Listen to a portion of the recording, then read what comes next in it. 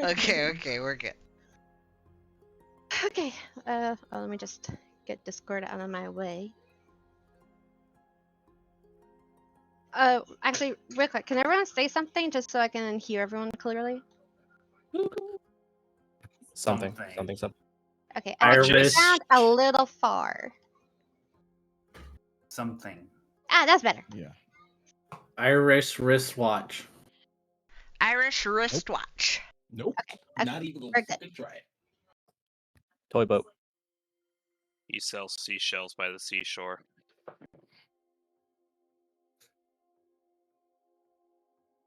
Wait, I'm not in line. Whoops. You're a fairy, you fly. Oh yeah, I forgot I fly. Just kidding.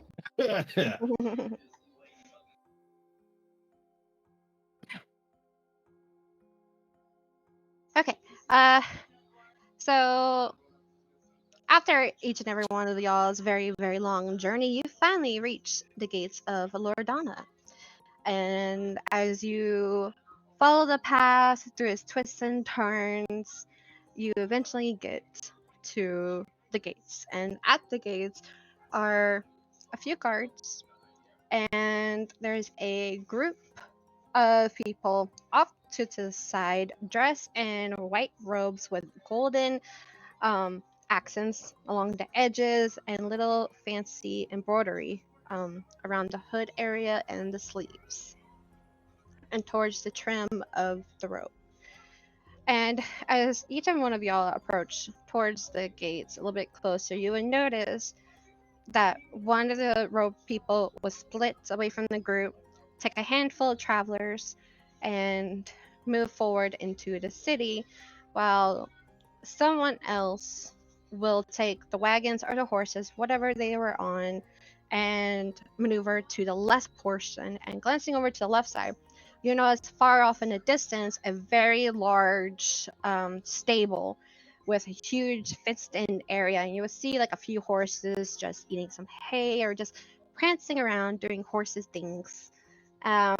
You might occasionally see a few half horses, half goats, like the one some of y'all encountered before. I, sorry, I love that animal, but and as you get closer, story wise, we'll take a pause here. Did anyone during their one shots notice something over here? Where's here? Where the butterflies are on the scroll. Yeah, my cats were trying to attack him. Okay. So for each one of y'all's one shots, there was a specific butterfly representing each of y'all. And when you were in groups of 3, the same butterflies that belonged to each of y'all were also there. And anyone's curious, let me pull up my doodle.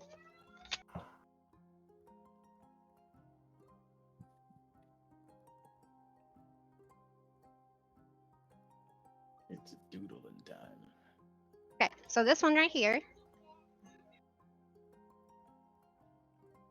You see the pink? Mm-hmm. Okay, that one was Rizo. This one right here was Ellie. This one right here was Epic. This one right here was Toshi. This one right here was Cell. I have to ride my butterfly. And this one right here was Kay. Okay. It's a fun little tidbit. But anyway, moving on.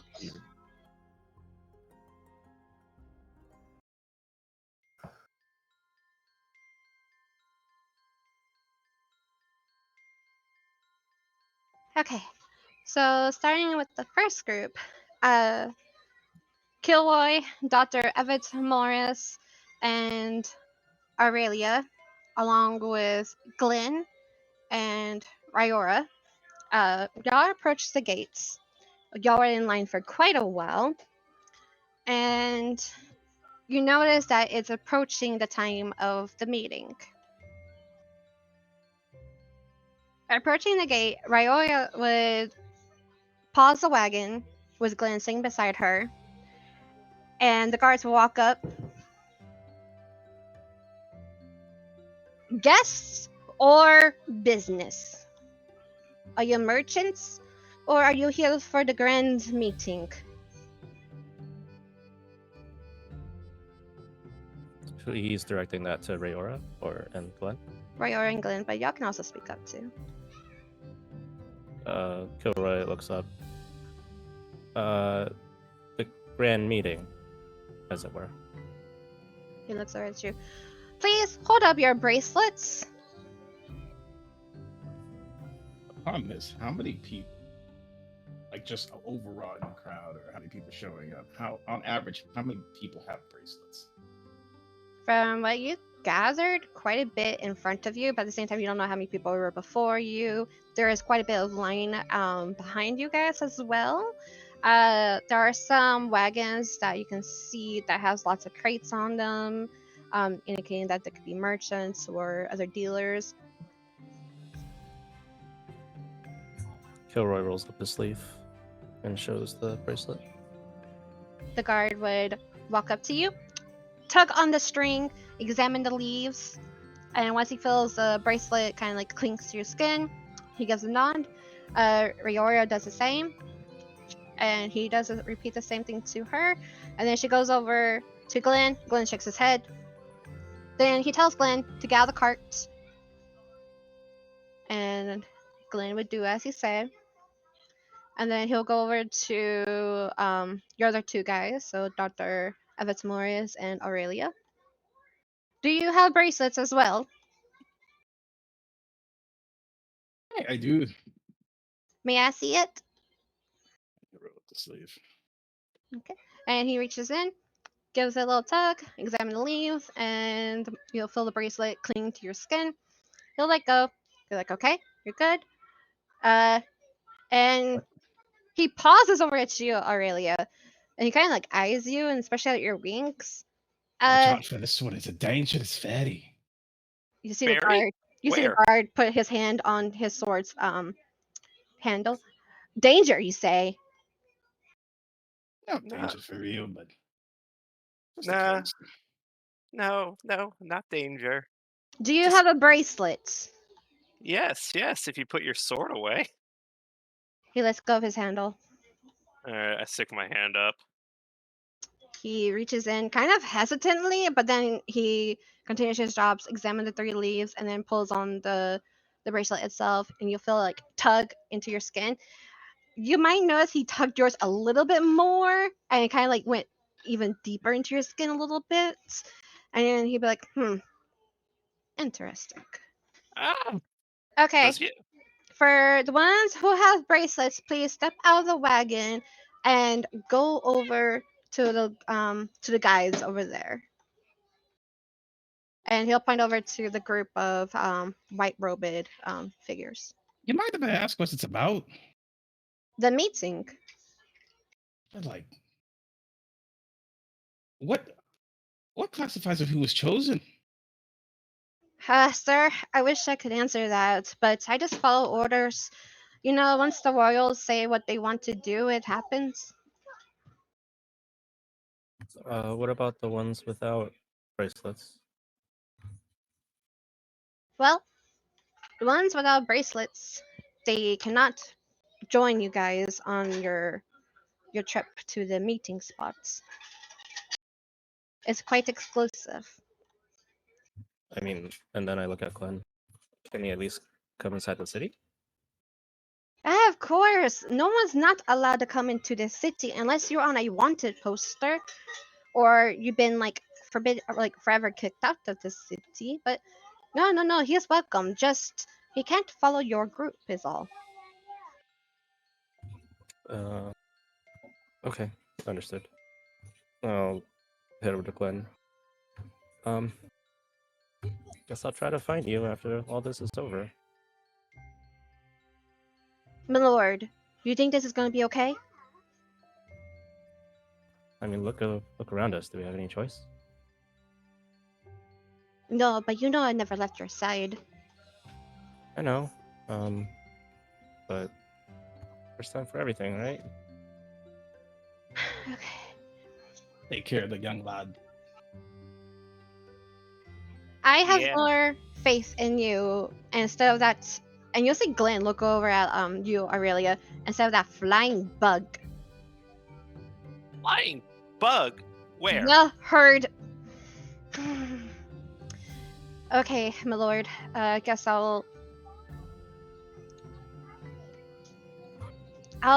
we'll figure something out. But I guess I'll take our horses and wagon, and the guy will, like, as he was talking about, like, the horses and wagon, he'll point over to the huge stable off to the left. I guess while I wait, I will also see if your parents has delivered the message. Oh, right. They were gonna send a message over here. Okay. Okay. Once again, I am sorry, my lord, for failing to protect you. Then... And Gilroy winces and just, like, does an exasperated look up.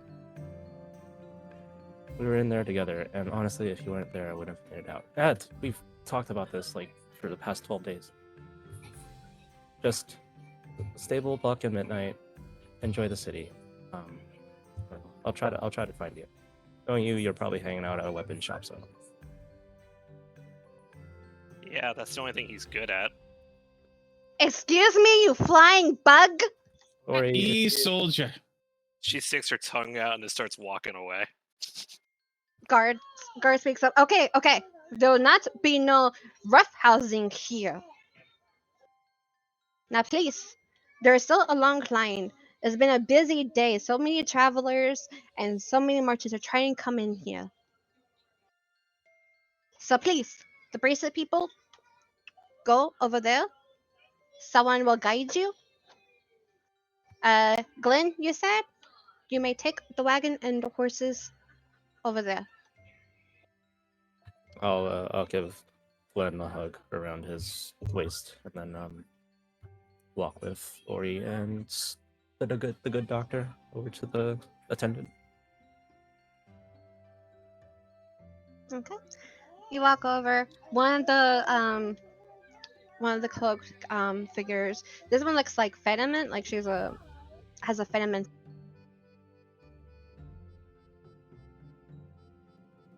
I think you cut out. Yeah, she did. Her headset. Yeah, you heard that. Her headset died. I didn't hear that, but good to know. Well, she made a squelch. Oh. No, BRB real quick. Wait, she's back. Okay. Unless you need to use the bathroom or something. But no, I was gonna let the dogs out. Oh. Which means in like 2 minutes, Tech's gonna start barking. Let me back in. Okay, I'm back. What cat caught up? Welcome back. Like all of it. I feel like feminine. That's where Yeah, it's you like said feminine an effeminate looking person. Okay. Yeah. So this cloak figure had a very slender Fediment figure, and she'll bow down to you guys. Please, follow me. The meeting is gonna commence, and we have to hurry.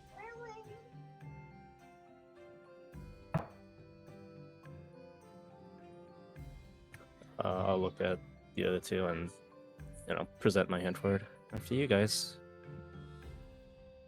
I guess we'll just go in, see what this is about. Is it just 3 of us right now, or is everyone here? It's for your group wise, it's you, Okay. Aurelia, Kilroy, and Rayora.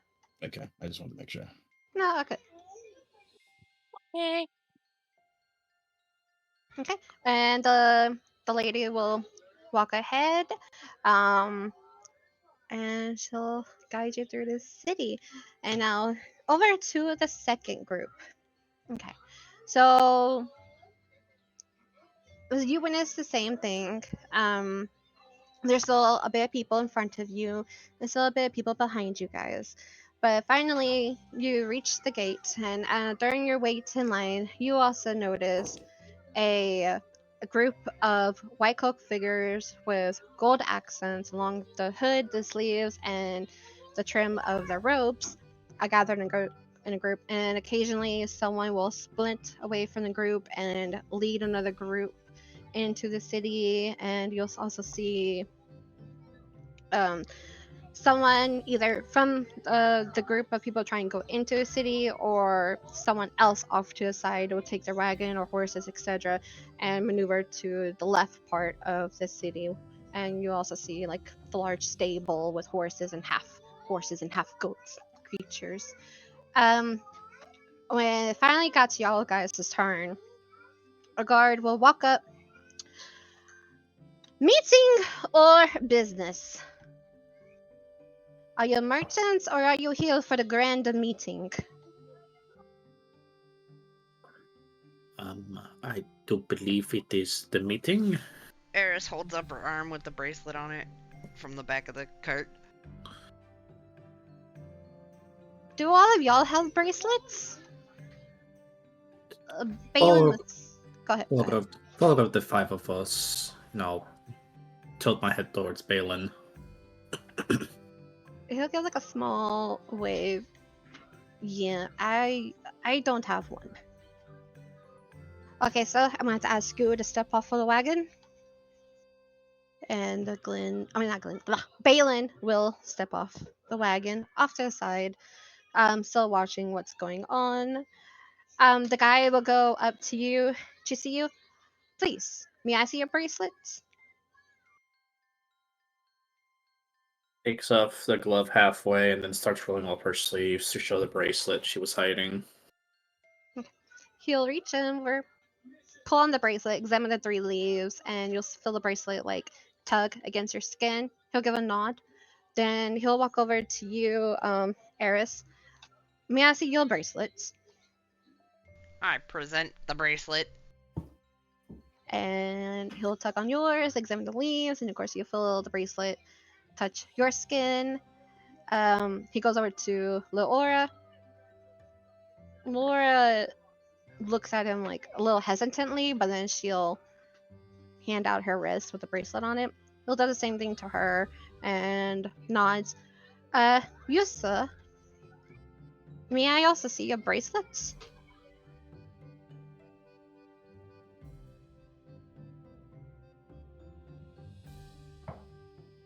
Oh, me. I pull my sleeve back and show the bracelet. Thank you. And he'll examine your leaves and tug on the bracelet. It'll caress your skin. He'll nod. Okay. And then you'll see him walk over to Balin. Okay, sir. I'm going to ask you. You cannot follow this group of people. They are going to the meeting spot. Do you mind taking the wagon and these horses over there? And you point to the left. We're gonna like, oh, yeah, sure, I can do that. And then the guard will go to you guys. Okay, y'all may step off the wagon now too. You see that group of people over there, and he'll point to the group of white cloaks. One of them will guide you over to the meeting spot. It's almost time to begin, so we have to make haste. I'll jump off the back of the wagon and hold my hand out to help Leora down. She'll take your hand and climb on, and she'll say, "Thank you." I nod. I get off. I quickly run my hands through Balin's and I'll whisper, I'll keep you posted. I'll make sure that nothing happens to your sister as well. He'll lean into you, give you a kiss on your cheek, and whisper, "Thank you," and he'll like grip your hand a little tighter, and he'll just smile at you, and then he'll go over, hop out back on the wagon, and maneuver it off to the huge stables. As we pass through, I would like to ask the guard, how many people with bracelets have come through today? Quite a bit, I think. I would say, I may have lost count, but maybe mid 30s. And he looks behind you guys, and his face kind of drops. And there's still more. Approximately how long were we waiting in that line before we got to customs, essentially? I would say roughly an hour, 2 to 2 hours. Oof, that's a Holy lot of shit. people, yeah. That's a Yeah. lot of people. And not to mention like maneuvering wagons and everything Yeah. else, it takes time. So, oh yeah, still faster than DMV. Oh my So gosh. we've been instructed to go talk to the white cloaked figures. Yes, that is correct. I will walk up to them, show the bracelet, and say, "Where do we go?" Okay, this one, a tall guy, with a masculine figure, will bow down. Please follow me, and I will lead you. And he stands up straight and walks forward. He'll pause, take a little glance over his shoulder, making sure you guys are following. Yep. Yes. Okay. And for both groups, as you are guided through the city, you can tell, or you notice right away, the cityscape is adorned with vibrant colors of gold, blue, and green, and has floral life throughout your journeys. The pathways are bustling with stalls offering a diverse array of products, food, and jewelry, and you can tell that the residents here are quite wealthy. They are wearing quite fancy, elegant clothing of silks and other weird types of fabrics with lots of embroidery. They have fancy leather looking bags on them. And the stalls that you saw, you notice that the food actually looks more vibrant and has a nicer smell to it. And some of the jewelry stalls, some of them actually glow and shine, and it looks like a lot of stuff is quite high quality. But moving forward, you after some time you enter a massive circular opening adorned with a water fountain and benches off to the side, flanked by 3 statues. And you will notice that um, of the history of Merlanus and just the history of the Denari in general, that each of these statues represents the original Denari of the old. And then the guide will like lead you up a set of stairs, and the stairs are unfortunately quite long and high. But after some time, you arrive at a grand area where guards are standing and watching around. Uh, quite more. There's a lot more guards than usual, especially for this occasion. And glancing around, you will notice to the left is a stunning exotic garden. Um, and towards the right side, you notice a towering building with multiple floors. And behind the building, you might occasionally see some steam rising behind it. And going straight ahead, you notice there are smaller buildings before a colostral structure. This one is very, very high. It almost seems like it can go over past the mountaintops that surrounds Loredana. And your guide will guide you through a building and leads you to a wide open garden that water is cascading over the floor. Uh, for group one, your Fenneman guide will turn, face you, bow down in your direction. Don't worry, you can guide across this water. It's just for aesthetics purposes only. And she'll stand up straight, walk across the water, and you'll notice that she is walking on top of the water, leaving gentle ripples in her wake. And she'll lead you to the other side where you notice that there are 2 guards standing there. And you see like a group of people slowly entering as they also check bracelets. Group 2, your muscular guy would bend down towards you. Don't worry, you can walk across the water. It's just aesthetics purposes only. And he'll stand back up and walk across the water. And you also notice that each step of his will leave like a gentle ripples as he guides you straight ahead. And you'll notice that people are slowly going in through this door that is currently being guarded by 2 sets of guards, and they also seem to be checking bracelets. For time purposes wise, eventually all the guards will check your bracelets, nod to you, and have you enter. And as each of y'all step in, this area seems to be kind of like what you'll call a courtyard. It's let me do this for you.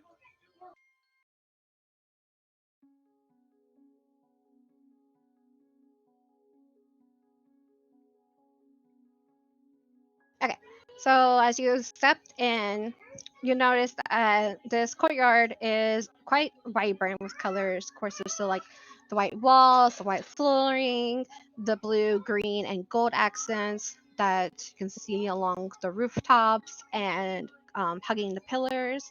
In the center, you notice in the center towards the back part, you notice a pristine white marble stage draped in curtains of gold, green, blue, and white. There's a waterfall that flows beneath it, surrounded by purple flowers. There are blue flower beds flanked the stage, while vines and white flowers line the gutters. And there's also there's 4 sets of water fountains that flow to each other into an arch with blue lights forming above it. And also a benches hugs each of the 4 fountains. And you'll notice as gradually as the courtyard fills, you will notice a quick, diverse array of people, each adorned in unique outfits representing different designs, races, and backgrounds. Some folks would be talking to each other, some would sit down on the benches near the water fountains, others would just stand off to the side, focus deeply on their thoughts or surrounding.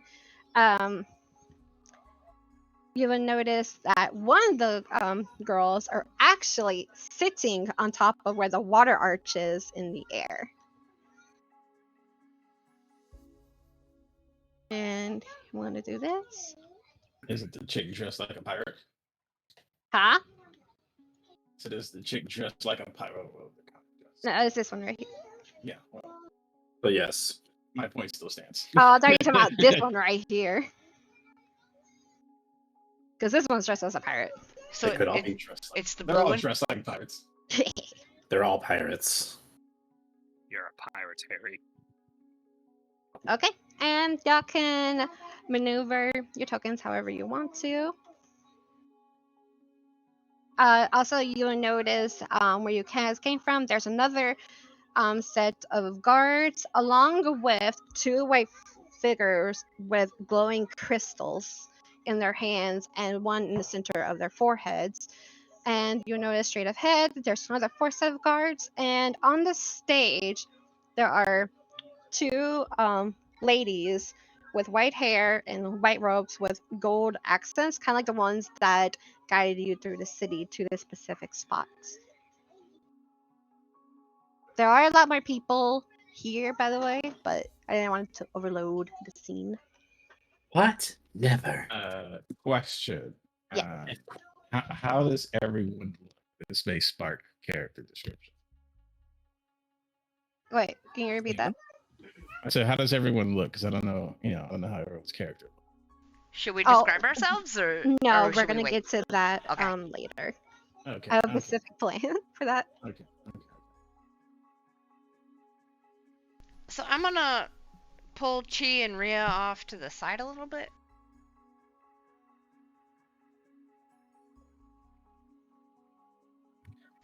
Just to Go ahead. just to be a little out of the way, and then I'm gonna whisper to them as quietly as I can, because I would assume that along the way I've told Rhea about our adventures in Whispering Meadows, but since I haven't actually told you that, remember about don't forget about the explosive thing that got stolen in Whispering Meadows. Don't forget and keep your eyes open. Rhea's- What was that? I don't know if Rhea is aware of this. Yeah, that was not mentioned. I definitely would have talked to you about it along the way. Yeah, just assume that you were told about it. Okay, so what is it? So- I don't so- have any yeah, idea what yeah, this yeah. is. So a shop that me and Chi went through got stolen from, and it was like some explosive materials that got stolen. To be more specific, it was a potion shop. So, and then specifically, it was traces of something that could be turned into an explosive. It wasn't the explosives itself. Yeah. It's just something that would be akin to an arcane explosion. Once it was mixed together in the potion making process. So I'm just basically telling you to keep your eyes open. You think that something associated with that might happen here at this meeting? I don't know. But it is a possibility. Do you see anyone you recognize by any chance? Not yet. Do I see anyone I recognize? Give me that. Well, from where you're from, I'm not gonna make you word for it. No. Make you work for it, bitch. I said roll for it, not work. Slay. Anyway, the work. Ain't nobody gonna know. Well, I'll tell Chi and Eris. There's a lot more people here than I was expecting. Me too. It's a little overwhelming, but I'm sure more will still arrive. I'm sure, even if they said that we were about to start, people always run late. Chi, stick with Liora. Where did she? Over Give by me a the perception check. Yeah. Because she split away from when y'all were. Oh, okay. Yeah, I saw her definitely move away. That's why I said it. I have a question. Yes. P is for penis. Is the Oh, I is see her. everyone... Oh, natural 20. Go ahead, finish your question. The general vibe of everyone here, do y'all look like adventurers, like well-seasoned adventurers? Or is this like... I was okay. So right now, currently, everyone you can see there's about 50-ish people here. Some of them look like they could be adventurers. Some of them look like they haven't even gone on an adventure at all in their entire life. Some of them look like they're from the sea. Some of them look like they could be up to no good. I'm gonna move you back over there. Oh, I thought it was me. Yeah. I'm trying to see if these other people have bracelets as well. I'm not gonna make you roll for that, but yeah, you from certain ones, because some of them people are wearing armor or like long sleeves, but the ones who have their sleeves rolled up, you would notice the same bracelet. Of course, it will alternate between each hand. But yeah, it seems like everyone here seems to be having a bracelet on.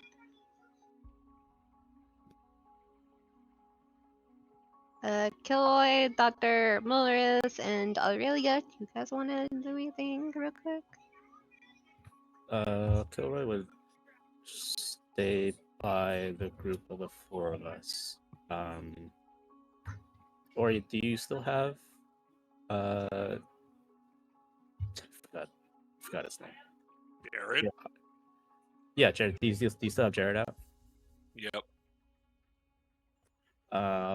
Kilroy's get in the room, and before you break off, we'd probably tell you to tell Jared to hang out elsewhere or have him go away.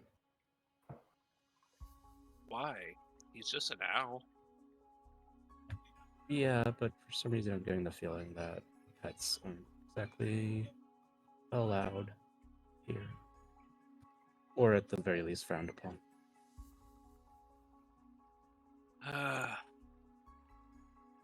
Fine. I dismiss him.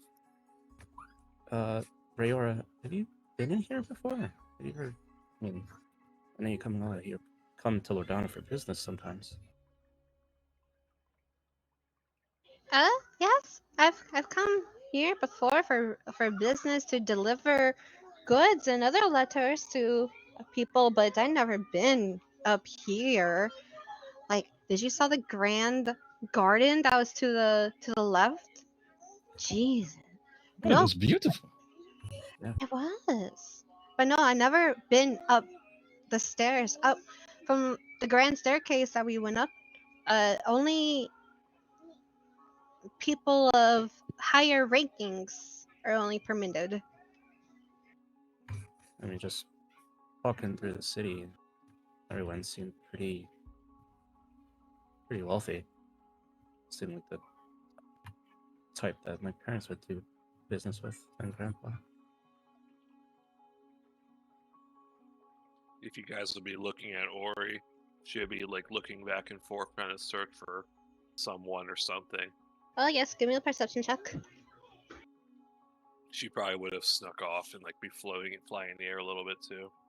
Oh, Evan's keeping an eye on you, big boy. Okay, Aries, you can move. I got a 15. 15. Okay, so you notice Natalie over here, and you know it's Arison over here. You see Arison currently conveying, or it seems like he's having a conversation with a girl with red, messy, curly hair and tiefling horns. And she see you, of course, with that natural 22. You notice her, find her, of course. You would see her like having an upbeat energy to her personality at the moment, as she is talking to what seems to be a half elf. I would be flying immediately near him. Not like to interrupt the conversation, but this maybe see if he notices me.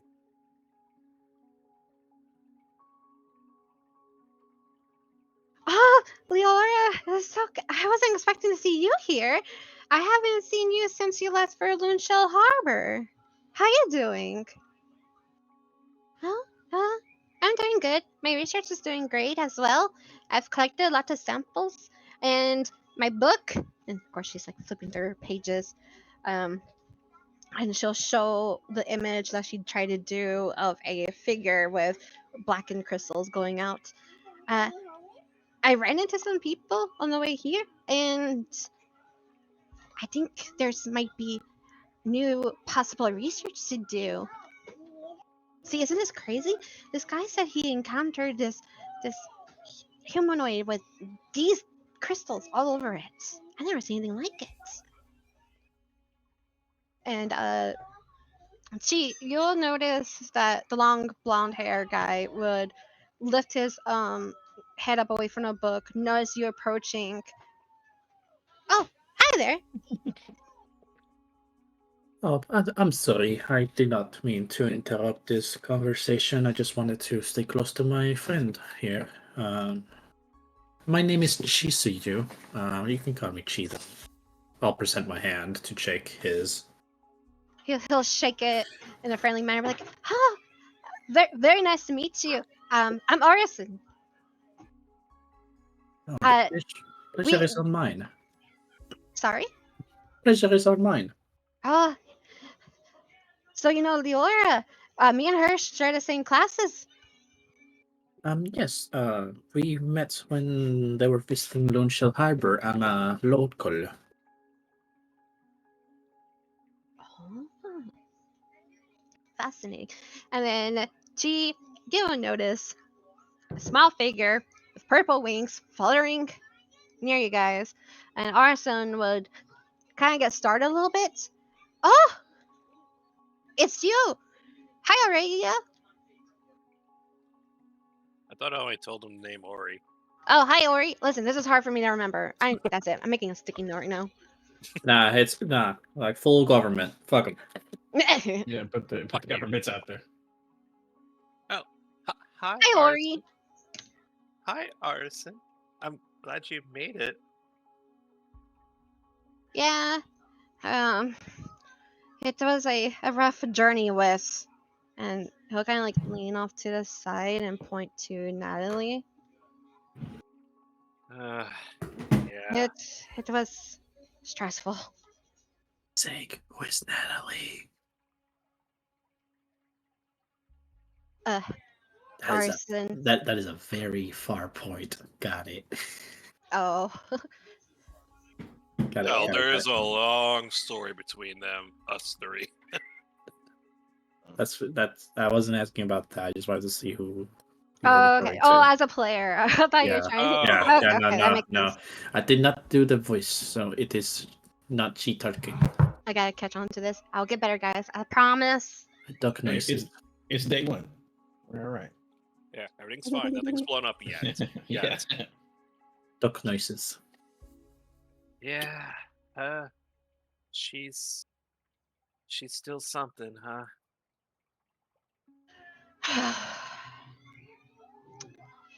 I am not the one to drink, but that journey made me want to drink.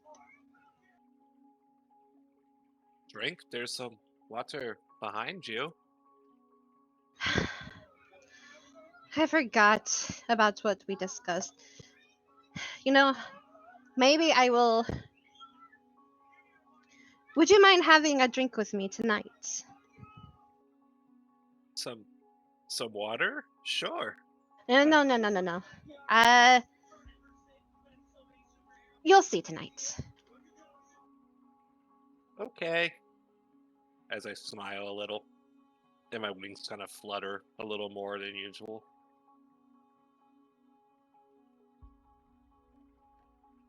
Who is that? As I point at the redheaded girl. Oh, I'm Leora. I'm a researcher.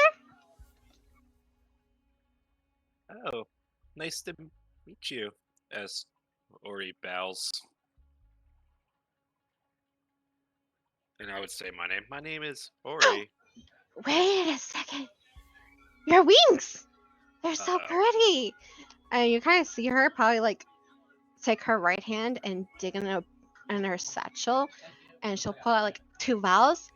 Can I take a sample of your wings? They're so beautiful. They're almost like a butterfly. She backs up a little bit. I don't think they're good for samples now. Nonsense! They're beautiful. I need samples. My wings they don't grow back. Do I hear this? For those who want to, give me a perception check. Yeah, we're watching. I'm watching. I definitely hear this. I don't have to do more shit. And in the meantime, Eris and Ria, what are y'all two up to? Scoping out the room to see if, like, who stands out the most in terms of who looks the least common or most powerful and influential. Can I join him on that, like, an individual role? Yes, both of y'all can give me a perception check. Because he'd be sort of. I was also scoping the room out and seeing like Except who I could see, who's sus, who's not. Well, Who's everyone is sussy, I will say that. who's Yeah, everyone's looking sussy. who's ugly? Who hasn't showered? Me, I haven't showered. Gross. Okay, anyone else running perception? Am I allowed to? I said whoever. Oh, Yeah. okay. I'm too busy rolling Whoever, for whenever. survival. Oh, I didn't want to roll to hear them talk about their thing. I No, was this rolling is to... gonna be in general. Okay. Okay, make a...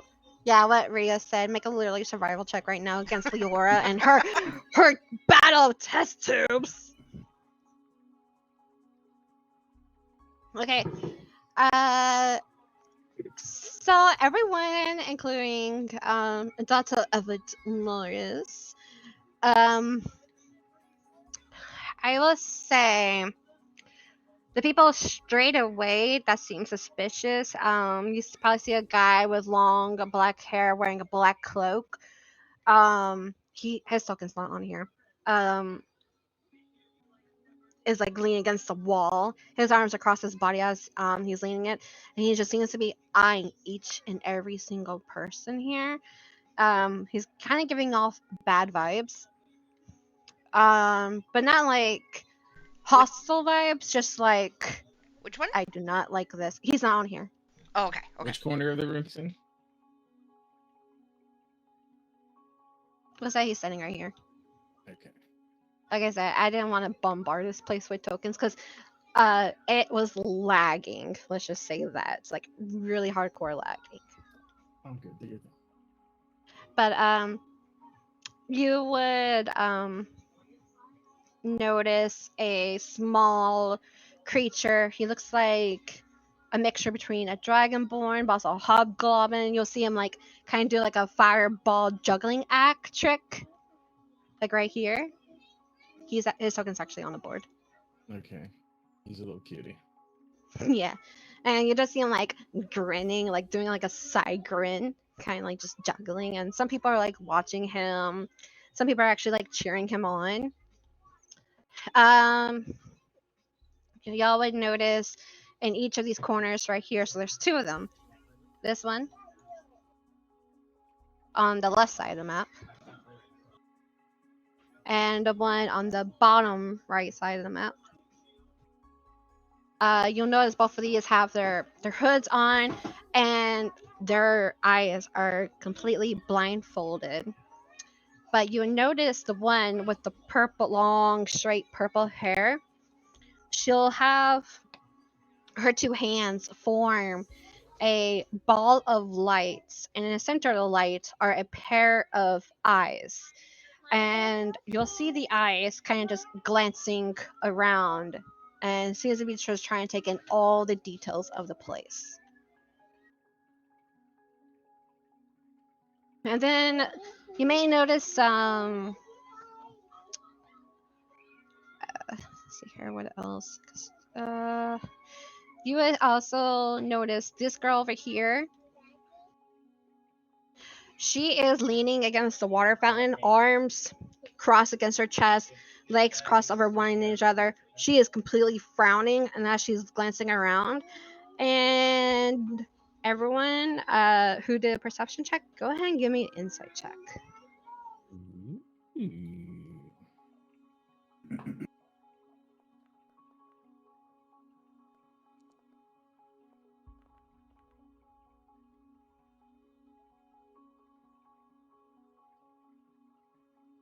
Read like a book. Okay, everyone except for Killboy, you would notice that when her eyes land on a certain race, her frowning intensifies. Dr. Evans Morris and Rhea, you would eventually, with those two, she'll put two and two together.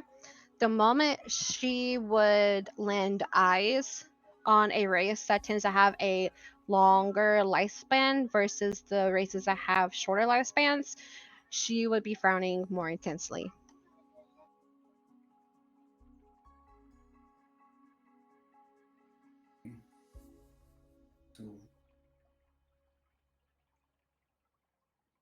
to. But also on top of everything else, um, there's a lot of people that, because I could go on and on about this. There is a lot of people that has a demeanor or like a personality or a look to them that gives off some sort of power, whether it's strength or arcane or stealth or knowledgeable base. It's a whole variety of different colors of personality, weaknesses, and strengths. Um, Everyone does have their own aura about being suspicious to them. What I, so, like whose clothes look the most expensive to me? The most expensive. Yeah, this one's. Definitely the golden dragonborn. Hmm, Um, okay. That's full plate mail with a golden shield and a golden sword. Yeah. The heiress Um, seems we're among powerful people. Um, I'm eyeing that dragonborn over there. Feel free to go mingle. I think I will. I'll make my way over there.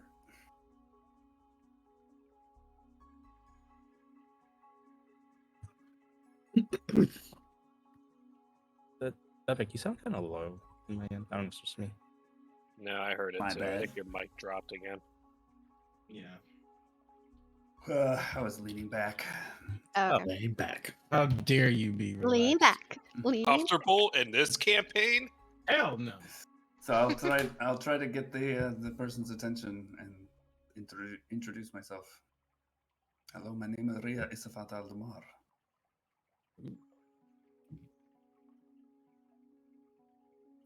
Okay, hold on. Hello. My name is Indigo Montoya. You killed my father. Prepare to die. Oh god, where is my notes for him? Okay. He'll look up. He's sitting on the bench, leaning against back the water fountain. You'll see a shield with like bluish color, but with the like a symbol in the center of it, also in gold, and the trim around the shield is also in gold. He is decked out in gold colors. Even his scales itself is of course gold, and it kind of glistens in the light and shines.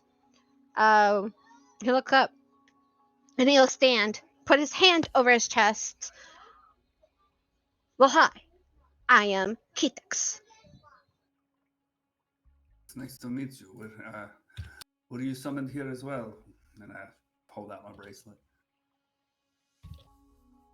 He would adjust his wrist strap and expose the bracelet. I think we all here have been summoned.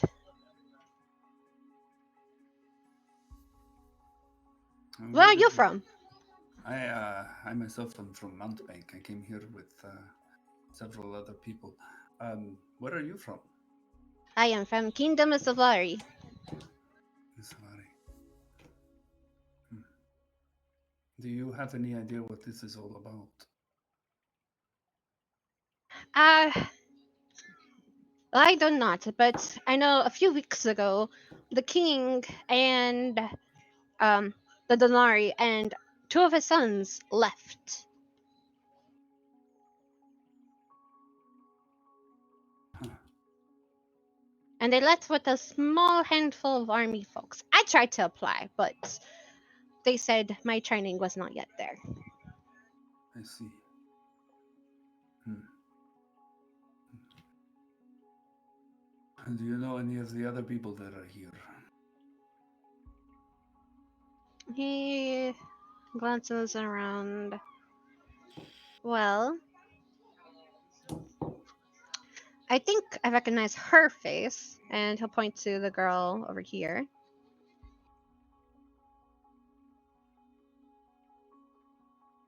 He'll take another gander, and you'll see him like perched, trying to look over above heads.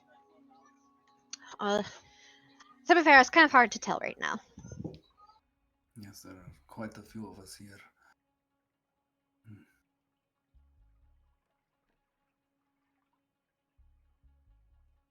Well, it was nice to meet you. I think I'll go back to the people I came here with. Sorry, repeat that? No, I think I'll go back to the people I came here with. Gives you a nod. Nice meeting you, Ria. I nod. And go back. And during the last perception checks, whether you were like trying to listen in or you weren't listening in, you probably would have heard like a bit of commotion towards the upper right hand corner.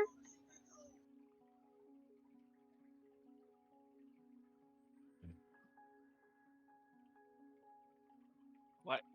Is Just it back? just give me a little bit of a sample, please. No, I'm stop. doing research. I'm trying to cure diseases. I don't think wings can cure diseases. No, why don't just get a butterfly? Butterfly wings aren't as large as that. But I need them. I fly.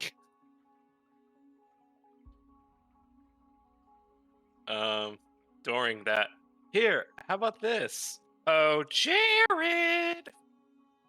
And I don't know how far is the measurements of this room accurate? That doesn't really matter. No, don't worry about it.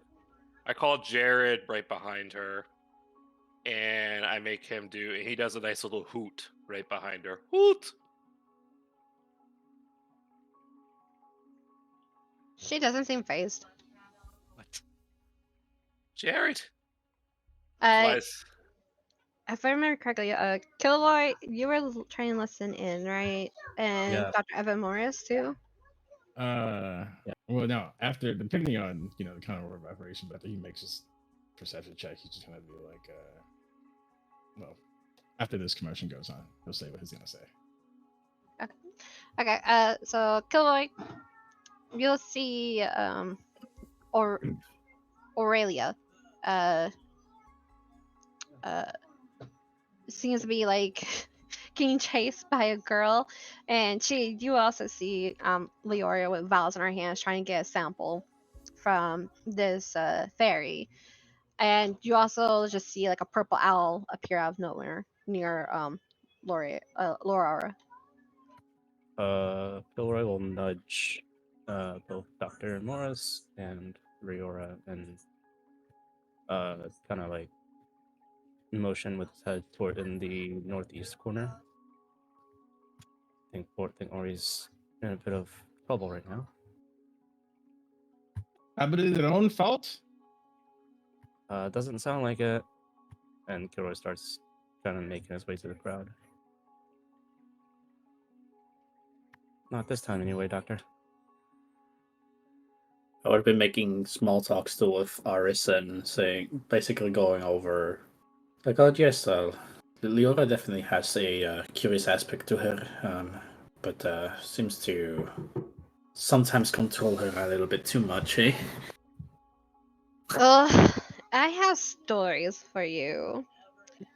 So Leora is actually top of her class, and a lot of professors like her, but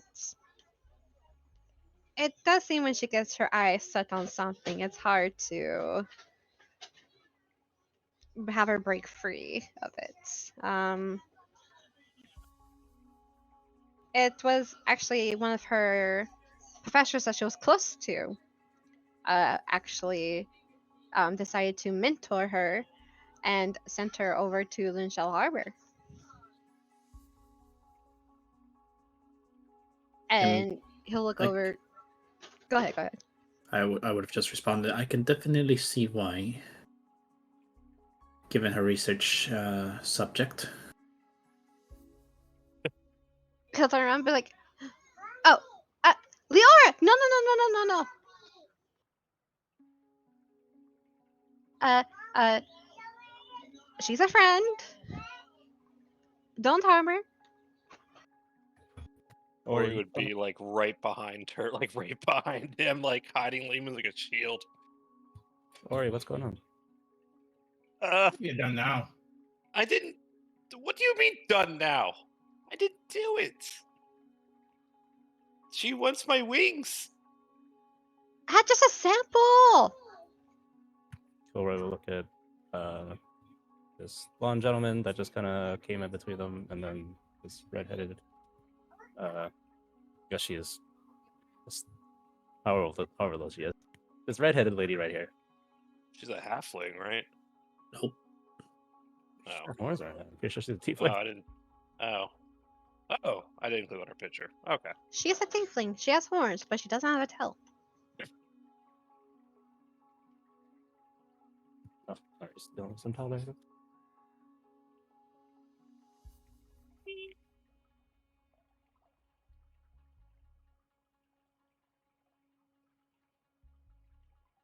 When Kilroy and the doctor approached, in what kind of physicality did they approach?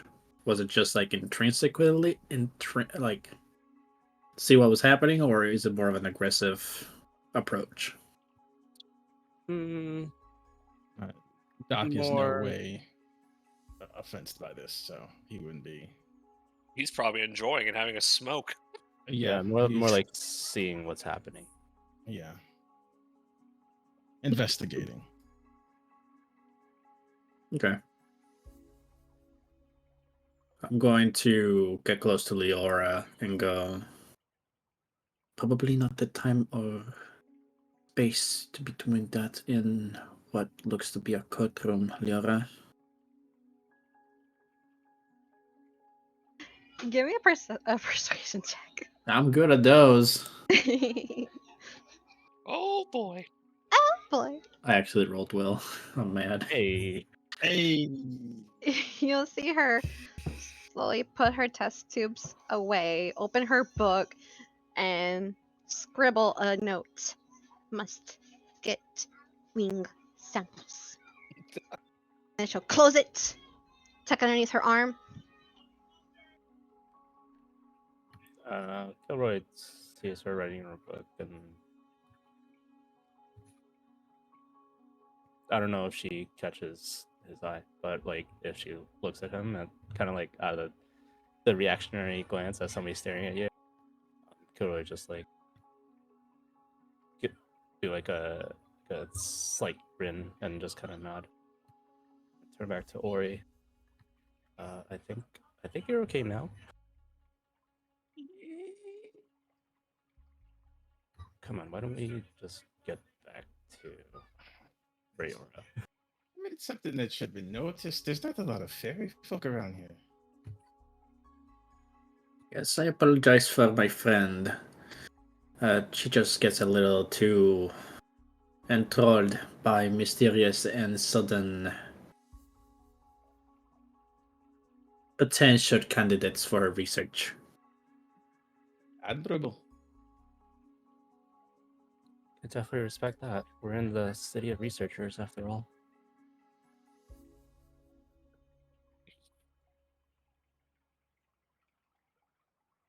Well, where are our manners? This is Leora. I came traveling with her and her brother, and my name is Chisuyu. I'm from Luncheon Harbor. Oh, of course. And Kilroy kind of like reactionary wipe his palms in case they're sweaty or greasy. But it's neither at the moment. Extend his hand out. Kilroy, from Makora. She'll shake your hand. Say, well, I'm sure we'll get along nicely in general. Us in this whole courtroom, apparently. Whether we like it or not, huh? Yeah. Oh, Well, and Kilroy will motion towards Ori. Well, our friend there is Ori.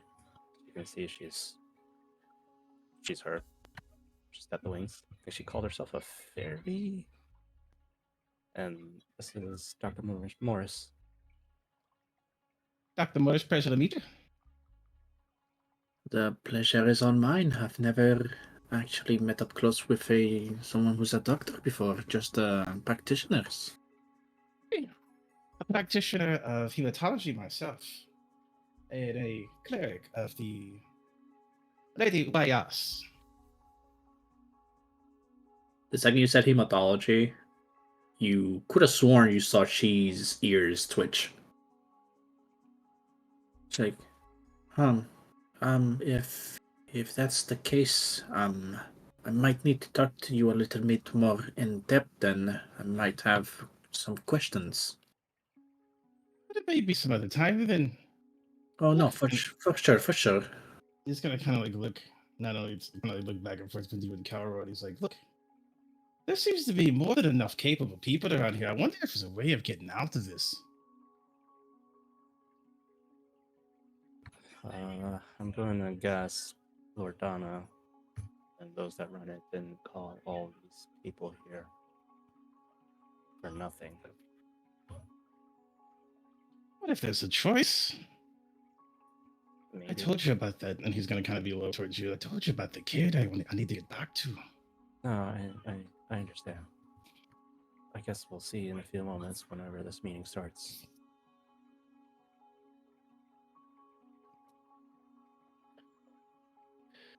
Guess we'll find out then. Well, it's been a pleasure. We'll just continue being on, right, Leora? She nods. And if you see another Rengon around, don't try not to push our buttons.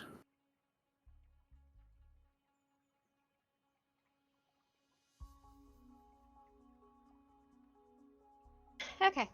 So,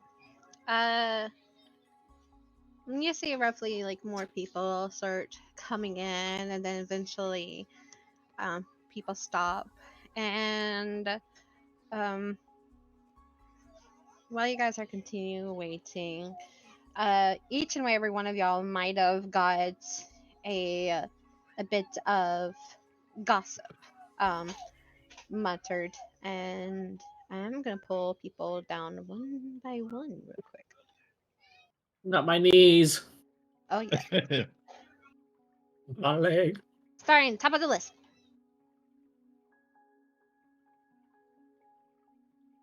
Hello. Hello. Okay, so during your time of waiting around, there will be a group of people, and you will, as hard as I try to keep it hushed, you are able to hear one of the person was saying, "Oh, you know the Denari of Evamus doesn't have much longer. Maybe this is about a selection to replace her." That's nonsense. That only happens once a Denari is dead. And then the gift, what, selects the next person? Yeah, but maybe this is a new way of them doing it. And that's what you will hear. That Uh, now that they're coming back, seeing that your ear twitched, he'd probably give you a once over, a glance, mainly because, and I want to have to clarify with Mari on this. I'm not sure if I've seen Bunfolk before. Well, you probably not to our extent, because we are half Bunfolk. We are not pure Rengon. We are half. Because you've probably never seen a mixed breed. I know Where are you you from? Me and my sister hail from Lunchen Harbor, a little bit to the northwest.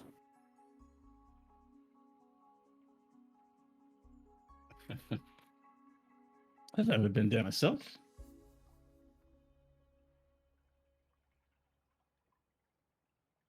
yeah, that's And right. he's gone. Somebody got ejected. Yep, he's Yeah, gone. somebody got Now I- pulled, somebody got Now I can ejected. pull his ears because he's AFK. Ha! Pretty sure I pull his ears off. He'll be pulling my wing for the sample. I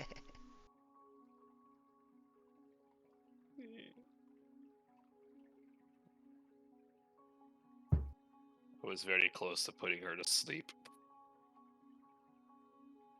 Okay. I was very close to putting her to sleep. Mm. You know, you two know my methods. Yeah. Being a fairy in the middle of the crowd. Yeah, get fucked. In the middle of the crowd. Sorry, there'll be another fairy. Surely. Maybe I should just cut my wings off and give them to the damn girl. So she can cure disease. Buttons, what the? Oh, never mind. Sickness must be purged. Cat is on top of the windowsill looking at a bird at a tree. Get it, kitty. Get it. Is she making? Get a girl, get a She's- girl, get a She's girl, chirping get like a crazy girl. at it. Yeah, she's making predatory meows. If you have, I just saw when she posted epic. If you haven't got the bunny, a half bunny would do.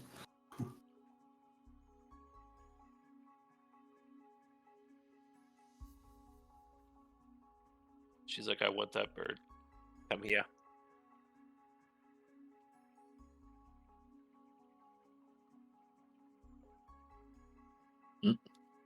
Oh.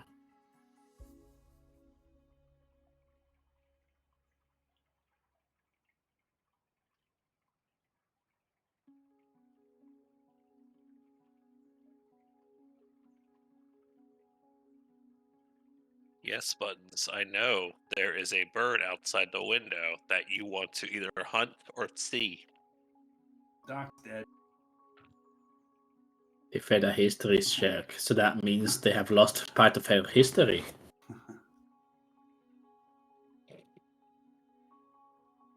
Rip the doctor.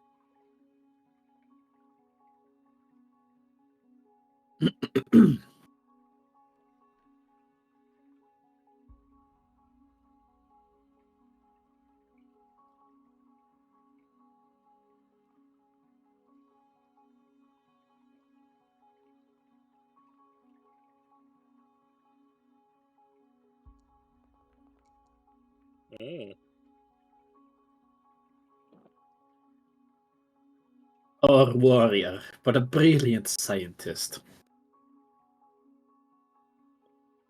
Oh, he's brilliant, alright.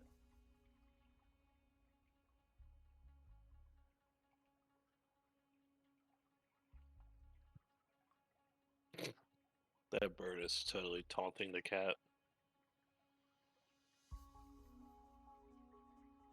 Probably like that one crow in Arizona that kept messing with Tangy. Oh, I'm not looking forward to when the squirrels start climbing the tree again. That'll be worse. But yes, kind doctor. I'm Hey from guys. Blue I and got the Shed matchup Hat. one out of the way. Oh, sorry. Yes, we did all see. Yeah, you have deleted history.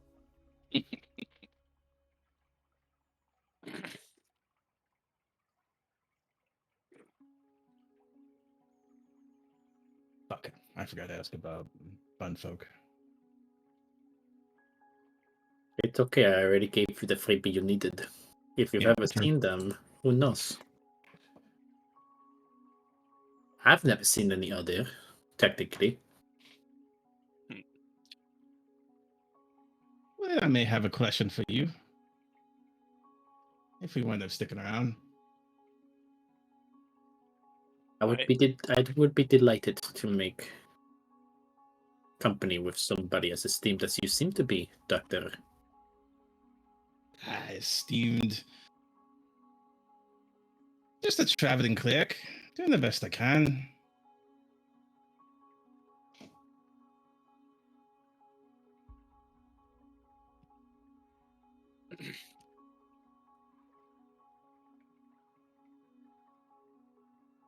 I was actually on the way helping some miners down in Mercury.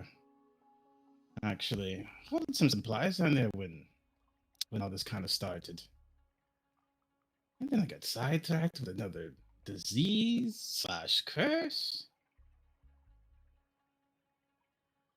It's been a hell of a ride. Well, not to sound inexperienced or foolish, this is technically the first time I've ever left my hometown of Lunchen Harbor. So a lot of this is very new to me. Well, you too are a youngling, huh? Well, not necessarily a youngling, but new to the world. Fresh to the word, yes. You hear that, Ori? You're not the only one new here. Yeah. Totes. Totes my goats. I think I'm a little bit further though. I don't see unless this harbor is part of the Fae. It's about sharing similarities. You're both far from home. Exploring the world, something new. Also, why are you talking to me all of a sudden? After a while, you'll notice in the corner of your eyes in peripheral vision, the two cloaked feminine figures would walk to the center of the stage. And you'll hear a bell ringing as it vibrates out the courtyard. People around you would stop amidst their talking and look towards the stage. If we may have your attention, it's time for the meeting to commence. Let's begin by welcoming the rulers and the Nari of Merlinus. And one would move to the far left side of the stage.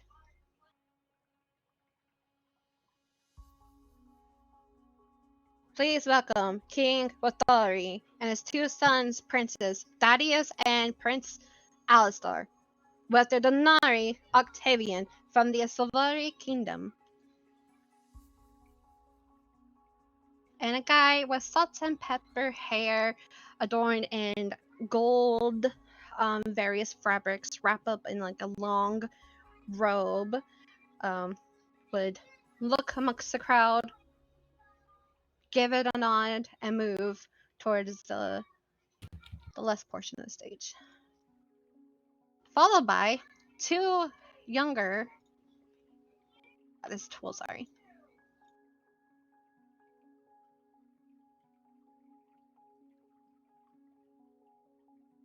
And you would notice when they mentioned Prince Thaddeus that one with long black hair pulled up high in a ponytail with long blackened horns that wraps up and aims towards the sky, with two smaller horns aiming on each side, pointing to left and to the right, with his eyes kind of like in a shade of red, palish skin, also wearing a blackened robe but with gold embroidery as the same as what is on the king's robes. His face is quite serious. There's no emotion. And as he's glancing around the crowd, he seems more annoyed than anything. There's a younger guy who also comes out beside him, short and black hair, slightly like curly and wavy. Doesn't have horns, but has the same type of robe as he does. His skin's also on the paler side, but he would smile, look, and give each of y'all a nod.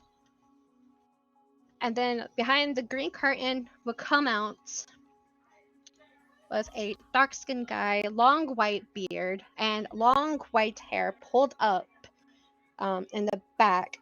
He has golden tattoos all over his skin, all over his face, and all over where his skin is currently visual, along with a dark navy blue robe with gold trimmings around it.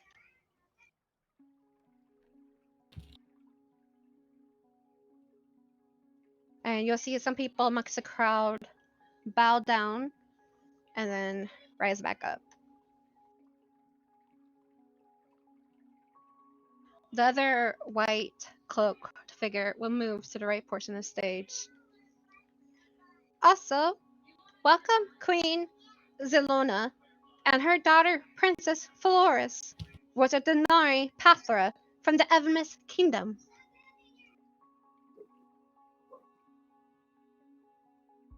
And you'll notice a like little older than middle age elven woman with pale grayish green hair in the waves, just loosely spread, some flowing in the front and the rest flowing in the back, with a crown of brash colorings and metal leaves with emerald gems accessing it. She is wearing a long teal colored dress with brash ornaments on the breast parts and see-through leaves, not see-through sleeves. And at the trims of her dress has like emeralds thrown into it with lots of silver metal accents indicating of like shapes of leaves and tree branches, and occasionally you might see a sapphire gem shaped and carved into multiple shaped flowers. She too also make to the right part. And then shortly behind her is a girl, also young in age, with green curly hair with teal gems flowing throughout her hair and clipped onto her ears, along with a similar necklace. Um, and her dress sleeves are a little bit lower, but still supporting the dress itself. Her dress is a little bit brighter shade of teal than her mother's, but hers has less accents on it, but it's still embroidered with a lot of floral-like images on it. And then coming out of the green curtain is a very old lady with braided gray hair, one off each side, wearing a blackish gray cloak with bronze accents on the trims of it, carrying a staff. And once again, you'll see people amongst the crowd bow and then rise back up. And then in both white cloaked girls would say in harmonious manner, finally, please welcome the newly anointed King Estrid and her Denari Zarion from the Starred Kingdom.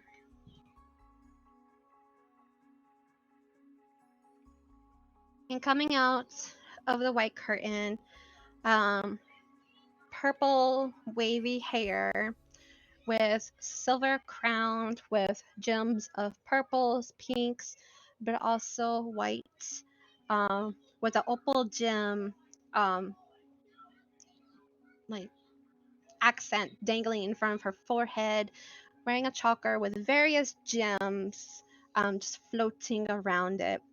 And she is wearing a black long dress, and her dress is covered in divination runes,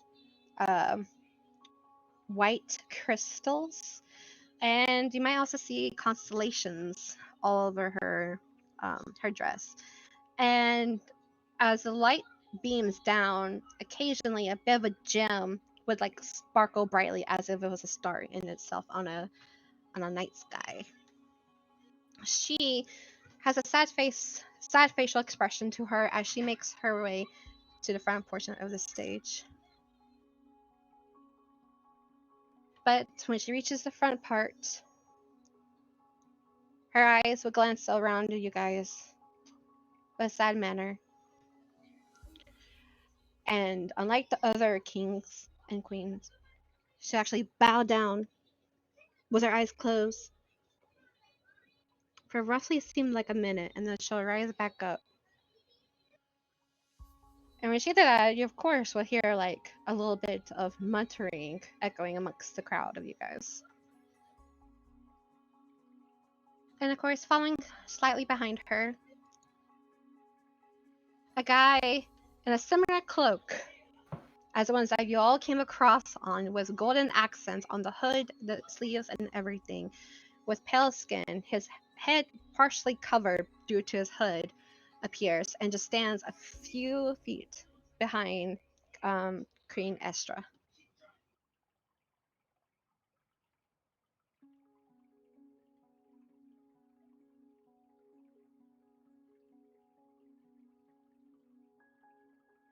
The Queen Estrid would glance around with sadness in her eyes still, and then she'll stare at each and every one of y'all straight into the eyes. And when it finally comes to you, and her eyes lands directly into yours, it feels like she's examining your soul, as you feel a slight tingling feeling at your core. And after a while, she speaks up. We stand together today, bound by the gravity of an imminent peril. My esteemed advisor, Donori, whose name is Zyron, and she'll take her left hand, motion over to the guy standing behind her, has been graced with a vision, an omen of calamity yet to unfold. Within years' passage, an ominous shadow threatens to engulf us anew. And as she's speaking, you can hear her voice kind of quiver in nervousness. More dire than before, his vision unfurls with colossal monstrosities rendering the fragile boundaries of existence, their ravenous hunger consuming our world unabated. The divine blessings that have long safeguarded our lands shall dwindle, leaving us defenseless, teetering on the brink of oblivion. And you kind of hear her, like, not here, but you kind of see her take like a deep swallow. And her eyes probably blink a few times. I know, this is hard to grasp, but to prove how dire the situation is, I will have Zyron's assistant, and she'll point to the lady on the right side of the stage. I will have her creep into his mind and show you all what he witnessed. Remember during this to please keep calm. And you'll see her turn her body over to Zyron and give him a nod. He'll move over just a few, just like a feet away from a set of stairs, and the cloak figure would move beside him. With her right index finger, she'll point to his head and to the center of his forehead as he gets on his knees. And you'll see a beam of white light exit from her finger and enter into his mind. And then with her left hand spread out, she'll aim it directly to the crowd. And you'll see multiple beams of white light shoot out amongst her fingertips, and each of them entering the center of a forehead of a person.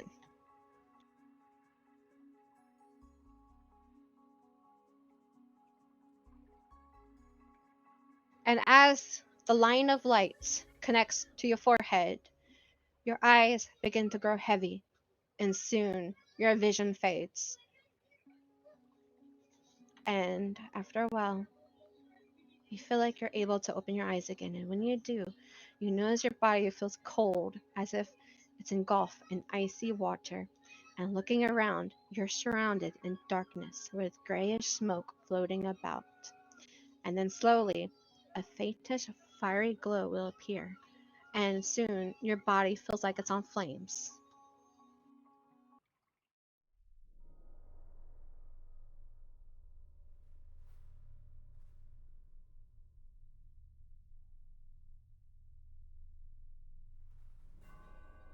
After a while, you begin to see images of monstrous abominations engulf your line of sight, and screams consuming your hearing.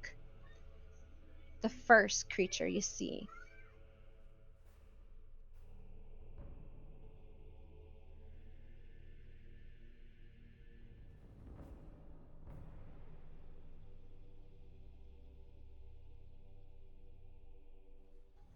is a three-headed skull demonic dog adorned with ghastly ornaments. Its head, the size of towns, flames erupting between its gaping mouths and eye sockets, casting an eerie glow that illuminated the darkness around it. And glancing around its surroundings, towns are destroyed, the ground splintering and shattering beneath its feet.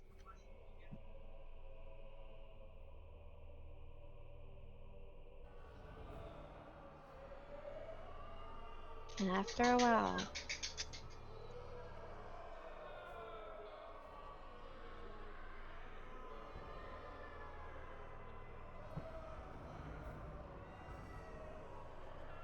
hold on, technical difficulties.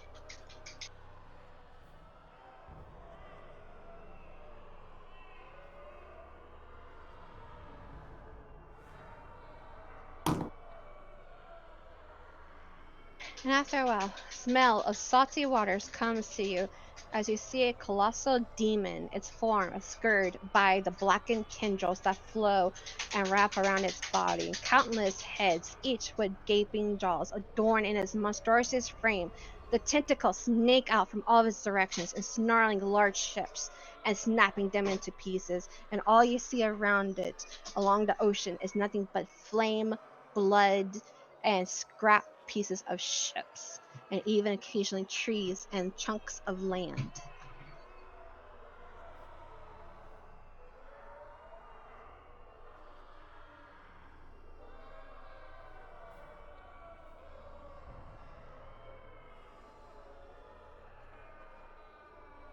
And then that vision fades.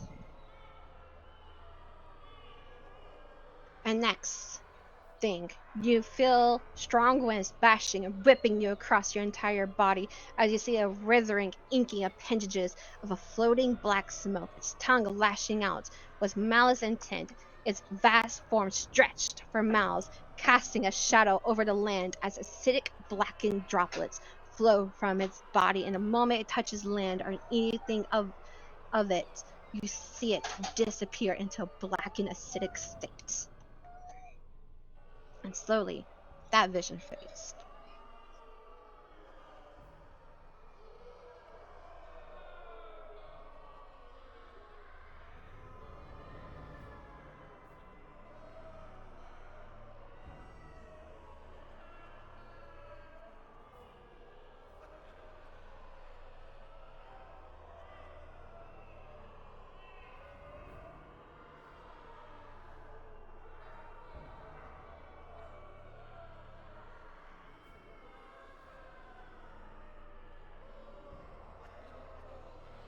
And then you are teleported back to the ground level, surrounded in blackened earth and mountains.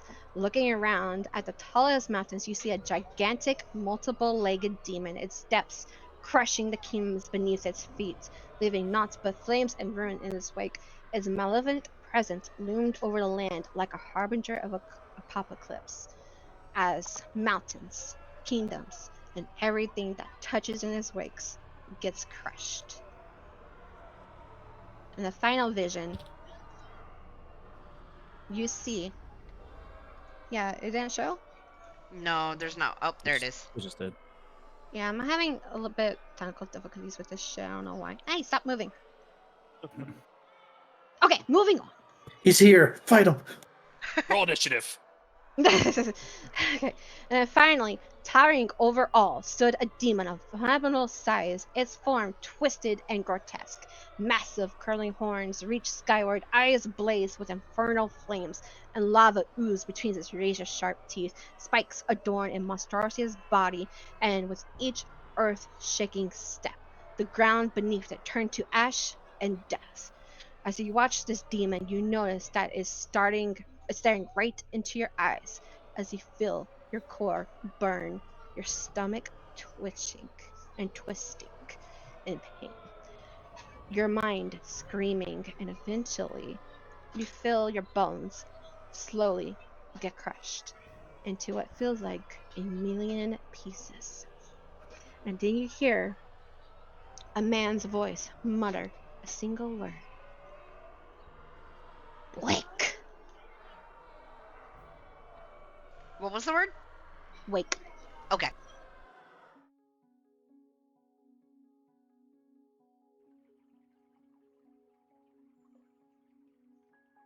And as your vision returns, the bright light of Loredana slowly blinds your eyes just briefly as it slowly adjusts itself. Some glancing around, you would probably see some of the crowd members cling onto their stomachs as if they're trying to hold in the breakfast they had this morning inside. Some fall to their knees as tears flow from their eyes. Others just back away and stumble.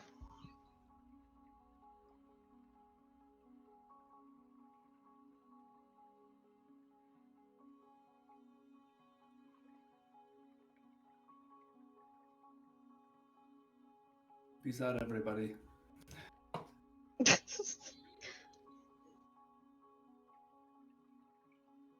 At this moment, the gates that y'all came into is currently closed. Um, but you would see some people try to back up and head towards the gate, but currently it's guarded by two guards and two male figures with a glowing blue crystal. Um,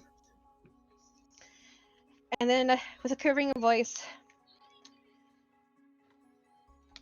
we comprehend it was overwhelming for someone to witness. Following Zaron's disclosure to my mother, she promptly alerted the other kingdoms. We attempted to coax another vision from Zyron, but he was interrupted and now teeters on the brink of Augur's affliction. But also, a dramatic set of eyes will cancel out all of his gifts.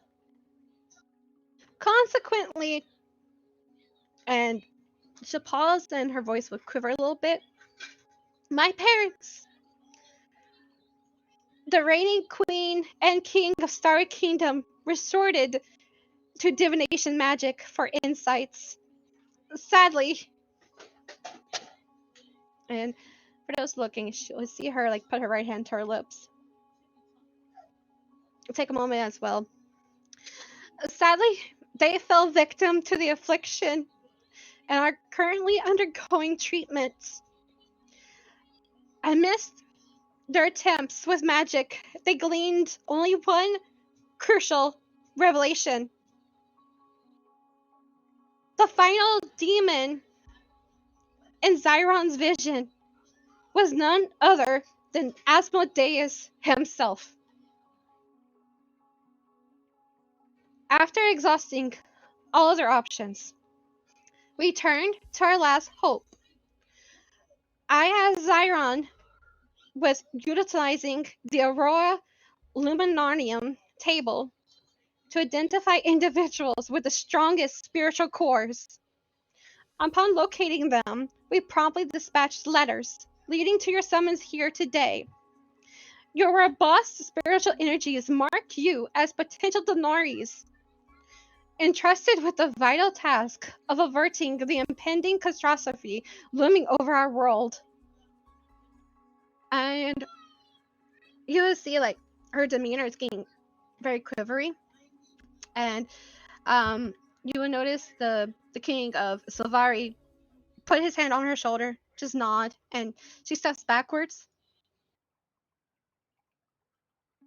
We, the kings, queens, princes, and princesses, and the Denari of the three kingdoms of Merlinus employ you to join forces with us in our quest to safeguard our world's future. Should you decline, rest assured that my assistants stationed at the gates will kindly erase your memories of this encounter. You will depart with a token appreciation for your time and may live out your days in blissful ignorance of today's events. If this is your wish, you may leave now. And then you'll notice the queen, Estrid, would look over at him and then stumble forward. For those who have chosen to remain, or will remain, rest assured that your dedication will not go unnoticed. You shall be duly rewarded for your service. I will make sure of that. Furthermore, should we succeed in averting the impending doom, I promise the rulers of Merlinus will pledge to bestow upon you rewards beyond your wildest dreams, and even immortalizing you as the grand heroes of our world. To those who are still deliberating, I urge you to consider carefully. This is your final opportunity to depart. I have a question. Yes. Do we, as characters, know what the hell a Denari is? And also, yes, how do you spell it? it was mentioned in Kant, I believe, but basically, as a refresher, uh, many eons ago, there was a great war. Gods and goddesses decided to lay claim to parts of the land, land, sky, and sea.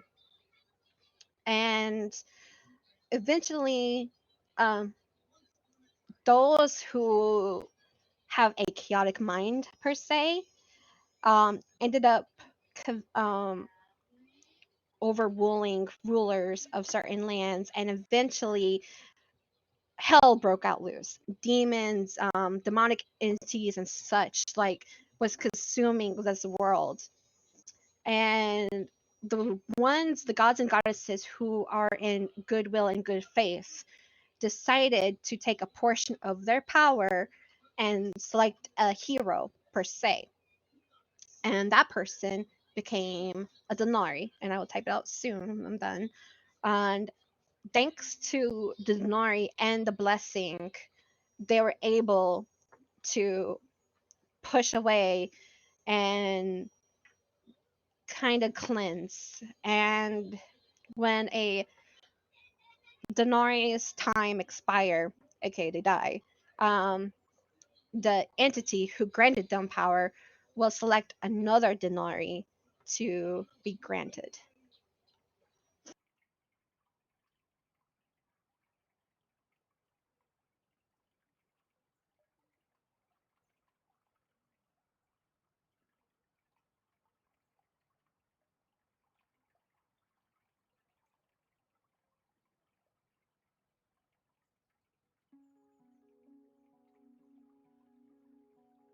Thank you. Hmm. So you're saying that each of us here may potentially be a Dulnari. Yes, this. And she swallows. This Aurea Luminarium table was gifted to the kingdom of Starid. And with the table, we can locate the people who have the strongest spiritual cores. Each and every one of y'all has a core that is filled with spiritual energy, and this what makes you who you are. And what provides you your gifts. your strengths, your weaknesses, and each and every one of y'all's spiritual core shone brightly.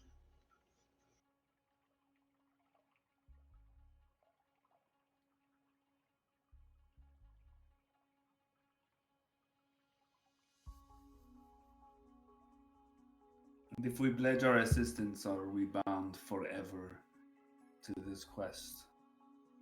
Or is there the option of leaving at some point in the future? If you decide to help and aid, and then you find it's too much for you, and she'll look over to at the king. Then I will have my assistants erase your memories. You will not remember your quests. You will not remember any sort of connection to what you have learned today.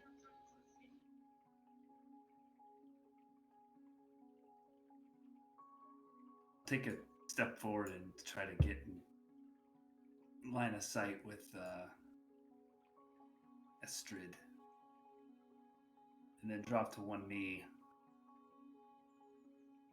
Then I will pledge myself to this mission. I have long felt that there is something inside of me.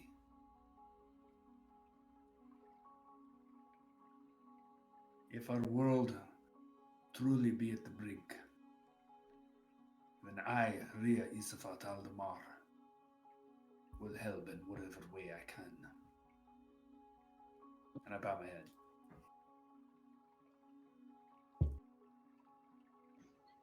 Thank you, good sir.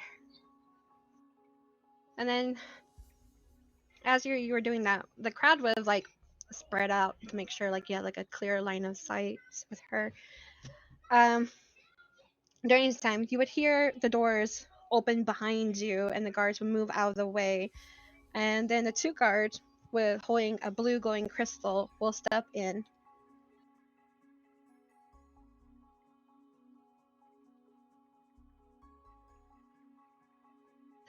For those of y'all who aren't ready or cannot handle what you have learned today, please see yourself through the door. You'll still be awarded of a token of appreciation for your time. And I will say a good chunk of people would leave, like over half of the people will leave the room. And you'll notice they'll like form up two lines, and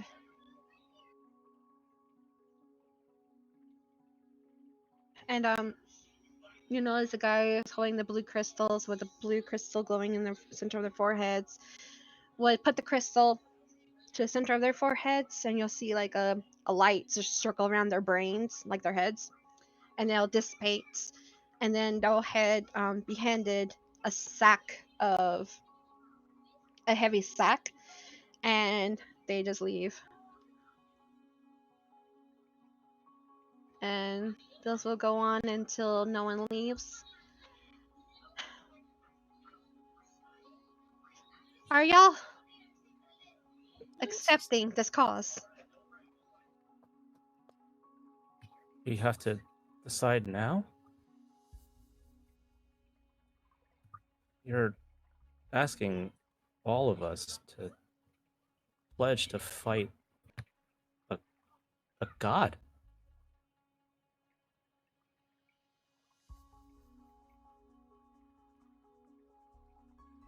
And then the king, well, not king, queen from FMS. It is not an easy thing for us to be talking and begging for help. Us, even us rulers, are going to be assisting in this matter. This is a worldwide matter. I personally already sent out letters to other kings and rulers that I've known all over in the continent of these other worlds. This is going to be a worldwide pandemic. It is not easy. But if you cherish any future sort of generations, this is our only hope. We have to come up with some sort of army to prevent this.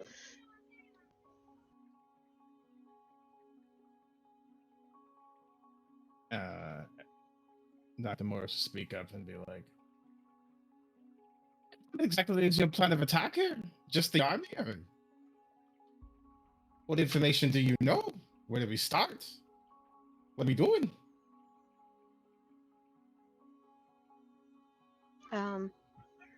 Estrid would walk back up. There's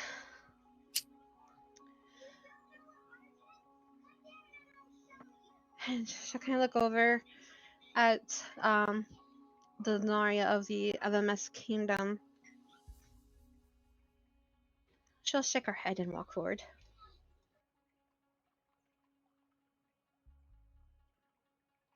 In my research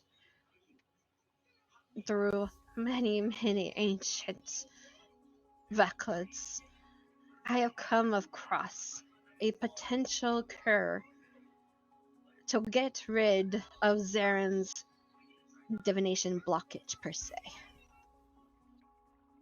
If we can somehow bypass it, we can gain potentially further knowledge about this issue. Right now, and she pauses. As she realizes what she's about to say is not in her jurisdiction, she backs off.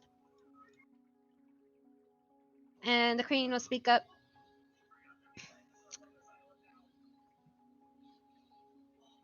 What she's going to be saying is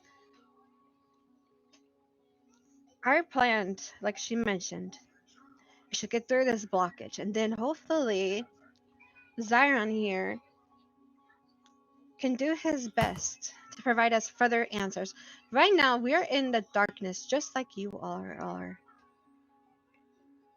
We don't know how much time is left before this impending doom walks our home again. However, there, like she mentioned, there is a sort of thing that could potentially remove this blockade.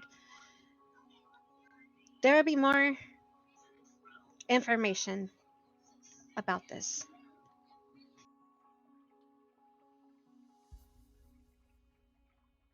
But right now, us rulers would like you to collect your thoughts and go from there. So what are you saying for now? We just go about our daily lives until we have something? No. Astrid will speak up. I will be getting to that shortly. But one moment.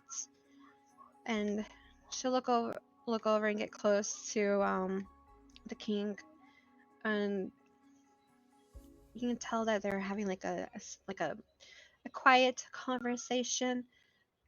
You'll see him like kind of like rub his beard, nodding softly, and you'll see Astrid with like a concerned face as she glances out of the crowd and then back at him. And then he'll nod a few more times, and both of them will turn to face the group.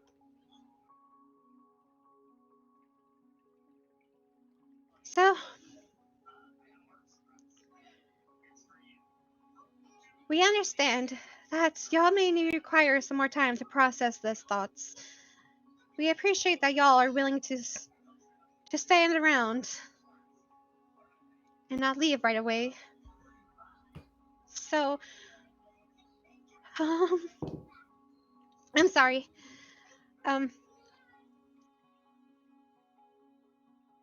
Gauging will... her nervousness real quick, Mari. Yes. Yeah, can I? So she, I'm not gonna roll any sort of anything. I'm going to speak. She is gonna move up and go. Upon what you do. I understand the severity, and as someone from Lunchard Harbor, That second visage that you showed does hit very hard at home. We have faced similar creatures that have a very similar appearance to this. I do not care to be remembered. I don't care about any reward. But I would fight for the people that I love. Looks at Eris. Looks back to Leora. And the people who I will love in the future as well. We don't have to fight physically either. This is a mental battle as it is a physical battle. So I will also pledge my assistance in both fields, as I am very confident in both abilities of myself. Do not be ashamed, queens and kings. It is a heavy matter. But at the end of the day, your forwardness is appreciated. She nods and she smiles. Her eyes still kind of like quivering a bit. She takes a deep breath. I appreciate it very much, and I'm sure so does them too as well. But worry not. We're going to be putting y'all into groups that we sense that your spiritual cores will overcome the strengths and weaknesses of each of y'all and to create a more stronger bond. And the king will nod, look amongst the group. As she said, we will be organizing you into groups based on your spiritual cores. Through this, we can determine the most compatible partnerships for your the upcoming endeavors, if you decide to still stay. Octavian here, and he'll motion to the guy right over here, the long white beard and long white hair with golden tattoos. He will emit a color of light corresponding to your group. Once you receive your light, please gather near the matching hue. Octavian, please proceed. He'll walk forward, and you'll see him close his eyes as his hands move and flow in front of him as orbs of light are created one by one and gradually float amongst the crowd. And you'll see like 4 bright lights appear in front of the stage.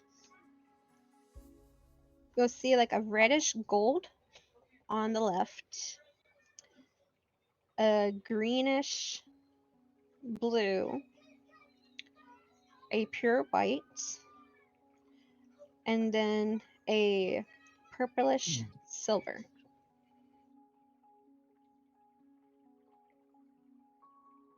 And just to make things faster, just give me a brief moment.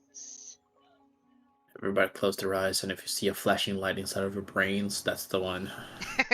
Yep. Insert it directly to the brain. Apply directly Buff. to the forehead. So you notice. Oh god, what's all these pop-ups? Okay, you would notice the gathering over by the reddish golden orb. Leora will be stepping in. A dwarf with red hair, multicolored armor, and his beard braided would also step forward.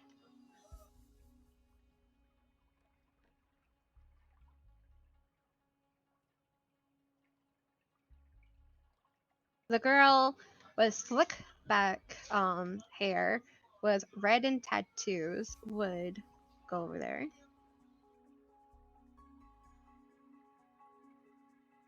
The girl holding an orb of light with a pair of eyes would also go over there. And what color orb is this? Purple? Purple. Okay. Purple. Purple. Purple. And the girl who is sitting on top of the water arch would jump down, slightly splashing you and splashing Eris and Chi a little bit accidentally. Would also make her way over I there. don't even care. Eris doesn't even like flinch. And then the guy with long white hair, blonde, white blondish hair, deck out in a similar type of clothing style as Leora, with a bunch of statues on his sides, would also stand there.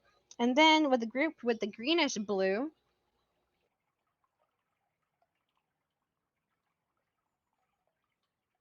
you'll see a long blonde hair half elf guy go there. A little gnome in bright orange clothing with long braided hair. I'm just gonna move you a little bit backwards. A girl deck out in black leather armor will go there. A guy with short blonde hair and silver armor with bits of stars embedded into it. A crazy fire juggling half dragonborn, half hobgoblin looking creature will also go there. And then a girl with bright glowing red eyes with a black hood over her and her entire face except for eyes being covered with red hair dripping off on the sides will also go over there. And then for the white group, the pure white group, you notice a girl with bright green hair, very, very thick and braided, with a scar going across her forehead, decked out in a similar color of her hair with white sleeves and two rapiers on each side of her, would walk forward. She's looking quite stern. Her face is extremely motionless right now. And you notice a male tiefling with humongous horns draped in a black robe with a bronzy accent will appear. This is freshman year at Hogwarts. Shut up. I'm just kidding.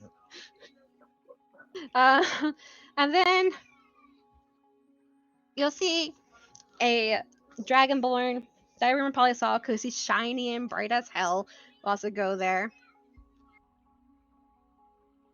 And then you'll notice a girl, slender and slightly frail, with messy dark brown hair, pissed off as a white orb is in front of her. She stands up.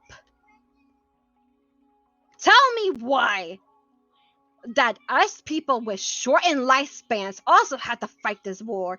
I see here clearly there's a lot of races here who live longer than us short life folks. Why must we suffer? I struggle daily while these other long life folks gets everything handed to them.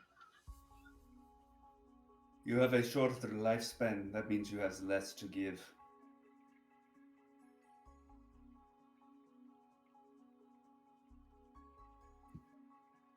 You see her fists balled up. Her face turns bright red. And then her chest kind of rises up and down, and then she turns towards the kings and queens. See? This is what I mean.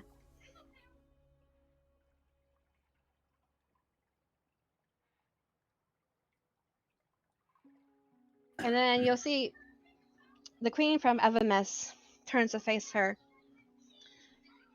If you feel that this is unjust, you may leave. But if you are so... I'm just gonna pause this. If your shortened lifespan is your grace and security, and if you join and you continue to fight, and you'll see the queen kind of like clench her fists tightly. If you want to continue and stay, then I can extend your lifespan.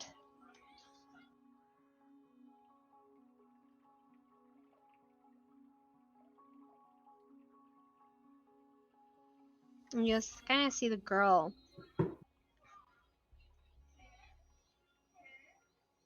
ponder about this, and then without saying anything, will just walk around and then join the group. He just wants attention. Just wants attention. And then you'll see a halfling with a large backpack on her back, brown braided hair. She's just surprisingly, she's still in good spirits. Walks forward and joins the pure white group. And then you see this guy who's been pretty much silent and steady, and Dr. Evans Morris. Occasionally you'll see him kind of like glance over at you. But he has pure white hair, pale skin. His clothes are kind of sloppy and kind of loosened. He'll get up and join the white group as well. And then the purplish silver.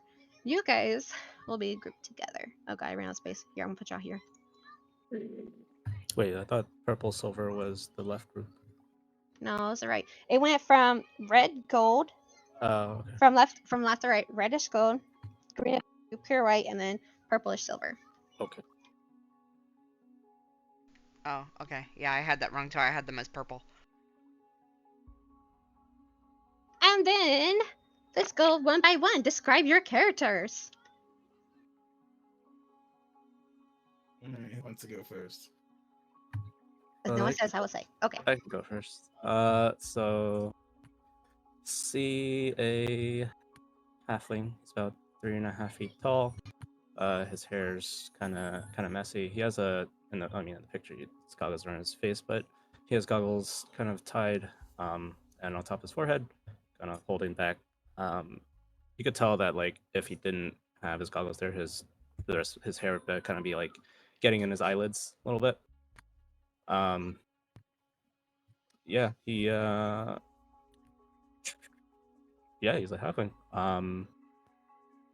Adorned with kind of like you could tell that he works.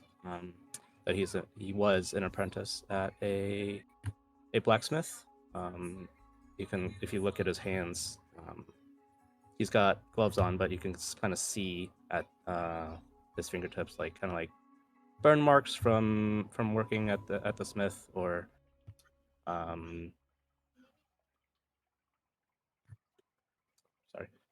doing other engineering work. Hey everyone. I mean, 2 of you know me, but 3. Name's Kilroy Wellens. To meet you.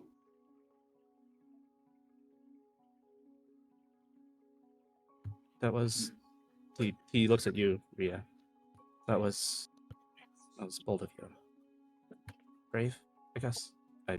Sorry, I'm a little bit shell-shocked right now, as it were. Well, when someone tells you you've been touched by a god, perhaps. I don't know. My name is Ria Isafat Altamar. And you see a tall, 6'4", dark-skinned, human-looking guy with these kind of piercing blue eyes that glow a little bit, wearing blue and purple robes. He's got a necklace around his neck adorned with a couple of what look like small horns with a big blue gem in the middle of it. He's got a book hanging off his belt along with what looks like a glass pipe with a little bit of smoke swirling around it, and then a little bottle hanging off his belt too, with has a little insect inside of it. Insect? Insect, yeah. Okay. A firefly. Okay. Occasionally lights up. Cool. Does it make that noise every time it lights up? Only if you put your ear right up to the bottom. Yeah, short, messy brown hair, or shoulder length messy brown hair, and a cleft lip.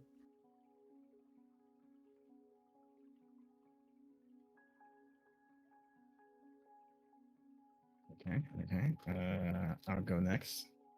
As Everett sort of mentions, what I do like the way you say your name. and it's he's about 5'5", half elf, brown hair. It's kind of neat. Front kind of hangs neatly. The back kind of tied in the ponytail. Fool's gold rimmed glasses with a little chain that ties around his neck. He has this little green doctor's coat. It's sort of tailored to him and kind of goes down to the thighs. Below the neck, not an ounce of skin showing, by the way, as all the way down to his sleeve. He has like this white button down and these white gloves. On his right arm, you kind of see that the doctor's sleeve is rolled up to reveal this sort of little rinky-dink collapsible shield on his right arm, and he just kind of has like normal leathers on as far as boots and pants goes. And his motions, while his eyes are kind of very piercing and green, his motions are kind of feminine. Not like, ditzy or feminist, but he kind of has like a feminine move about him in certain motions. The way he holds a cigarette, for example. Are you smoking right now? After seeing all those visions and shit, yes, he would be smoking a cigarette.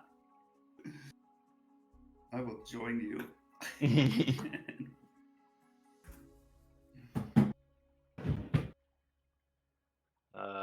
I guess I'll just go next because we're going clockwise. What you would see would be about a 3-foot tall, elfish-looking creature, but has butterfly wings.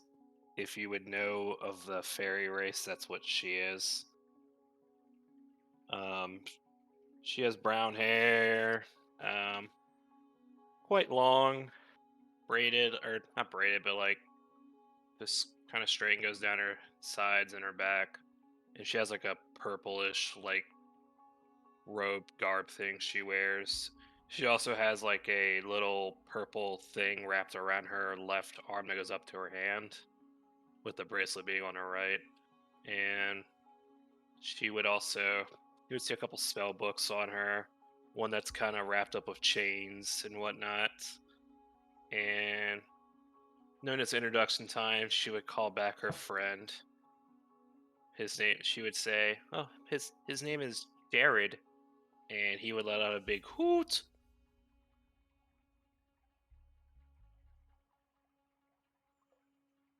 And that's it. Well, my name is. Well, fuck you then. I forgot to say my name. My name's Ori. Okay, bye. Don't trust him. He's a prankster. The prankster she is. Cassis Druid. Yeah, I know, correcting myself. Craft on your cigarette. My name is Chisuyu. Ignore the picture, I'm working on something else currently. She does have a long-sleeved white blouse with a blue vest on her person. She also has long black pants with frilly accents across it, a ruby pendant and a ruby necklace and a ruby ring on her as well. She does wear a second necklace that has a small vial full of purple shells and sand. She has light blue eyes, golden bronze hair. Her ears are kinda not as tall as her sisters, standing full tall, but a little stuck leaning to the back.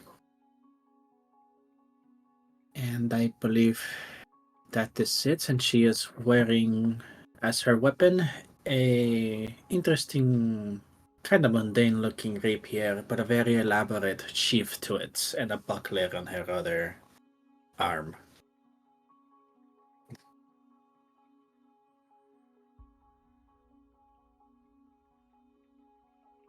I am Eris. I did the R thing. I did it.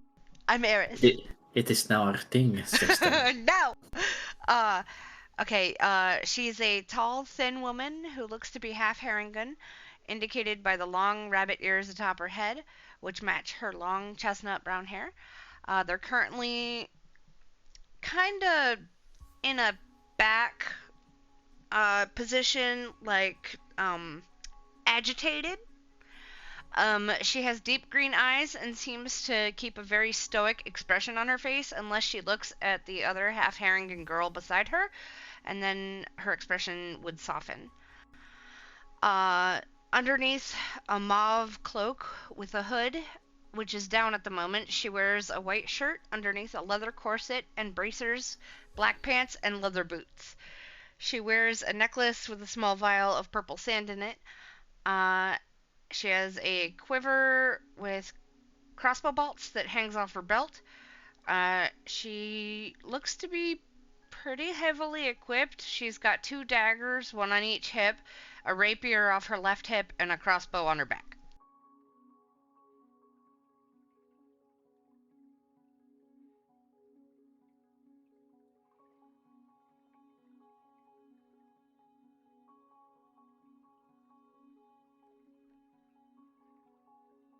Okay.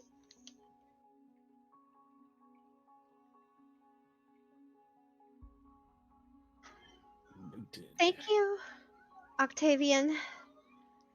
And Dr. Estrid will look at each of the groups, nods, gives them a smile, and she'll look out at everyone. That will be it for today. For now, you all will be staying at the inn located to the right when you arrived here. You must show your bracelets at the counter, and it will provide you a room free of charge. Behind the inn is a respectful, exclusive bathhouse, where you also have to show your bracelet before you're allowed to enter.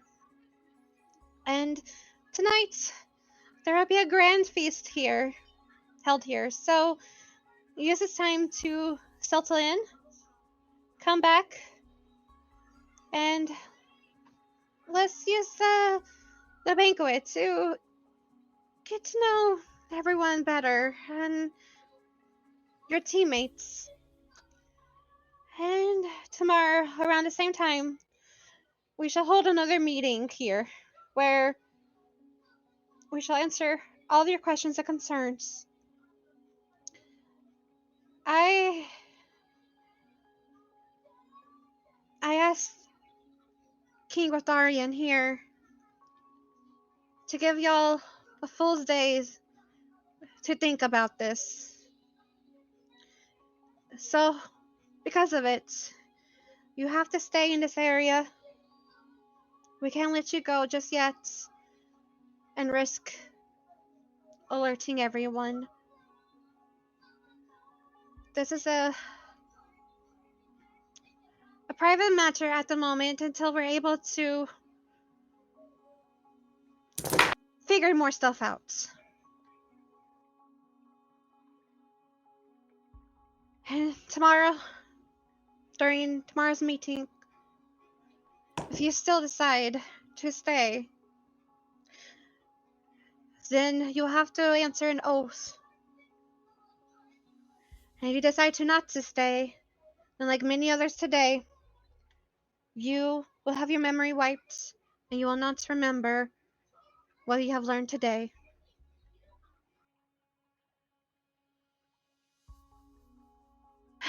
She sighs. May the Denari of old watch and protect over us. And she gives like a little half bow, and you'll see the princess, the 2 queens, the king, and the Naris turned around and go behind the curtains.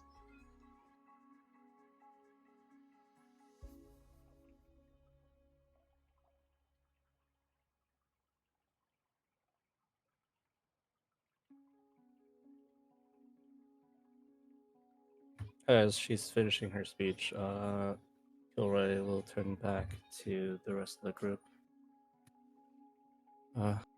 So I guess it's 6 of us then. It seems that way. Where is everybody from? I am myself am from Montbank. Curious. Um, well, when I got the notice, I was in Mercora. That's where I was doing my studies, but I'm originally from just outside Brineport here.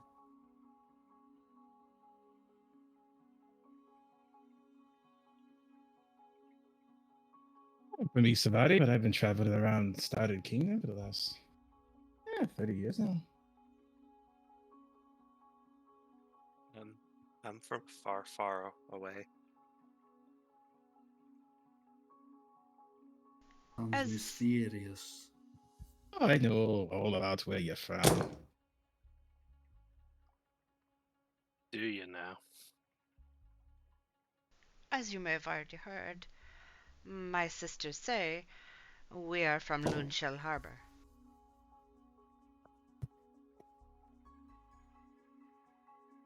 So they really got. Gilroy looks around the room. His eyes are gonna stop on Riora for a second. How's she looking? Ah, you see her, she's talking to the golden dragon. They're she's kind of prickish. Like you um usually know her to be. They seem like having a nice conversation. Is the guy with white hair chatting in the group at all? No, he's silent, but he's currently focused at the other 5 members. How about, as I know her, Natalie? She is pissed and she is silent. Figures. I see we found the most chatty group over there. Hmm? I said that they're the most chatty group, obviously. Obviously. Oh, yes, especially that girl. Tell you what. So Gilroy will look back at the 6 of us. They really got people from all walks of life. I guess they are being upfront. They're, I don't want to say desperate, but this is almost like a call to arms. Desperate. I'm not even from this realm. She sends half that word and covers her mouth.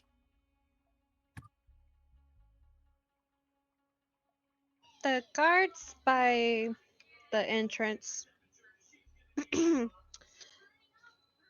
Y'all can leave now. And please go towards the end. Do we have to go straight to the inn?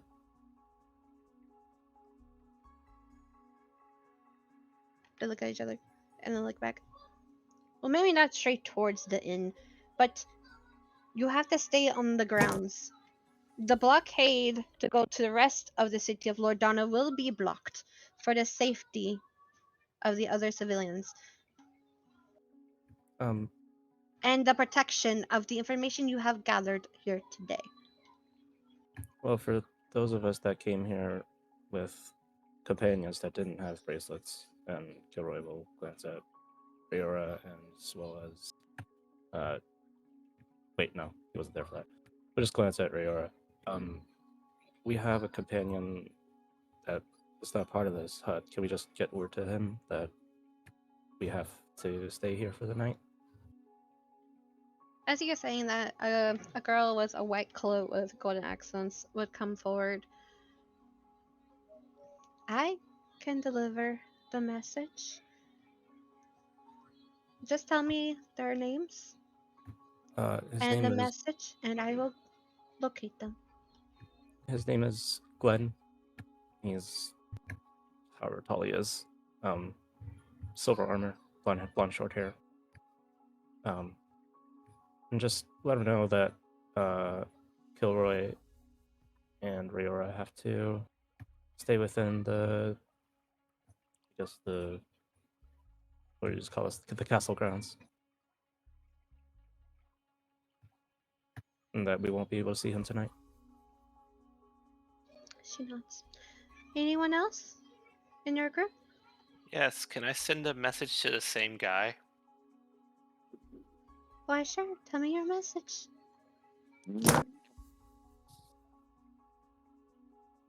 Kilroy looks at Rory.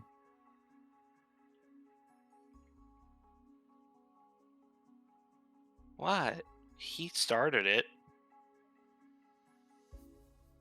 She What will is move your up. message? Yes. You want to tell this person yes. Okay. I What? will. What? No. I asked you what's the message, and you said yes. Is Oh, this not sorry. correct? No, I'm sorry. What I meant was, just say, insect says hi. Insect says hi. Got it. Anyone Damn else? it. Yes. Red-haired, goes by Balin, wears a copper/bronze armor. Hornless tiefling, has a tail. Just tell him that both Chisuyu and Leora are okay. And then similar message as Kiroi mentioned that we won't be able to meet up with him until probably you can give it a more accurate answer to that. But that we're both fine. Okay. And just to confirm before I go to the other groups, anyone else? No? Okay. Yeah, thank you. And she'll bow down. And you'll see her going to the other groups, and other people will be like talking. And then slowly, over time, people just start leaving.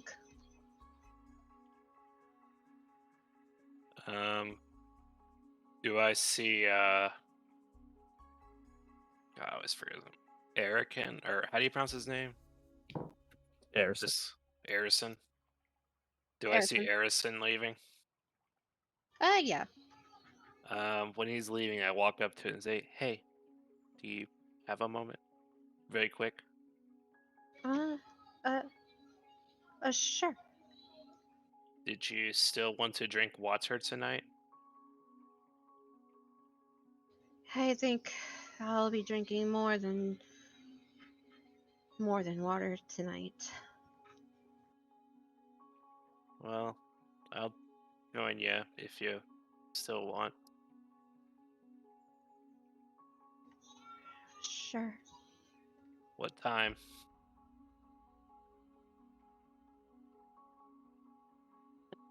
Uh, I, I don't know. So sorry. It's hard to stay focused right now. I'll see you at the banquet and we'll talk more about it, okay? Okay. Bye. As she And waves. he'll just nod towards you and then leave. You can really tell he has a whole different demeanor at this moment. Yeah. Or he would probably like lower her wings like she's a little sad about the feeling.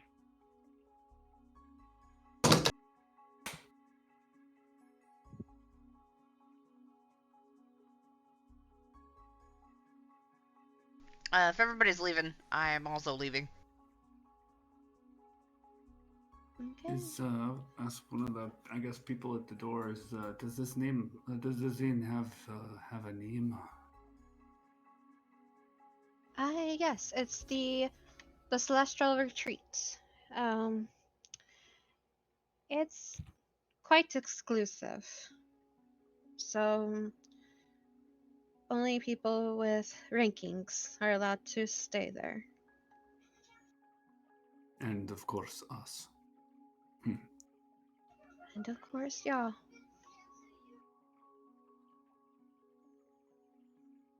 Yep.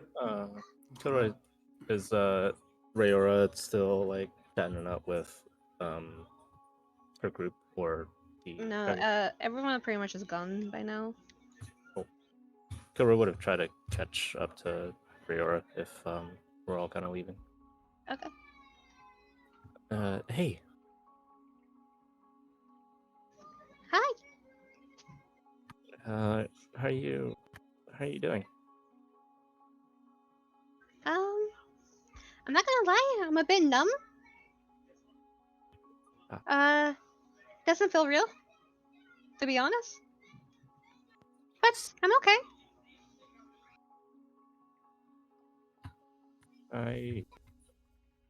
Well, numb is definitely it's a feeling, but it's admirable that you're still able to put on a strong, happy front. It's part of my business. After all, when people receive their deliveries, they don't want to see a sad, depressed face. They want a happy face. So it's just something I've been accustomed to. All right, now it's. Well, I guess. When did I say the banquet was? It was later tonight.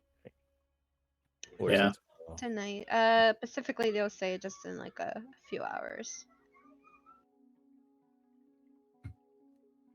Well, guess we're not really allowed to go anywhere. So guess I'll see you in the banquet in a little bit. Mm-hmm. How's your group?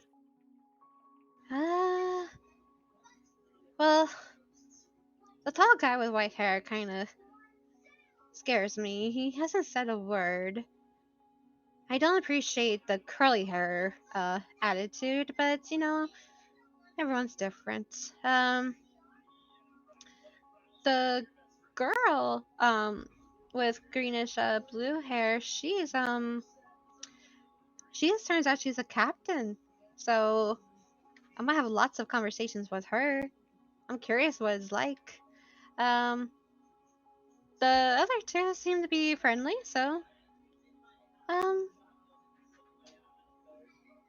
I don't mind them for the most part. What about your group? Well, you met two of them. Dr. Evid and Ori are in my group.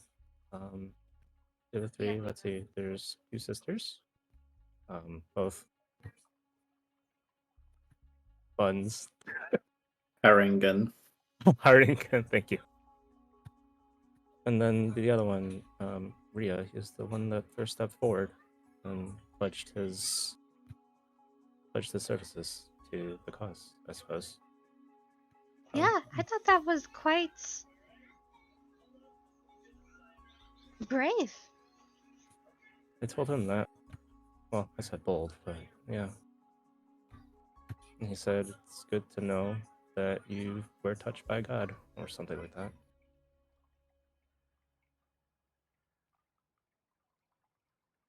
Interesting. I'm a bit tired from the journey. After all, I did the majority of the driving, and I'm a bit exhausted, so I'm going to go. Yeah, get some rest. I'll see you in a bit. Okay, and we're gonna take a break right here because I just noticed the time. So we'll come back. Never. Never. Oh my gosh, I gotta order dinner. Okay. Time? So What is that? we'll come back at 6 o'clock. Okay. Wow. Damn, that's a fast Wow. dinner ordering. It's just order, and then What? that's it. How long does it take you to order dinner? A long time because I can't decide half the time. Yeah, Zelda can't make a fucking decision, so he'll just sit there and be like, what do I want? And then he asks for opinions, ignores the opinion, and then just gets Yeah. something else entirely and complains about it. Or Yep. gets sick. Okay. Bitch. BRB. Now I gotta do laundry. I'll be right back.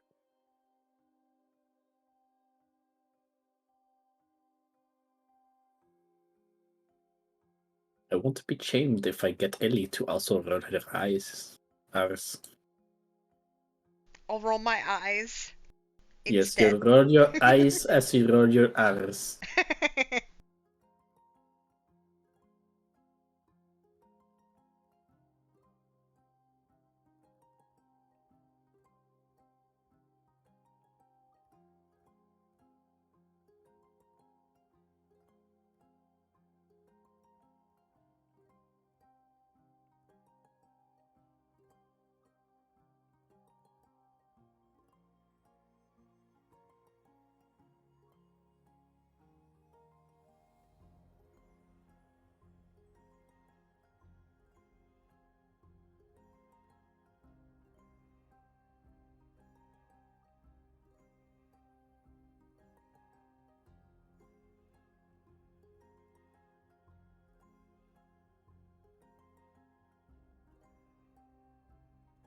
I'll be right back.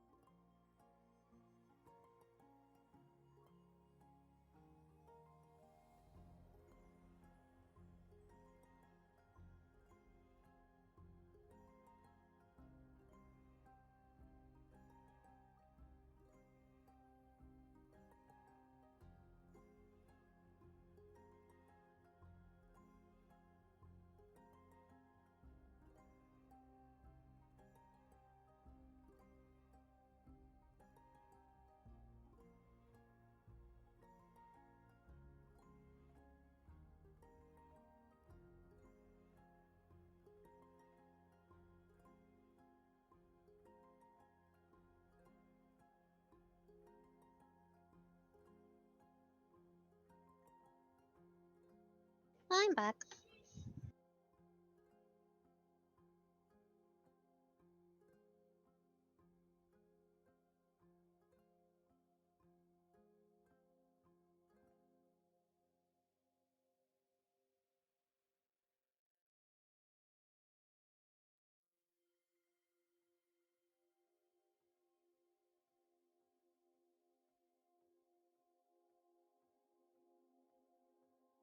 I'm back.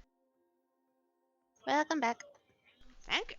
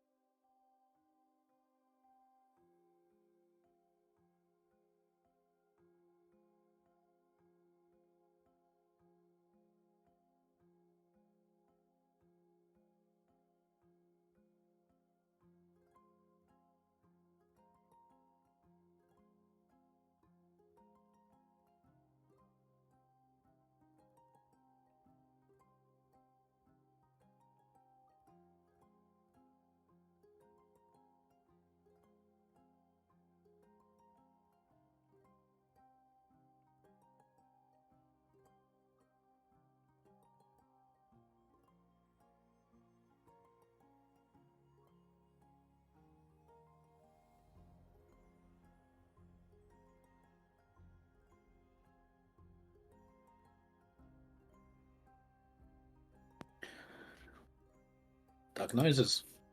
Dark noises. Quack, quack, quacky, quack. Dark noises.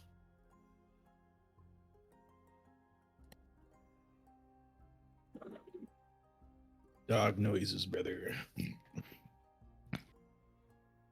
What did you say? I said woof woof, brother. Woof woof. Woof woof. What did you say?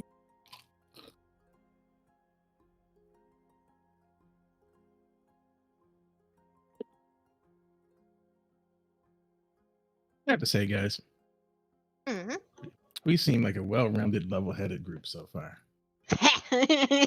And I would hate for any of us to seem crazy. Oh, I And- don't know what you're talking about. I'm like the most level-headed of I any group. have no idea to what you're referencing whatsoever. I have only heard of one person, and she had it coming.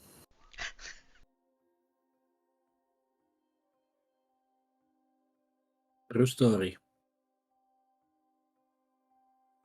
I was there.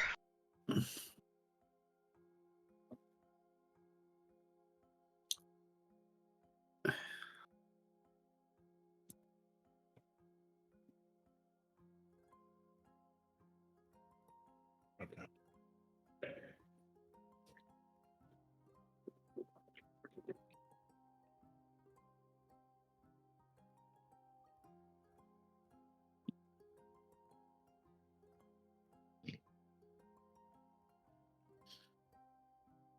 Thank you. Looking at me like I can help you with something. I don't know what that is.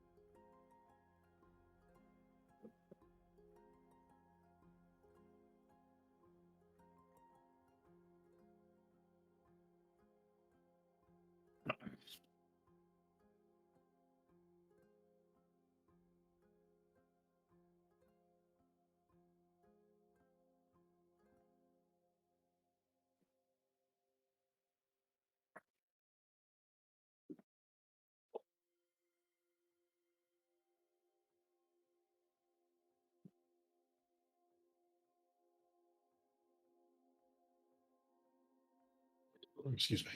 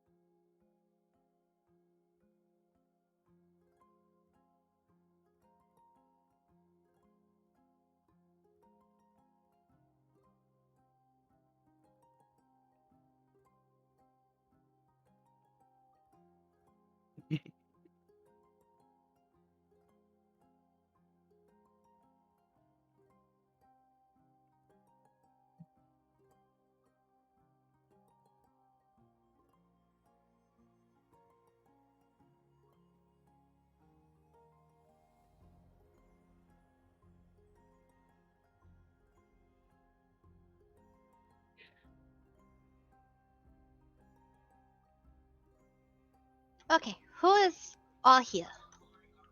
Me, Aye. Ryu. He's also Meh. here, apparently. Look, I'm here. I'm just here. I'm Vibing. vibing.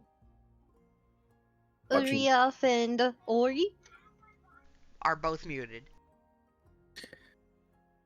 So still trying to make up his mind whether he wants 7 different places or whatever he has in his house. There's a game that I've come up with in order to help someone else decide it makes sense. I wonder who that can be. But you roll a d12, and every one, or every number has a different cuisine on it. And then one is just fusion. So if you're unlucky to roll a 1, you have to combine 2 things. You gotta order That's funny. 2 places. Well, no, you got to combine 2 things because it's like different cuisine. It's like chicken or Jamaican or Chinese, right? Like it's just like okay. different things. So you got to be like, sometimes you get something good, like, oh, you just combine like chicken and Chinese or something like that. But then it's Yo, like, Jamaican sounds really. We just got pizza, but Jamaican sounds really good. well, Jamaican jerk is top tier, baby. Jamaican jerk with some Mhm. oxtail, dog. Yes, During sir. when it gets warmer in Queens, there is a Queens night market, and there's this one specific place that always has like Jamaican cuisine, and we always get it. Jamaican cuisine go hard. Yeah, That's a Yeah. fact. Alright, one This of is- the two is back. cats owned me. It's just that shit can't quite beat No.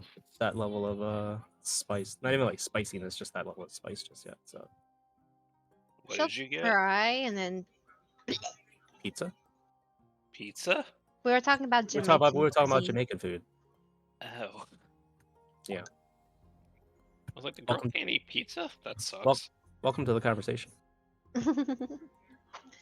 Oh no, she loves pizza. Yeah.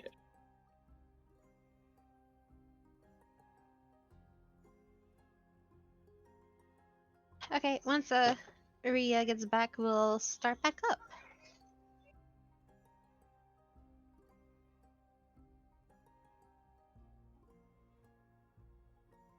In the meantime, I guess how's everyone liking it? It's good. It's good. That's good. You want me to hit you right in the census? You want me to hit you right in the census? It's terrible. All of it. All of it's terrible.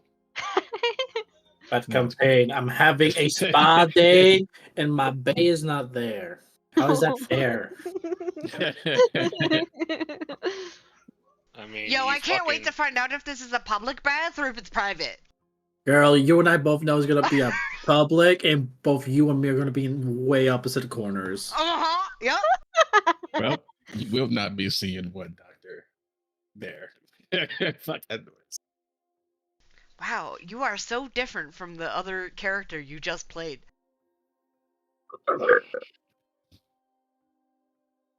Am I? Is he? I don't know.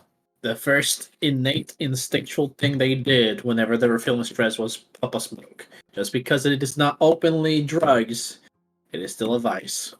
Look, It is very much a vice. it's not flirting with everything that moves, okay? That you know of. You don't know if he's into flirting with everything that doesn't move. Oh my god. Oh, he hit the nail on the head, I'm pretty sure. Holy shit. I mean, the guy's been around the block. Said it's like, what, Oh, man. 100 years? Oh. No, Oh wait till my you guys see. Wait till you guys see my morning ritual. Oh, yeah, okay. Okay. It's He's gonna majestic. he's gonna quit Elizabeth of this shit and just swim in blood to feel my rejuvenated. God. You know, he's... Never mind. Close. I know. You know? He got at least one part of it right.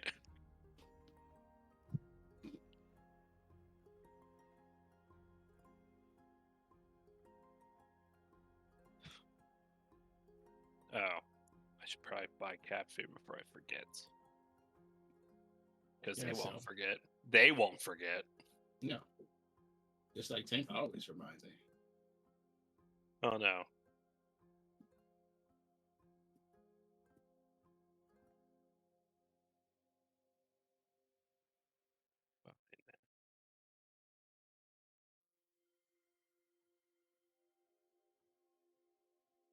I just want to point out, Mari, I did notice the little detail that there are 6 butterflies flying around.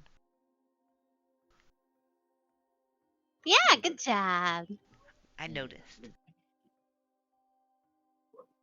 She's quizzing us. I don't like this. Yes, future quiz. Pop Mm. quiz. How many wings does your butterfly have? My I'm wings or I'm triggered. You know, I'm so triggered right now. I'm triggered that all the butterflies are flying in the same pattern on my variety here. No more quizzes. Yeah. Yeah, I need more quizzes, please. does quiz and group check come into play?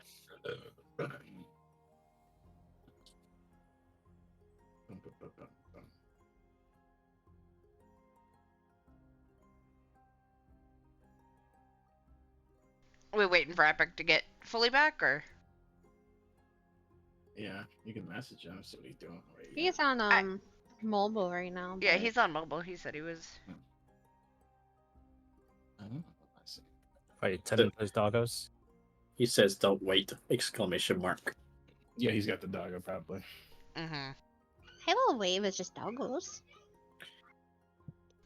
I mean, I don't know if you've ever had a dog, but sometimes when they don't poop, they don't fucking poop. I lived out in the country and I took in stray dogs, so I had a mini Oh. farm. Doggy may not Or- want to poop. Are his dogs the ones that like to take their sweet ass fucking time and find that one specific blade of grass to poop on or pee? Mine does. And God Mine forbid does. it. And God forbid it snows. Well, okay. Pee is as soon as outside the door, just outside the door. Pooping? Now that's where she gets specific. She has a ritual, okay? It's a delicate matter. Mm-hmm. She has to place her territory down in a certain pattern. Totally.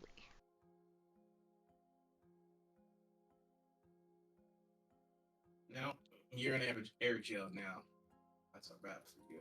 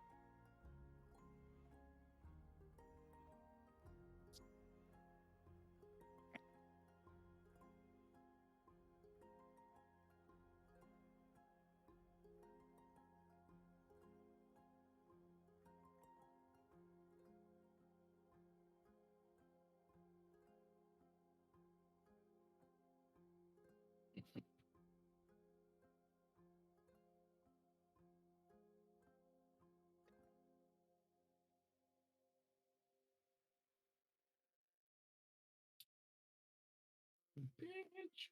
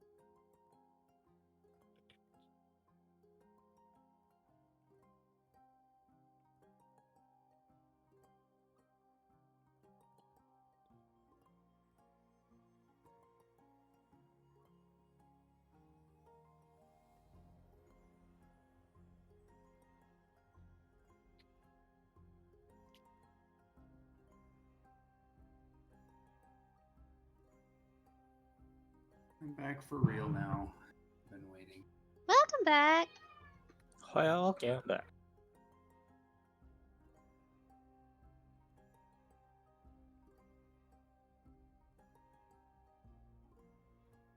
Okay, everyone ready?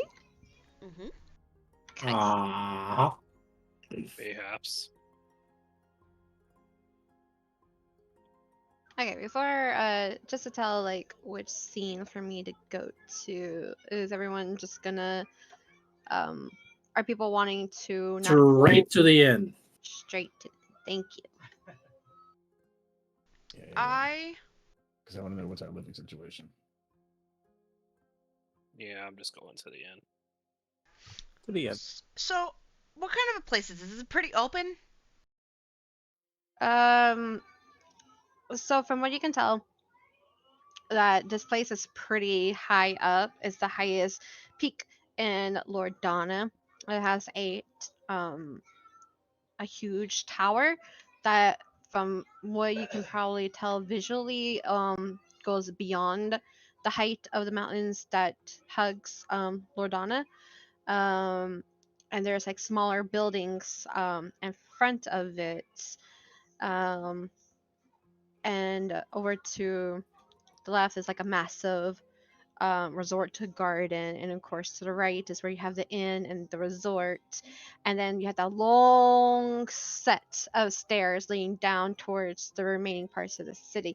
So it's kind of big, and there's a huge drop.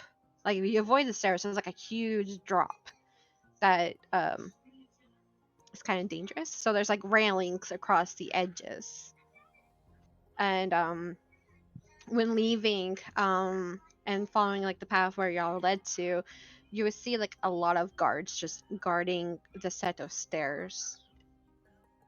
Is there a spot where I could get out of sight from everyone?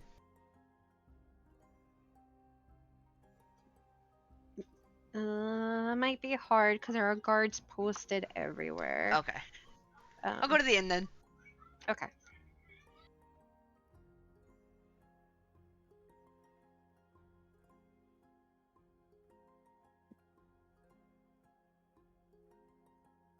Bias isn't activating for me. I'm gonna try refreshing.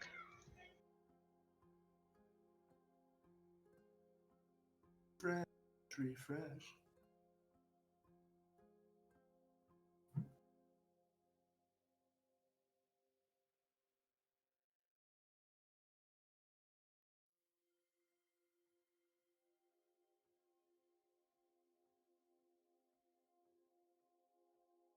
Jesus, it's taking forever for me.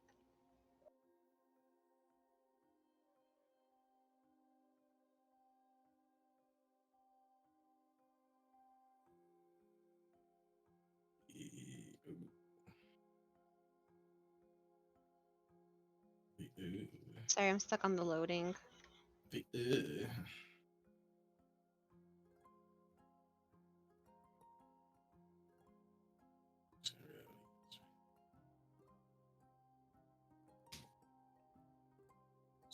What the hell's going on? Refreshed like an hour ago, and it took a couple of minutes for it to actually. Yeah. You have lost connection to the server. Yeah, I just Reconnected. I just got that same notice. Maybe now it'll work, Mari. Or can you load the module yourself and make everyone else load?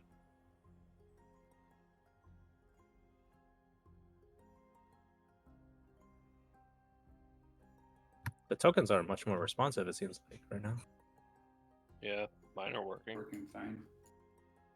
I don't see yours moving, Kilroy. I'm chasing butterflies though. I am harassing someone. Ah, screen's white. Try refreshing again? I did. Oh.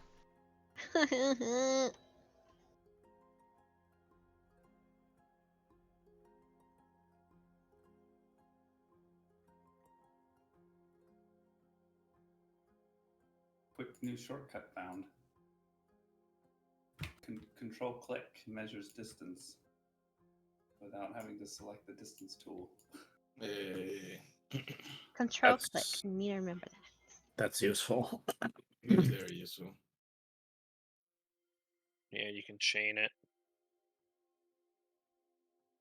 And right click gets rid of it. Oh. Alt selects everything, like you can see their names and stuff.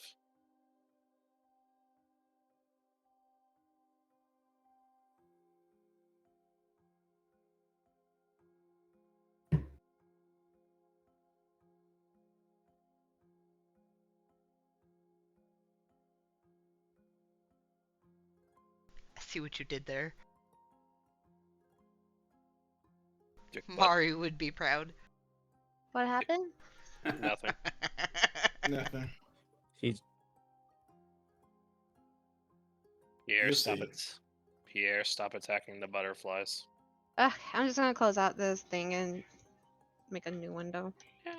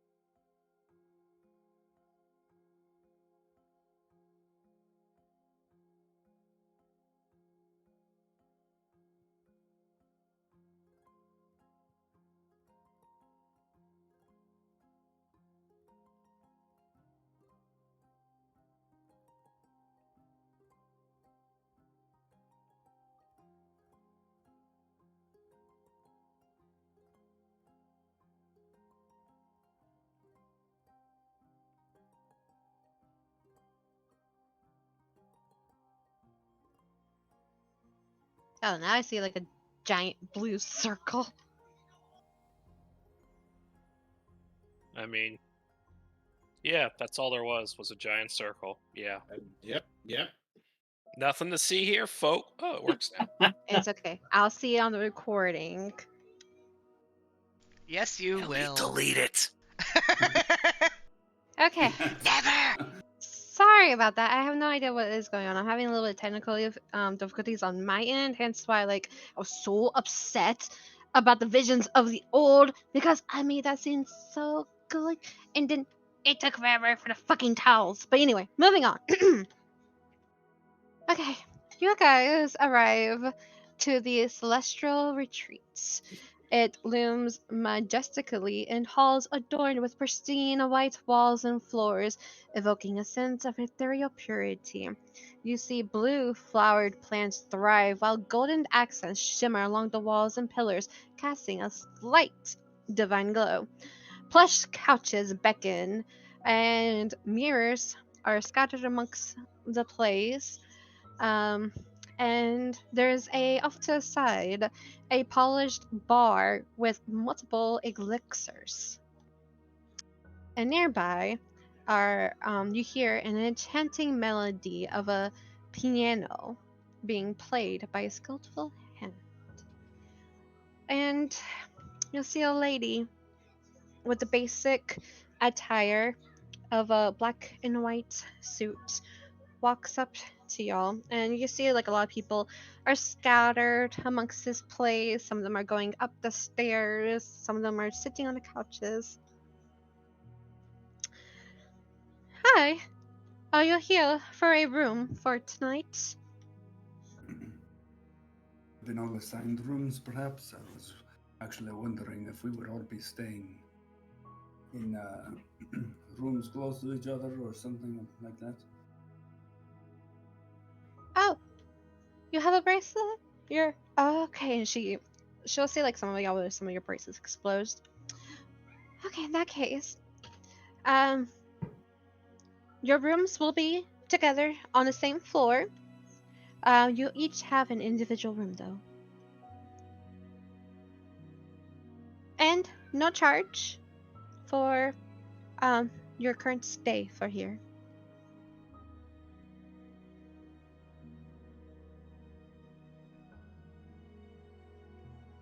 Thank you. Did I can't remember. Did they say where the banquet later is going to be? Is it going to be at the inn or back at the castle proper? Back at the castle proper. Yep. In like what, 2 hours? Mhm. Uh, Okay. Well, Real quick, everyone would ask. No. What about the concessions? the Are they at the concession. house? All right, all Free right. drink tokens or anything like that? Yes, everything is on the house. Um, you folks are the esteemed guests of royalty, so you shall be treated as such. We have a bar over there. You may help yourself up to 5 free drinks per day. Towards the back, you can exit towards the back, go straight, and you'll see another small building. And there you can present your bracelet, and as such, all the spa options are also free for you guys.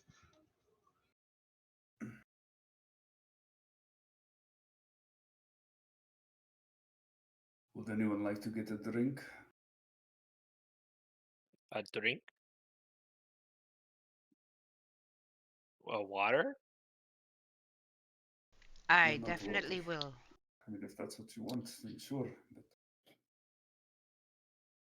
But You're the second person to say this drink like it's different than water. is there a certain beverages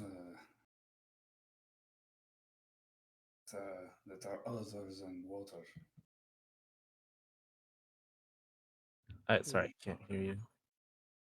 Yeah, you're a little quiet. There are certain beverages other than waters that exist.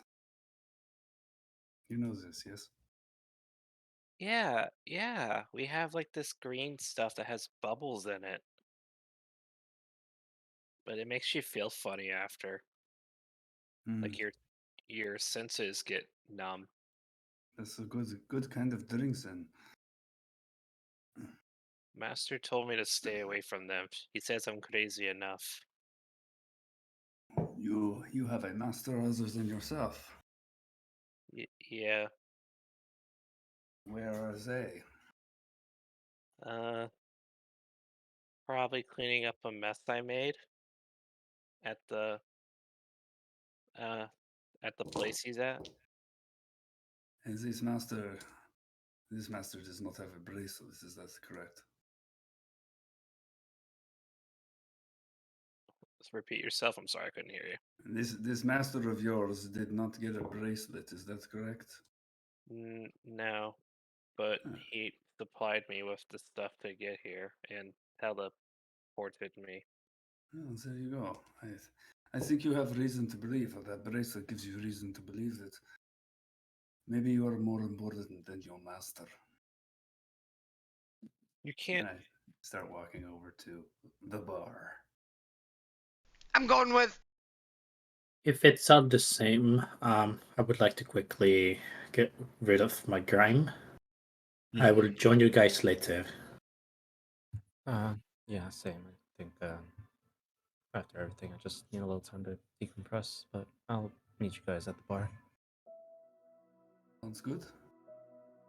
Oh, um, the assistant who greeted y'all. Also, when you enter your rooms, there will be a gift laid upon your bed for each and every one of y'all.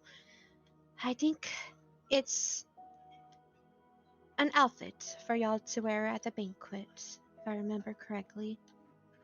And that was it. Sorry, I forgot about that. You're good. Peace. Ori sees just about everyone going to the bar. She follows suits.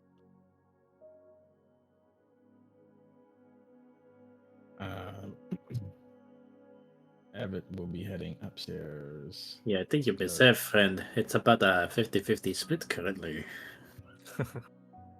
Well, you guys are twice the size, so I count you twice. Wait, that doesn't work. That still doesn't work. It would still be a 50-50. You know, so Evan's going upstairs. Where's Kilroy going? Upstairs. You know, since I came with them, I'd probably follow them, actually. Redacted.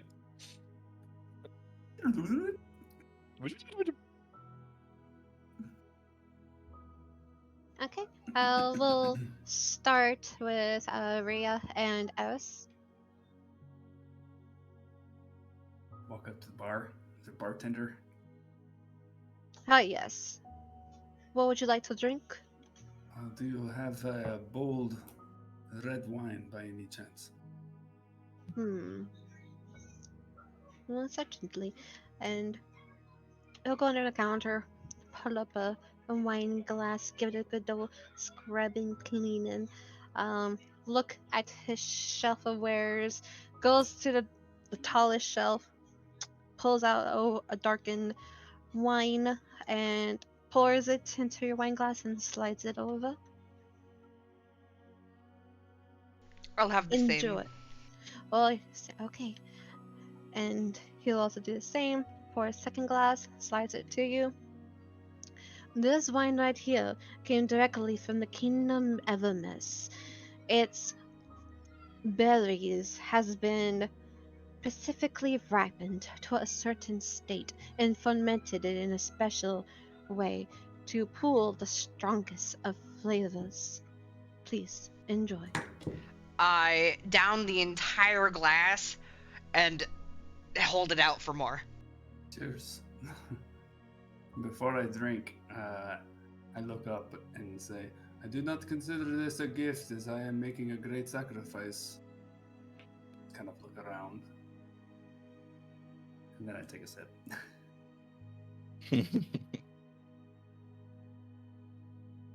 Who are you talking to? Well, maybe no one, but you know, if my patron is watching or listening or whatever, then that was for them. I am not supposed to accept food or drink as gifts. Oh, that is strange. It does seem a bit strange, yes. And I don't know what the point is, but well, I don't feel like you know, getting on the bad side.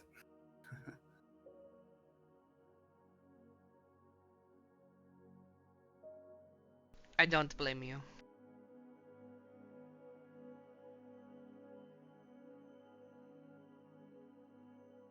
So it seems like we're fated to meet. Well, oh, I don't know what to think about all this.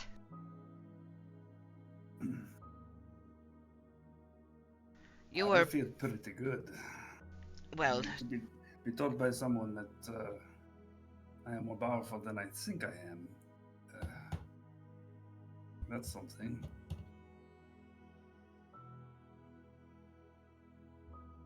well, they did say potential, not that we are. That we have the potential to be, but not that we are. That's good enough for me. That's bigger than I suppose anything that's happened to me since I became bound to my patron. It's the gods Do you themselves. Oh. do you think that if we do whatever this task is, killing these things, I don't know. Do you think each of us will be sent to deal with a specific one? I don't know. I'm not really worrying about that right now. From what I gathered, they're still seeking additional information themselves, and it sounded like perhaps our first task would be to break whatever is preventing the what's the name of the thing? Divination? The Delnari. Ah, right. From using the divination. That sort of sounded like maybe that would be the first thing, and then perhaps after that, more information would come. I'm not even sure that defeating these things is necessary or even possible, especially if what they said about Asmodeus is true. I don't know if a god could be destroyed. Well, whatever it is, hope we get paid a lot. It And sounded I like will, we would. I will It's very drink a good. lot more of the It's very wine. good. Cheers to that.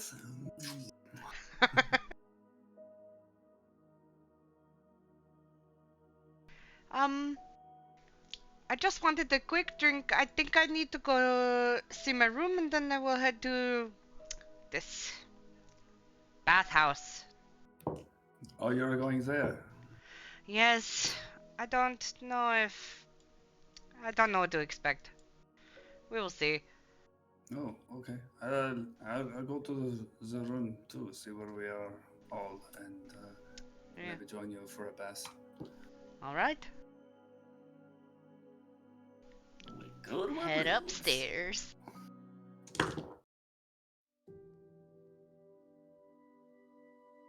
Okay, everyone. The moment you walk into oh, backtrack a little bit. The assistant would give you a stone with a carving on it, and the rune carving on it would glow a certain like hue, and she'll explain to you that you have to place it against the door, the rune, the door that matches the rune, and it will open, and that's how you access your room. Okay, but moving on, fast forward. Walking into the room, you will see white pristine walls and flooring with golden curtains, currently revealing a large window exposing a huge garden.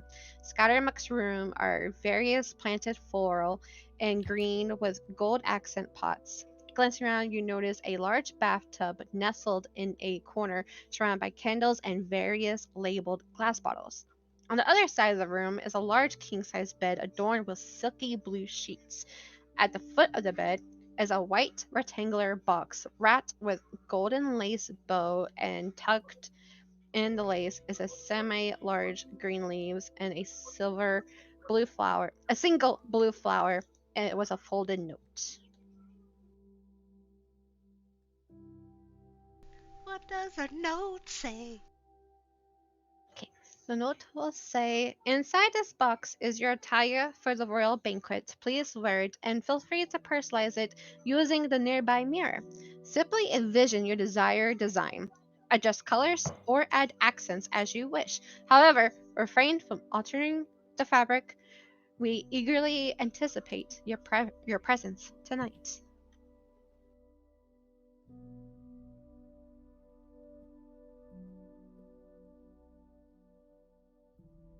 They look like.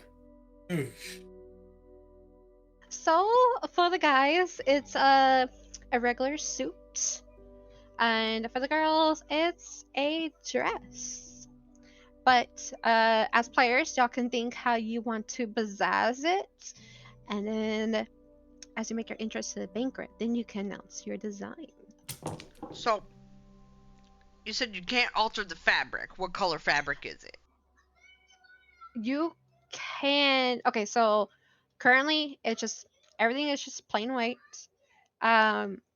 So you can adjust the colors, add accents, like in like gems, metal, anything like that. You just can't add fabric or remove or cut. So I will also say the way these suits and dresses are designed is definitely made of high quality, very silky fabric, so soft to touch, but very durable. That this is definitely for like high ranking members. So yeah, you can change colors, add accents, just no cutting or adding additional fabric to it.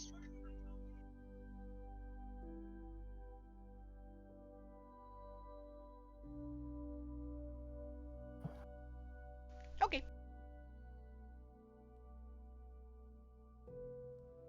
When Kilroy gets into his room, he's gonna see everything's very elaborate. He'll see the suit. He's just gonna drop his satchel. He's gonna walk up to bed, drop his satchel at the side of the bed, sit down. He'll probably take his goggles off his head, throw them down, and just cover his face in his palms. And it's probably gonna be for well, it'll feel like a while, but in reality, it's probably just about a minute. And he's gonna go just say, I guess I gotta get ready. Almost like he's just going through motions of what he's supposed to do. And he'll go take a shower. Unless that's at the bathhouse.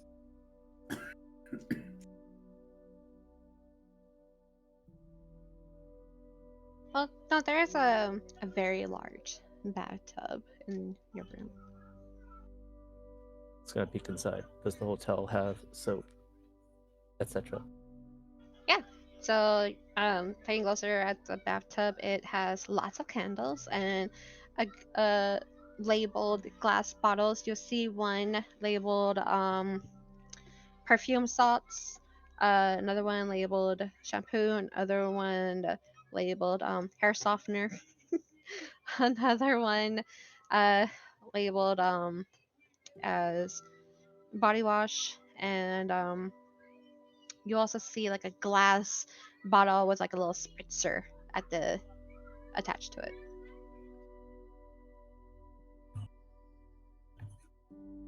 He's gonna take a basic ass shower, but he's gonna be scrubbing himself really hard, like really hard.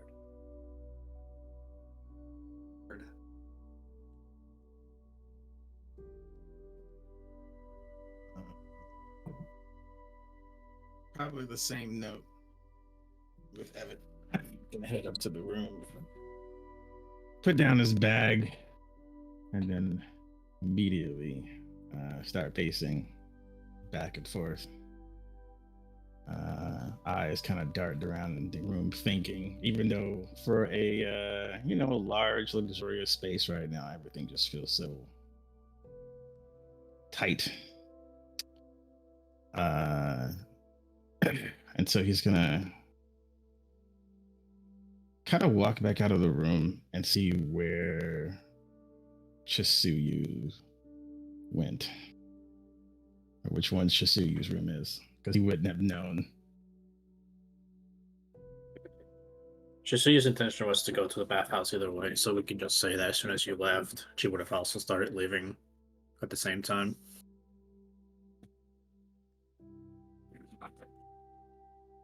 Like once she put her stuff in the room and saw the note, because she would have liked to go to the bathhouse before her sister went back upstairs. That's why I see you in the hall or something. Yeah. I say that. I feel like I need to clear my head a little bit, so maybe you could help with that. What it was that you wanted to talk to me about?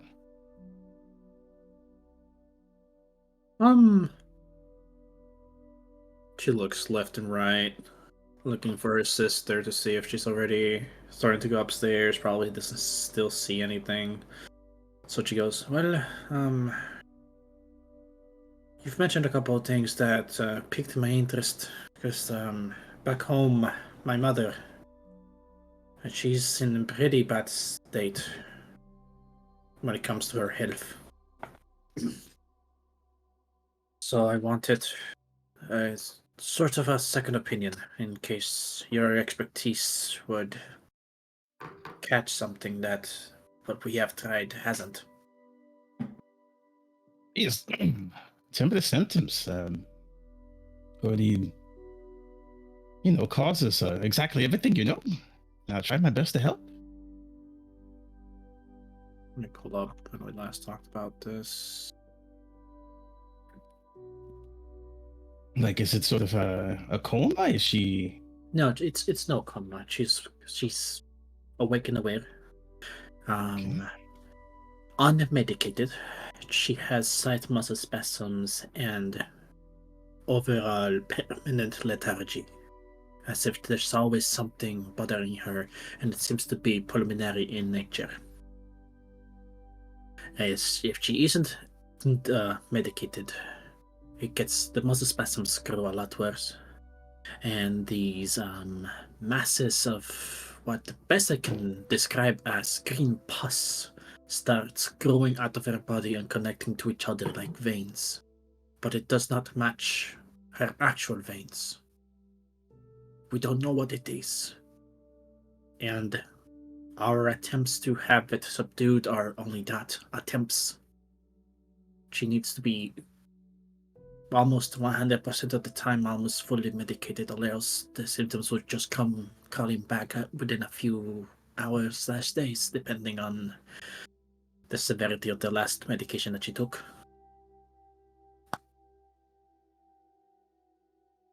Is that sort of as you tell her everything, is kind of like stroke his chin thoughtfully. That's no way to live. DM, in my vast knowledge of diseases, is this familiar? Give me a history check. History of medicine. His.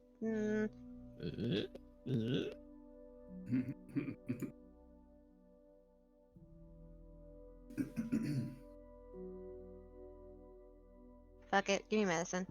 I don't know. I just noticed that there was much more after we discussed. Work didn't let me read this one. Yeah, you can still hit me. Well, just add that color of the scaly skin would turn into a blackish blue color, slightly lighter hue on the inner portion while getting darker along the edges. And and that would be after, if she is if I'm reading this right, and Mari can elaborate then. If she's unmedicated, then her skin seems to also grow scaly. We were deciding on one of them. On one of them, okay. Yeah, the spasms or the. Right, so I'm pulling you down. Okay. Yeah, I definitely missed that one. That was. Yeah, we were deciding on the spasms or the bruise-like thingy, and so we decided on the spasms. I don't think the muscle or the bruising thing. Alright.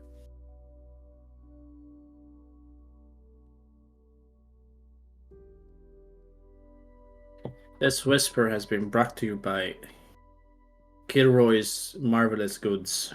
He doesn't have a shop yet, but he will. More like Kilroy's mental breakdowns.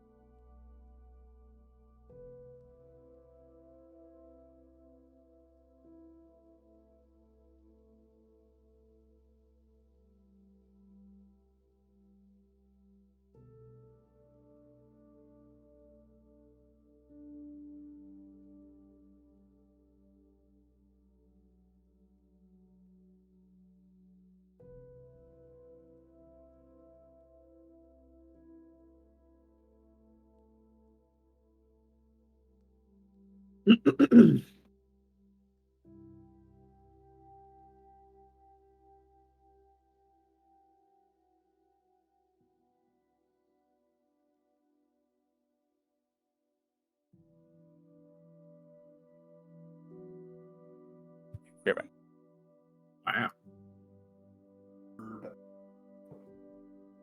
Everyone's dying. I know a doctor. But he left us. Morris, paging Dr. Morris. The evil voice in the sky has dragged him away.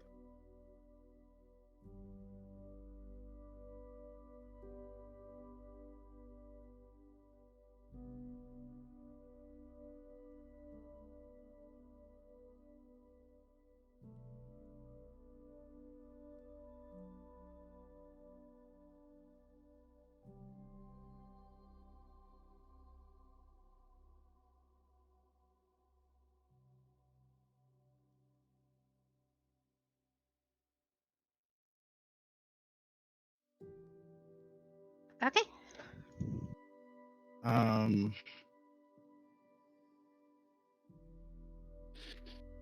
There's just, as you kind of not gonna go through details. There's a certain point in your descriptors where Everett tries to remain cool as much as of a doctor as he is, but his skin just kind of goes white with the realization. But he kind of continues to let you talk, and then he's like, "Well,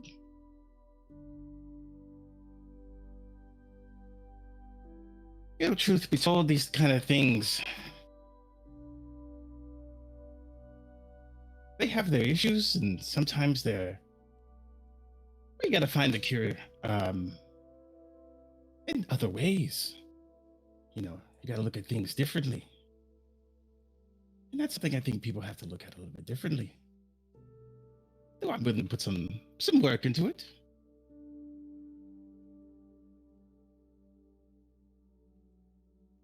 Just start nodding. And go, well, seems like you know something, though. Do you at least have a name for it? Because right now we've just been going blind.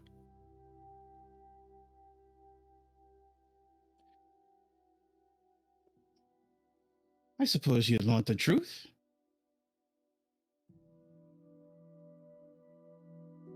I would appreciate the truth, yes. Let me ask a favor in return. Please. It's gonna sound a little bit weird, but I'm asking you in confidence.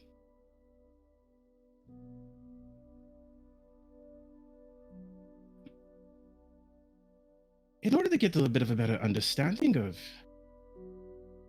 your folk and your mother's situation, well, may I taste a little bit of your blood? She looks at you, tilts her head, and goes, for full clarity, my mother is not having and she is human. Oh. Well then. I still ask the request, but...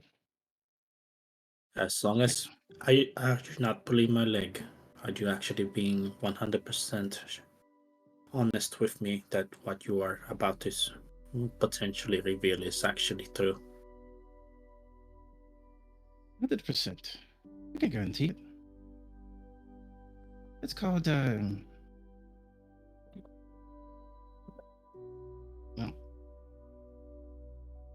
Yeah, I'm just gonna roll the 20. Yep.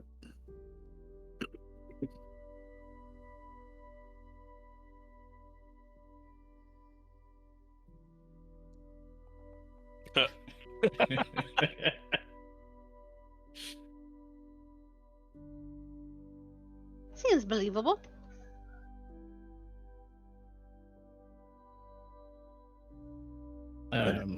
But he will share Well, before he does, he would ask, do you want a little more privacy? Perhaps your room or mine? Confidentiality, You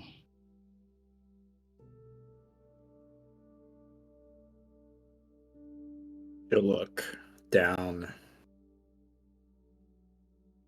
Well, if we're gonna be working together, we'll have to trust each other regardless, huh? Take this as a first step towards trust. Well, in that case, we don't need any confidentiality then. She'll present her arm. Just get it done with it. I need to hurry to the bathhouse before my sister comes back upstairs. That is more of a priority to me than anything else. Okay. While he is... Okay, there we go. He's swift and going through his person, and pulling out a little syringe. That way it doesn't hurt when he does it, right? Draws just enough blood. But while he's doing that, he's going to say, the truth be told, it's called eclipsing ferritis. All the symptoms seem to point to that. And we're going to be straight with you. There's no cure yet. Not saying that there can't be. I tell you this, though, in confidence, because I figure you seem like you can hold the truth, but aside from the name, everything else matches up with what everybody else has told us. Obviously, you are not the first or going to be the last person we ask, me and my sister. But if it is the disease you just named that I cannot recall right now because I'm very frazzled at the moment, just having a name helps. And she's going to cheaply smile, but not make eye contact.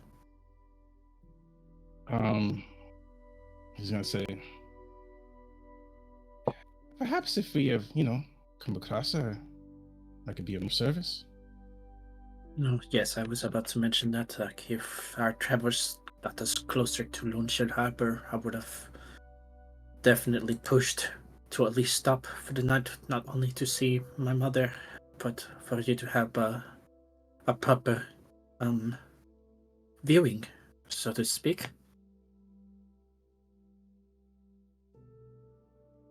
She's going to turn away from you whenever you would have gotten done retrieving the sample you needed. Yeah. Mm-hmm.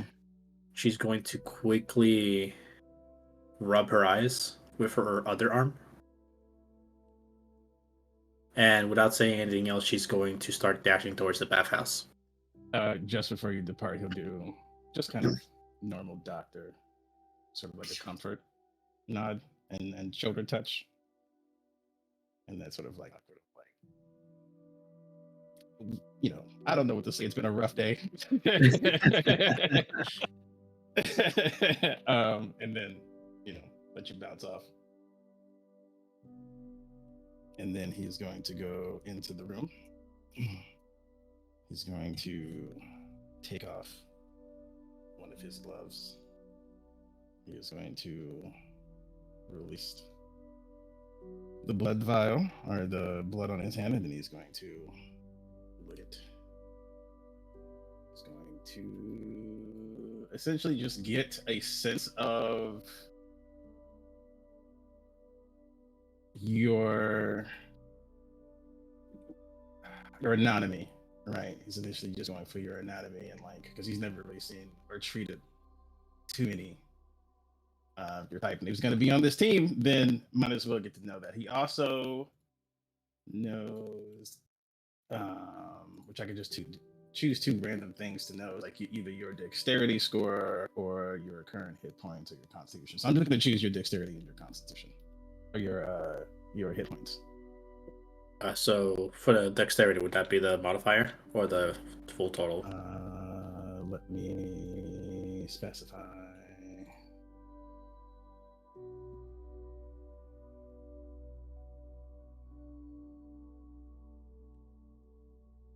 Oh, no, that's the wrong one. Hold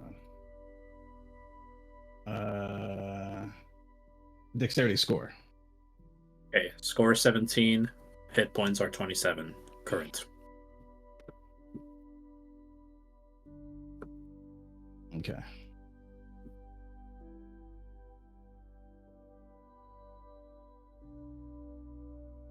And you taste a hint of Fey, if you've ever tasted that before as well. Seems like, due to your probably expertise, Harrington's might be of Fey descent of some kind. Mm-hmm. That was his sort of initial thing with the eclipsing Feyeritis. That's why he assumed your mother would be around. Yeah, I caught that.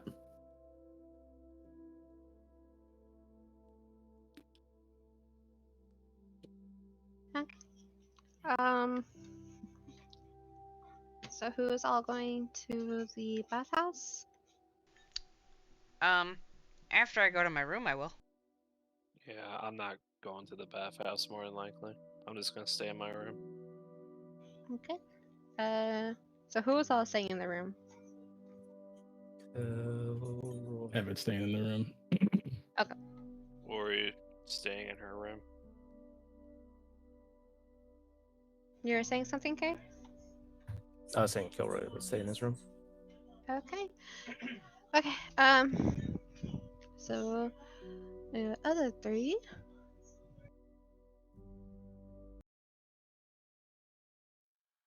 Can I do my thing in my room first? What? Me too. But As soon as I get in my room, I look around, make sure there's nobody else in the room, and then I'm gonna put the sapphire on the floor. Yeah, I'm assuming it's stone floor, and I'm gonna smash it with the heel of my boot. okay, you smash it. It turns to blue smoke, and that's it for now. Okay. Okay, and Ori, you said something? Basically TLDR, she's gonna to make it go quick. She's gonna go to her room. She's very kind of shocked, upset, just thinking, why is she here? Because as far as she can tell, she's like the only Fey creature, unless she does know of their race. But I'm assuming no. But other than that, she's kind of upset because Raya's like, maybe you're more important than your master, and it's upsetting her because she really looks up to him. And the other big thing is that she's a little upset because everyone either seems to not like her, they're wary of her, or in a certain redhead girl's case, wants to experiment on her. So she kind of breaks down thinking about home and her friends. And during that, she also checks her journal to see if her master wrote anything before she writes something in it. You check your journal, and doesn't seem he has written in it just yet. Well, in that case, she would just update her stuff. Basically, what's happened. She found her other two wizard friends, stuff like that, and then she would probably just, I don't know, kind of curl up in a corner, just staring outside the window, still fascinated by the sun. And she'll do a couple other things, but it'll be all seen. Okay. Questions about the. So they're like an average suit. Like they'll go just past your heels and go over like the top part of like shoes. Oh, shoes! I forgot to mention. There is also a pair of high heels in there and a pair of like regular dress shoes in there. So pick and choose. The suit pants actually, they seem kind of like a bit neutral, but if you look in the mirror and let's say like you envision a certain like way how you want your pants to look, like you like tight or a little flowy, they will appear that way.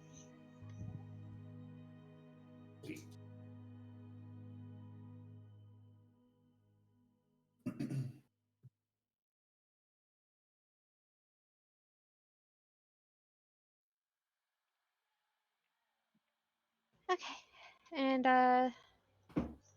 for the three who are going to the spa real quick, uh, you'll leave like back, you'll leave like towards the back of the inn.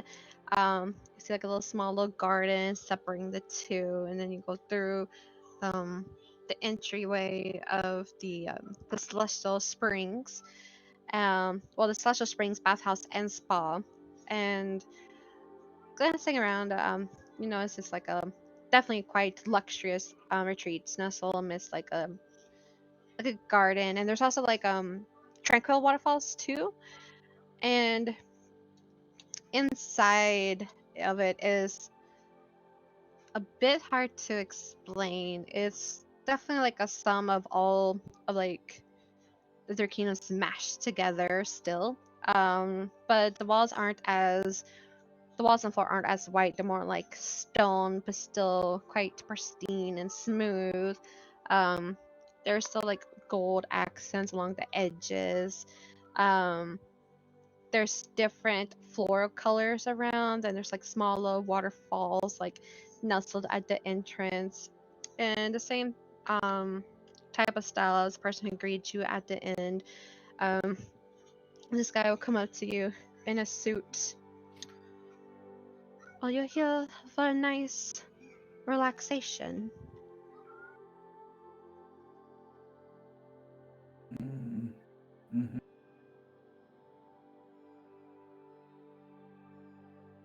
Sorry, I think I heard something, but I didn't hear. Mm-hmm. Mm-hmm. Oh, okay.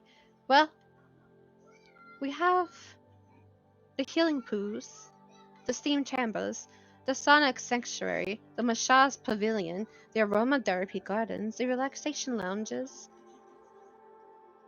Any of those pique your interest? I don't think I have much time, so what would you recommend just for something The fairly healing quick? pool sounds good. Do I see the other people here? I would say shortly after, yeah, you'll see them. Because what? Oh, she's an heiress that you were running also go to the bathhouse? Yeah, I'm going there. Yep. Yeah, so y'all would see Rhea talking to a guy. He's tall, muscular, but his suit is quite nice on him. His hair is slicked back, and he looks pretty clean cut. I'm heading to the healing pools. Do you guys want to come? What were the other options, Mari? I was gonna ask you to repeat it. There's the healing pools, steam chambers, the sonic sanctuary, massage pavilion, aromatherapy gardens, oh yeah, no. Okay, yeah, that's just it. Okay. I'll go to the healing pools then. In that case, I would go to the steam chambers.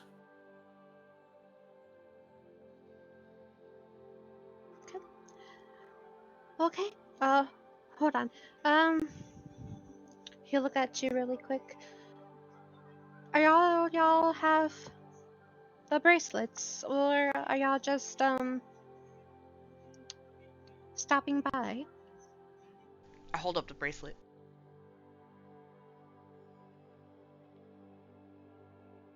Yeah, I'm assuming that she at this point we would have not had her combat wear. She would have had her casual clothes, and it's just your standard V-neck with short sleeves. So the bracelet would have been in full view. Okay. And he'll look over at you, Rhea. Yeah, I'm tinkling, tinkling.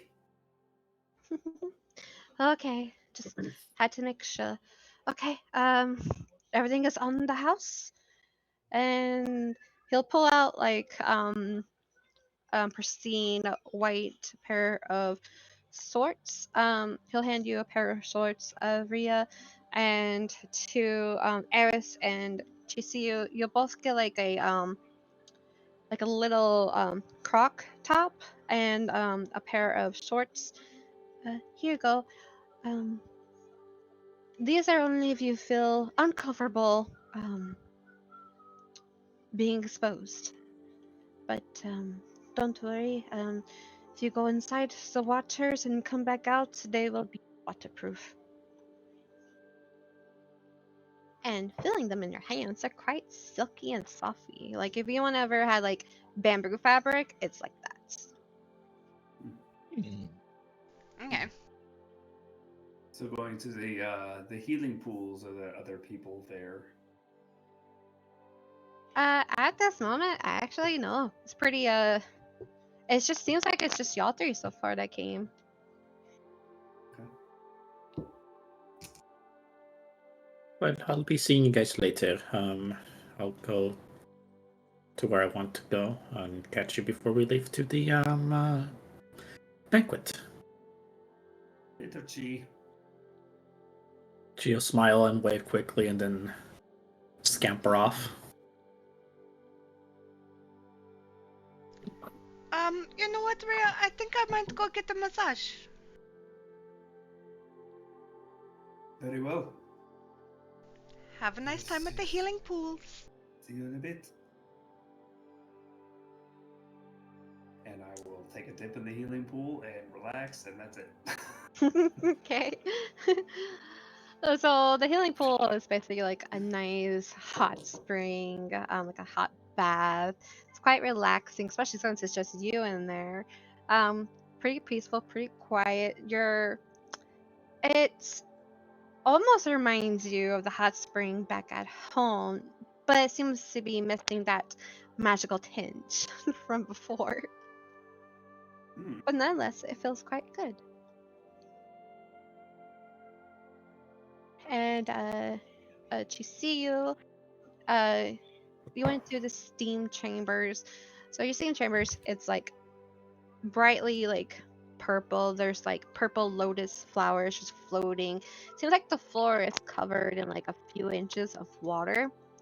But it's quite steamy, and then of course in the center, it's has like a bowl of like blackened rocks, and occasionally you'll see like a burst of like fire rise up from the bowl and then quickly dissipates. And when it does, it seems like this room gets a little bit more steamier, and it seems like the steam's coming off from the rocks too. But it does open up your pores and does, although it's hot, it's still relaxing. Yeah, since she knows that her sister's not going to come here, she'll feel more relaxed about showing her body, so she'll only have a towel to cover herself up. And Okay. before she enters the steam chamber, as she's getting all of her clothing and accessories out, she'll grab the necklace, the ruby necklace, before she takes it off and goes, taps it twice and goes, never got the chance to try this. Hope you got my earlier message from the assistant. We are both one. I'm sending a message to Balin. He would quickly respond. Oh, yeah, I just encountered her. I'm okay. I'll be staying at the Scholar's Quill Inn.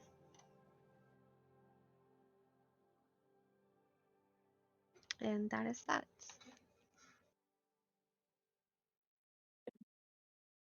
Okay. She'll smile, hearing his voice, and she'll go inside. She'll take off the necklace, but she'll keep it on hand as she relaxes inside of the chambers, so that she can feel like he's there with her to help her relax and clear her mind. Oh. Okay. And Aries, oh god, where's my thing? You went to massage. Um,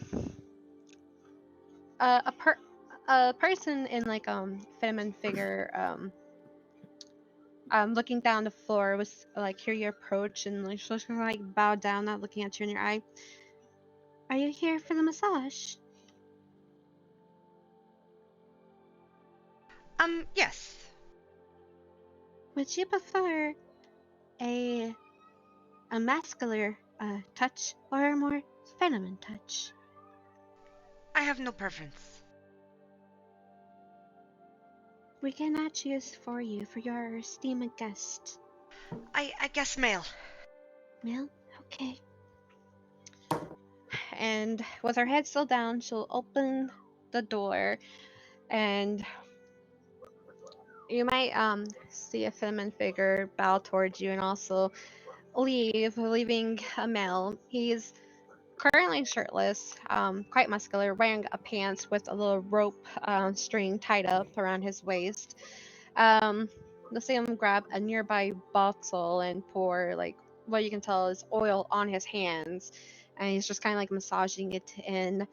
Um, Also not looking at you. He'll nod towards you and motion you to lie down on this nice table covered in silk. Okay. And for about 30 minutes, you'll get a nice deep massage. And in between the massages, you'll feel like hot, warm stones being placed among your back. And it feels Ooh. so good. Hot stone Just, massage. Ooh. yeah. And of course, you'll add like oil and like deepen your muscles, and you feel so relaxed. And he'll even massage the parts of your legs and your feet to give your hand a nice massage. And he'll even massage like your neck, and he'll like just give a slight twist. You might hear a little crack, but it's like a soothing release. And then he'll take a warm towel, rub it all over your body, and then gives your feet a little rough little rub in the center of it, and then gives like a little pat, and then you'll hear him like walk to the side of the table, bow down. I hope you enjoyed your massage. Thank you. You are welcome.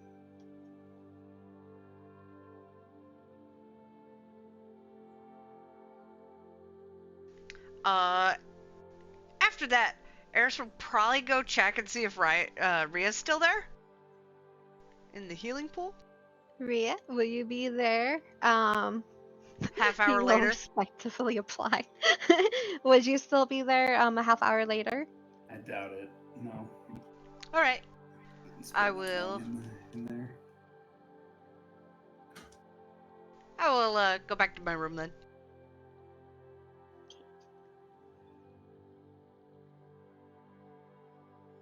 Okay, Ria, what would you do after the healing pools? Back to the room. Get ready, I suppose. Okay, and she see you? Down in the lobby. After being done, she'll probably just take like the quickest of dips in the healing pools just to cool off. Mm-hmm. Because it's no matter how hot springy it is, it's still going to be colder Yeah. than inside of a steam chamber. So it's just she'll quickly dunk herself for like a minute and then get herself semi-dressed to go back upstairs. Okay. For the other three, did y'all want to do anything in the meantime? So after Kilroy's shower, which took, I don't know, I would say that took all in all maybe, from getting into the room, it's like maybe half an hour in. You'll so it was 2 hours from when we got to the hotel, right? Or the inn, the banquet. Roughly, but I will say at this time it's kind of like approaching. Oh, it's approaching. Oh, then he would just get ready. Put the suit on and shoes. Ebbet would eventually soak in the bath for a little bit and start to get ready.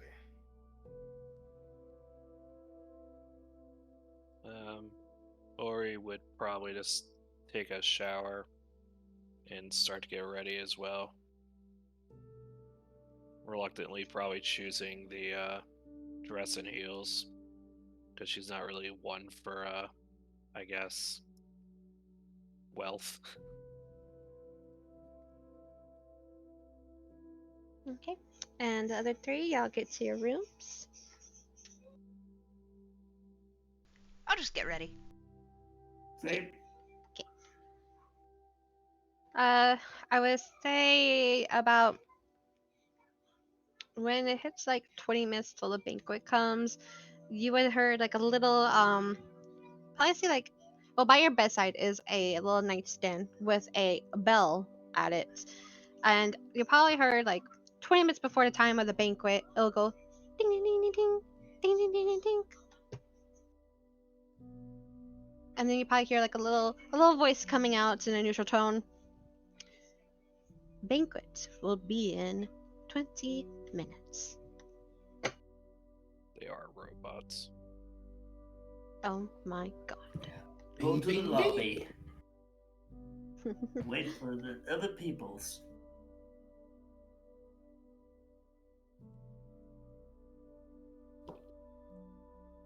Okay, so you wanna do something before I zoom you to the banquet? I'm done with the Zoom because I already have in mind what my dress is going to be. Same. Yeah, I already got my fit in mind. Ebbet will, and he would have done it earlier as well, but he's going to, of course, pray about all of this. Not sure if he's going to get an answer. Approach who? He's going to pray. Oh, pray. Okay. Yeah. Approaches God in prayer. Yeah. Kilroy was Nothing. going to do some tinkering, but we could talk about that off stream or off. Tink, tink, tink, tink. New spell acquired. To the food. Food?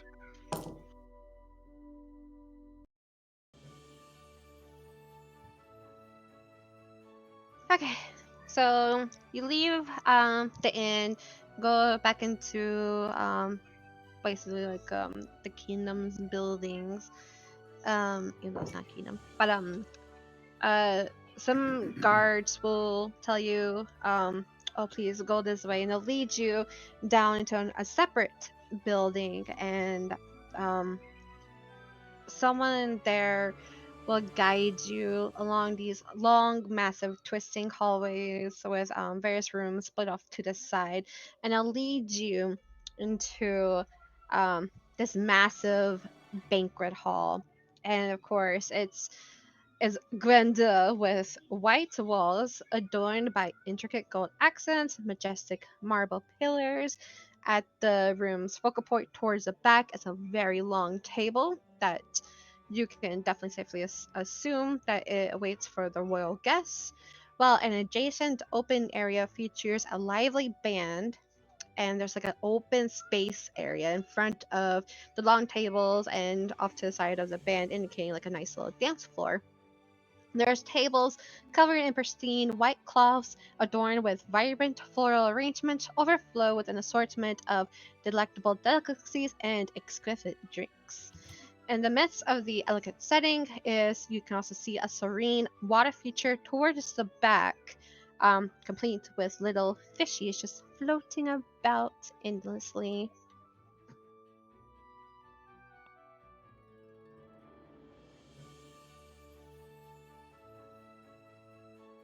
And of course, you would notice few people that you've seen in the courtyard sitting at some tables. Doesn't seem like they're digging into the food just yet. So, one by one, who would like to describe what they are wearing to this lovely banquet?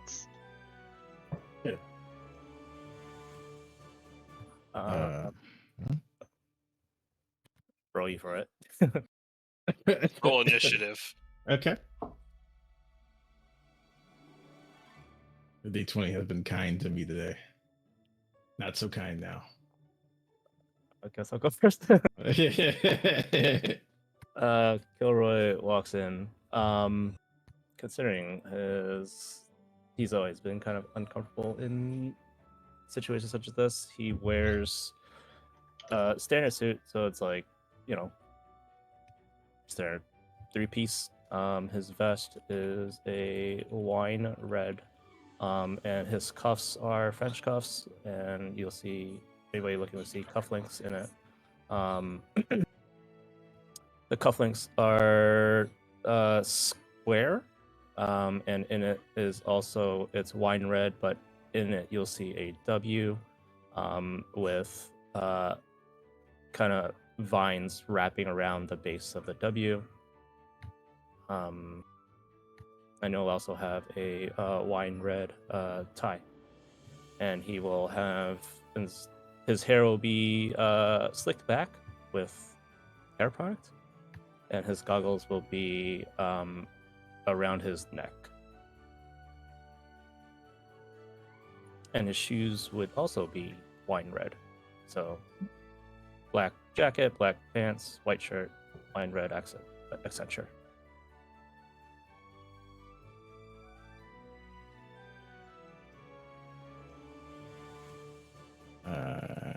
I have a picture for it, but it would come in more of an it's almost like an Eastern slicked down alteration of his normal outfit, but slicked up a little bit, right? Like it's just a little bit more formal, a little more poofed up. Again, nothing but the neck is showing. I kind of have a picture here of a general idea of what it looks like. Posted in the Discord, on the voice chat. Voice chat. Voice chat. Chat voice. Cha-cha. But it's white, green, and black inlays. Something simple, Voice. but something a little regal.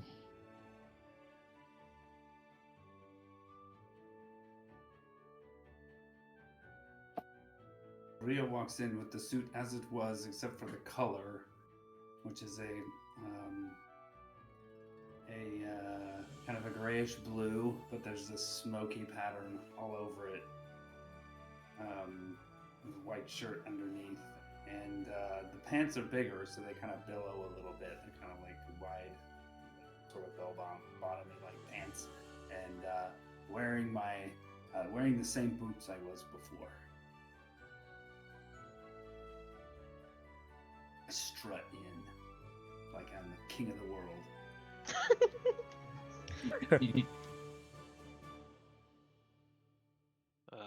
Well, as tall as you can't miss it. Yeah.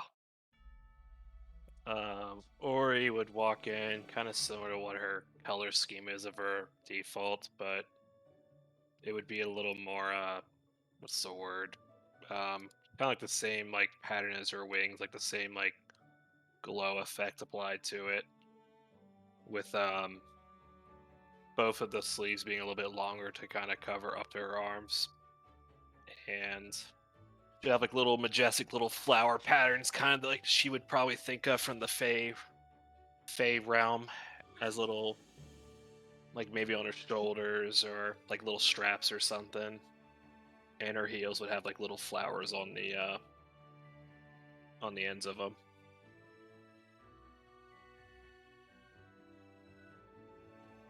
And Jared's on vacation right now. But if he could come, he'd be wearing a suit with a little bow tie. No. He can come. All right, Jared's gonna come in with a dapper suit and a top hat and a bow tie. Let's go. Does he have a pipe? No, he doesn't. But I will be holding his wing as I walk in. Cute. Oh my god. Oh, So Yeah. cute. I'll, I'll sit away from. Oh wait, I know where I'm sitting. Right here.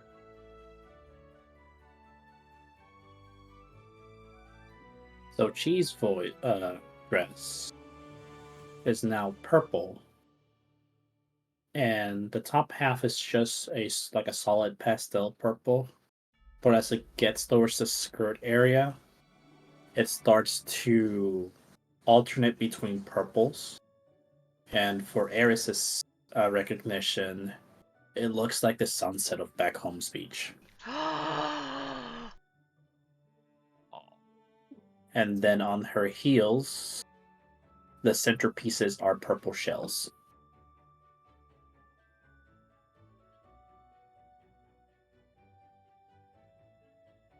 So you're dressed up pretty much. Essentially, yes. Okay. Man, I was thinking I was gonna be overdressed. Smile.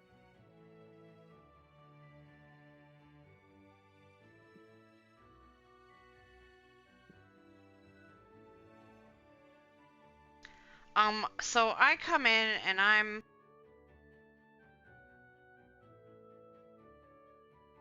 not wearing a huge dress. It's smaller than this picture I have, but it's like less poofy, I would say.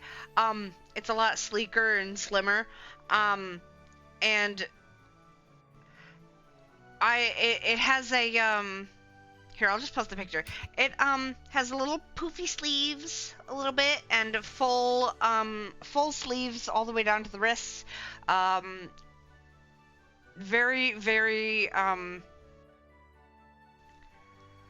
small like opening around the neck so that like she's mostly covered. She's not really showing any skin. That kind of thing. Let me post the picture.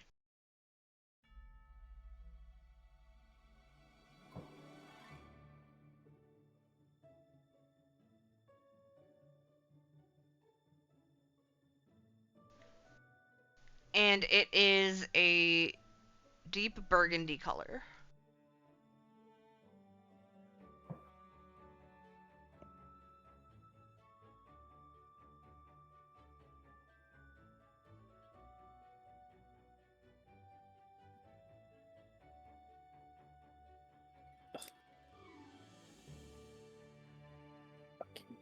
Okay.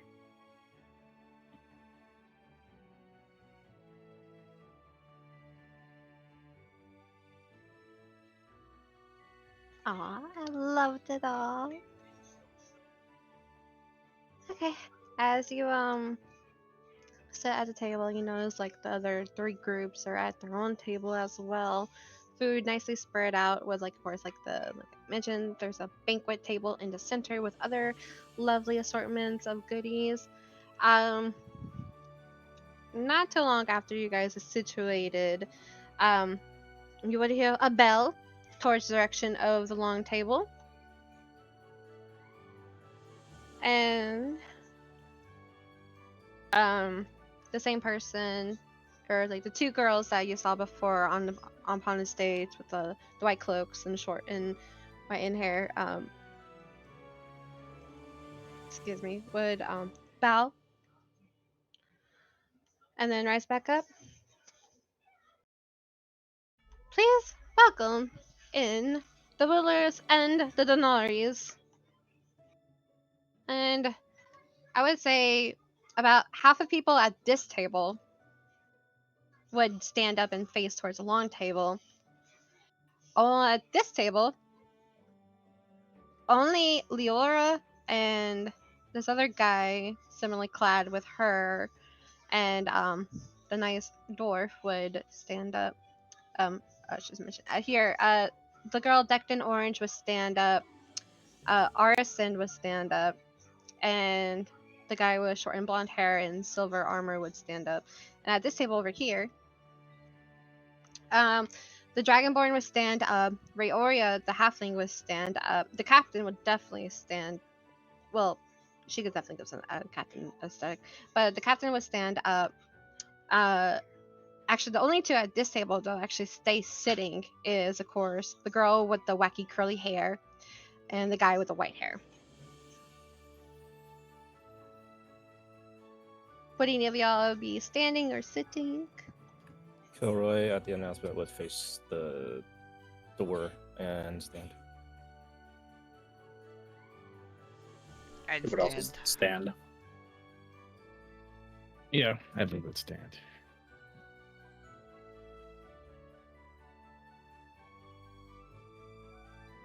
The Ori probably would just sit. She's kind of in thoughts right now.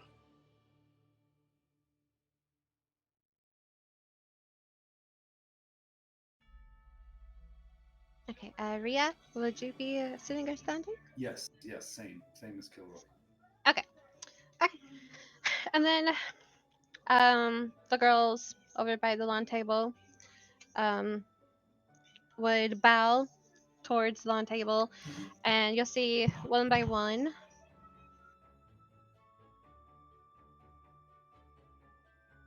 You'll see the princess of Evamus go to the far end of the table.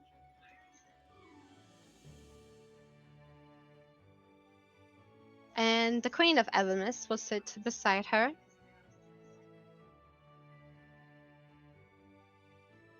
And then the newly anointed queen of Kingdom Starred would sit in towards almost in the center of the table, but not as close. But we'll sit beside the queen of Evamus. Oh, actually, they're not sitting. They're standing right behind where their chairs are located at the table. And then Prince Alistair will arrive, and everyone will notice that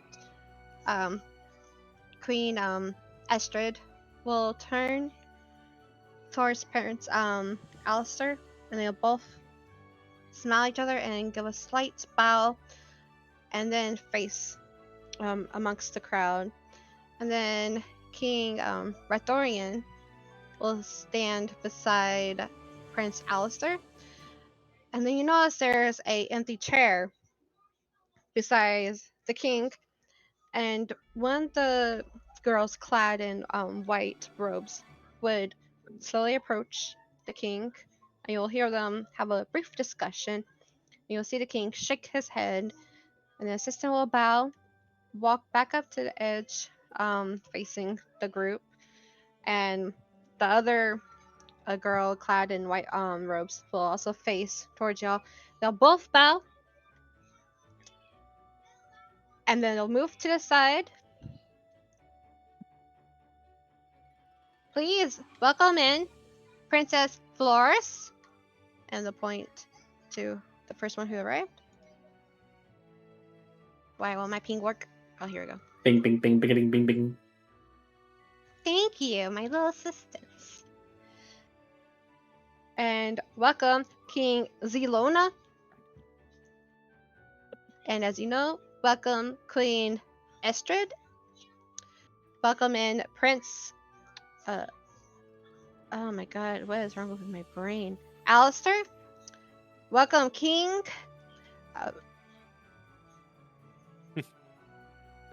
fuck.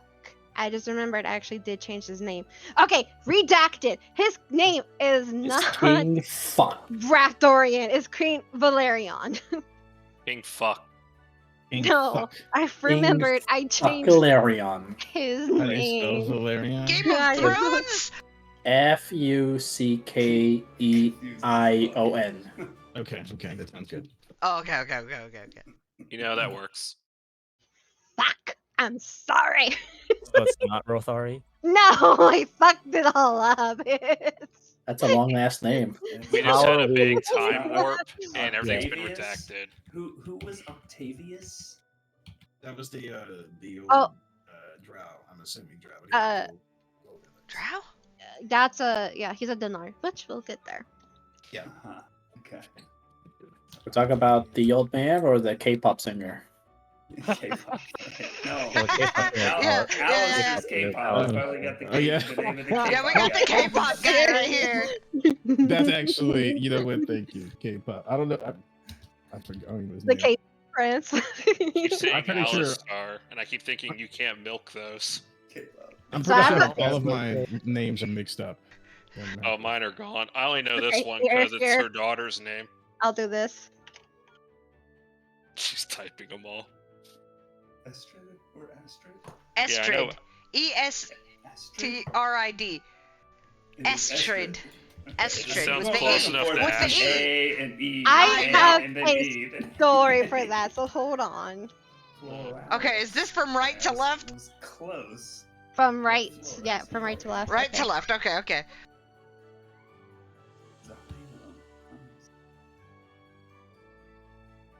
Is an E. Okay. Now is it their right? I'm just kidding. Don't hurt me. I will hurt you. Off with your wings. It's gotta You've be already more- killed me once gotta be today. How many more bold. times can you kill me? Don't test her. And as you know, Queen Relorian. And there is one who did not show up. Thaddeus. Good job. Oh my god. Bonus points to Gryffindor. I'm proud of you. Excuse me, I think I'm part of. I Hufflepuff. don't know. That's the one.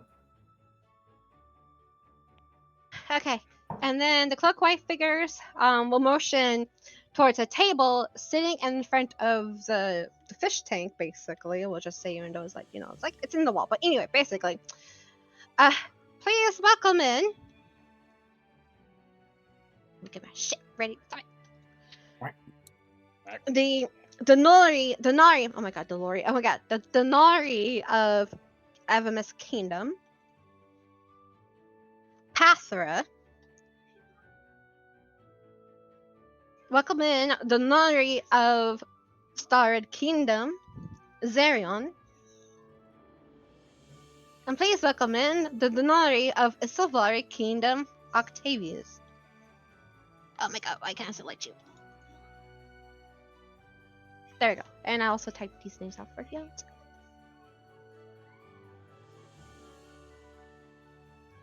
But in the meantime, Astrid will bow slightly to the crowd. We, the rulers of Merlanus, extend our gratitude for joining us at this banquet. Let us seize this opportunity to foster stronger bonds among our teams, for unity breeds strength. In times of darkness, let us find hope. And in small celebrations, let us find joy. Together, let us embrace the light that shines even in the darkest of times. And then the kings, queens, princesses, and the Lunari will all sit down. And the moment they sit down, you'll see everyone else who was standing she'll sit down as well.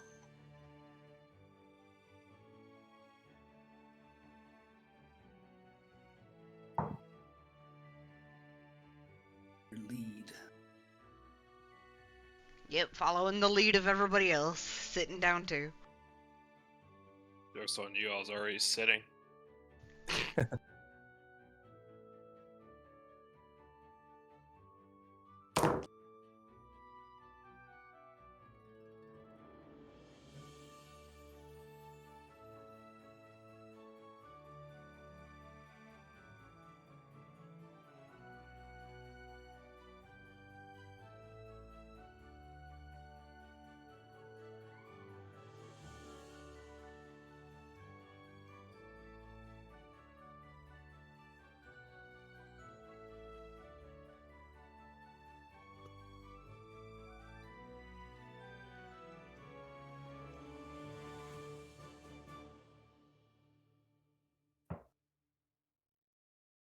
Oh, you guys can talk. I'm like, why you thought y'all can talk? Oh, The awkward cough in the crowd of.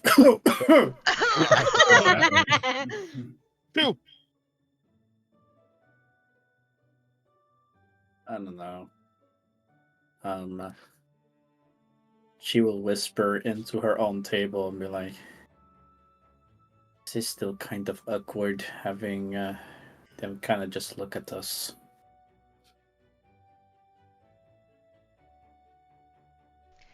Very.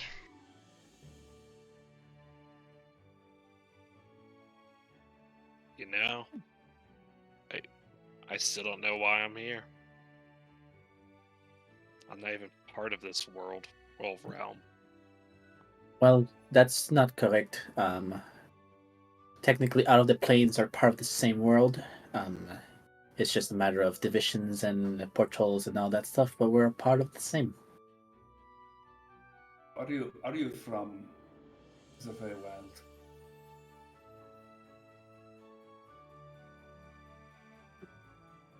Well, Sorry, I was posting something. What? Yes. I couldn't hear. Are you Wow. from the Feywild, Aurelia? How do you know of the Fey world? Stories from my father. And it is actually very heavily documented in books and art, and every random is in contact with each other every so often. It is not unheard of. I say in Sylvan. How long have you been away from home? I first of all get shocked and realize that someone speaks her tongue. Mario, what was it, like 4 months? Yes. Why are you asking her? You should know that. Yeah, that's what I'm Because- saying. We were to, because never mind. Okay, we'll just say 5 months or 4. We'll just say 3 months. I thought it was longer than that. Okay, I don't know. We'll just. I thought it was we'll a year. Was it? Okay, I don't remember. Okay, we're just gonna say a year. Maybe If it's different, I'll change it. I promise. Maybe you should read your backstory again, sir. right? I'm about to. Study up on your backstory there, big boy. Do you remember do you remember your age? Actually, yes, I'm 45, but you don't know that. Just checking. Do you know your height? Yeah, I do. Okay. I already confirmed that in the beginning. I'm just gonna say a year. I'm pretty sure that's what I put in. If it's not, I'll just redact it to a year. Yeah, it's been about a year. Still in Sylvan. I'll say I do hope to go there someday. Although I don't think my family would approve. That's a story for another time. I'd From like to across learn the about it from you, though. Oh, sorry. Well, from across the table in Sylvan, you'd hear, "Stay away from the Fae. It's no good." And then when I hear you say that, I say under my breath, "Oh God, this guy can speak Sylvan too." Why is everybody? I'll say that too. Why is everybody speaking gibberish? You just hear a random conversation going on in the table. Yeah. There's no gibberish. It's just simply another language. Dr. Mm. Morris, you speak Sylvan as well. How did you Unfortunately, learn? do. My parents taught me. I speak up and I speak in Sylvan now just to test you. You sure you're not a Fae? Your parents know a lot of Sylvan. He just kind of gives you this just harsh look. Oh no, we're definitely not Fae. I don't despise the Fae. I despise the fairies. Despise the what?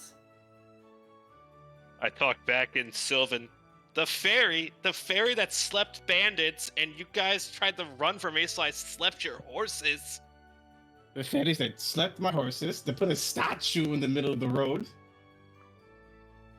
I'm sitting here looking between Kilroy and Chisuyu going, well, Is anybody else starting to look at our table? We're raising our voices a little bit. Maybe someone else knows Sylvan and jumps in. but it sounds like Maybe to you. Hey, Sylvan's a very elegant language. Mhm. Yeah, we have a nice roll of the tongue, you know? Mhm. Wait, fuck you, Emmett. You hate fairies. Fuck you. I wouldn't say that in character, but So Gilroy takes a look around and he's just gonna say, "Hey, whatever you guys are talking about, just..." And he gestures to keep it down. At that moment, the split second that Kilroy gets done saying that, you would hear coming from Princess Flores in Sylvan tongue. Ooh. Seems like we have some loud guests in our midst. And if you glance up towards her direction, she'll be looking at you with her eyebrows a little raised. And then she'll like look down at her plate and give like a little smirk. Which one was this one? The green-haired one? Yes, Yep. her. I Okay, posted a okay. screenshot of all their names underneath their plates. The far right, right? Correct. They don't call it the Fey Wild for no reason.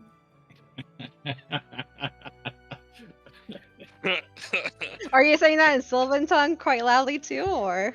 No, my normal common. Also, when she was saying her lines to us, was she saying it to me or who?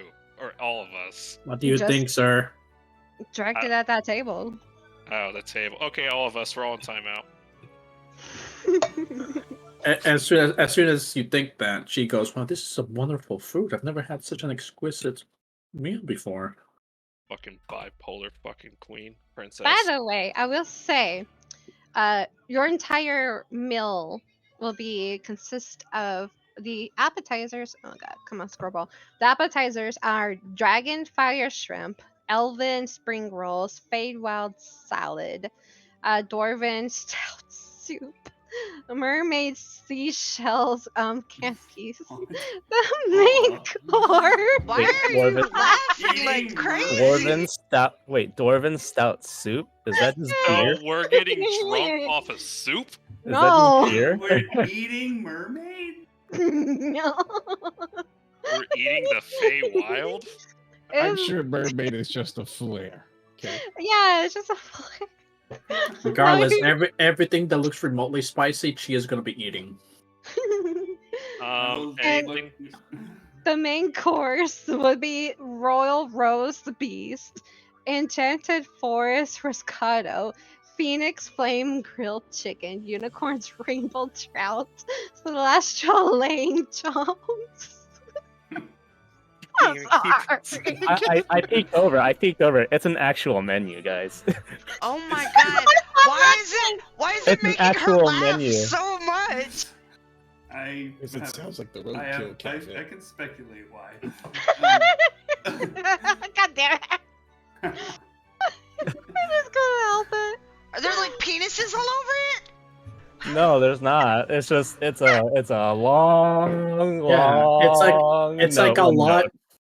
It's like a lot of restaurants where they make puns out of their food items. Mm. Like Rigel said, like the Roadkill Cafe. Yeah. I will look up to the sky again and just say, still not considering this a gift. Thank you. Well, if we're all gonna be working together, potentially in life-threatening situations,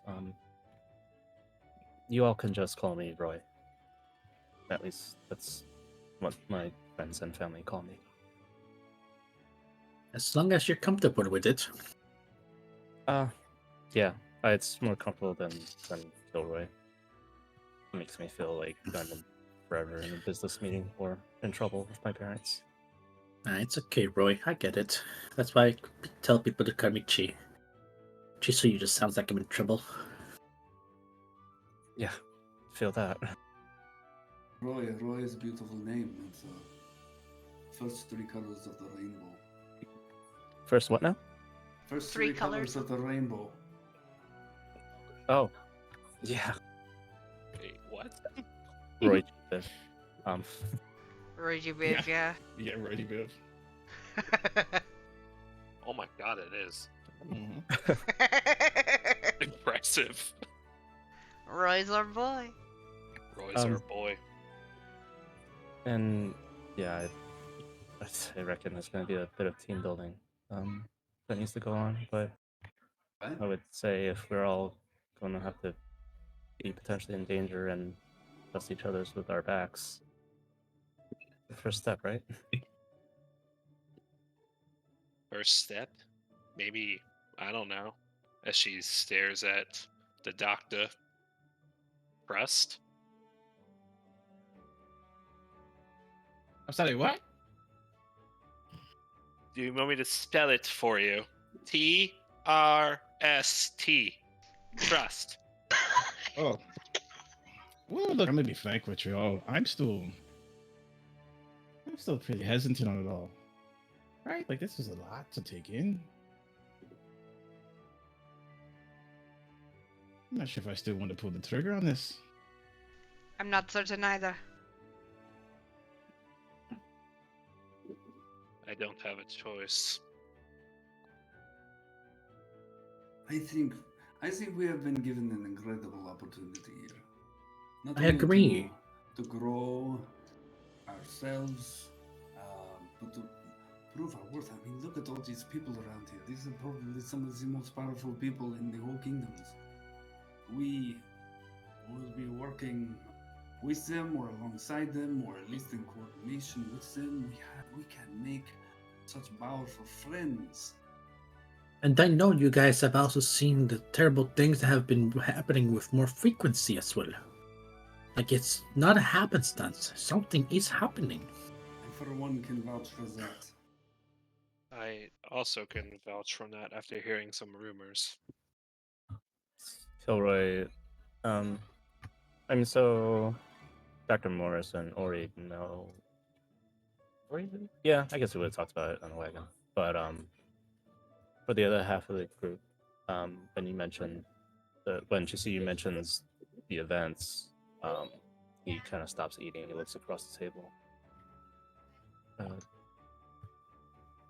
Did you guys, where you're from, encountered at least an odd disease or a curse as well? Odd diseases are not new to us. And as for curses, before we even left, a bunch of sea creatures started coming into town and attacking the town. And they seemed to have this ominous aura about them that was not normal. Creatures as well on the mountebank. I have a difficult time telling if it was just a dream or if it was something real, but I think one of them may have been something that we were shown in the room earlier. My memory is a bit fuzzy on that, but of curses, one of my friends from Mountebank was also encased in some sort of black crystal that no one knew about. It originated from a strange crack in a mountain nearby. All of these things, they're just very weird. And I left a lot of things unfinished back in Mountebank, but if it's related to what we heard earlier today, and there's a potential path with these powerful people to resolving all of it, then that is motivation enough for me. As soon as you mention strange crack in the mountain, you see a look of recognition in Roy's eyes. Yeah, there was something like that in Nakoro as well. There's a strange crack all the way inside the town mines. And go ahead. No, go. There was, well, for us, it was green smoke, and that was affecting the townspeople, and they couldn't see. It was hard to breathe. Just the day of that everything happened, it was just chaos all around. But I went into the crack in the mountain, and there was more green smoke, and there was a figure, cloaked figure, there. with piercing red eyes. I don't know if you guys saw any cloaked figures. Did it happen to speak riddles to you? It didn't speak to me at all. Everyone would say, mine spoke to me. Mentioned something about a vessel.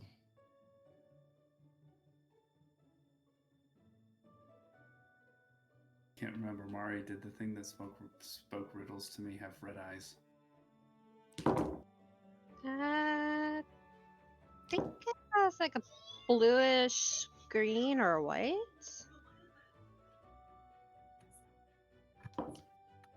The figure in my cave didn't speak to me per se. It just chanted something, and I blacked out after that. Then I woke up back at my master's shop.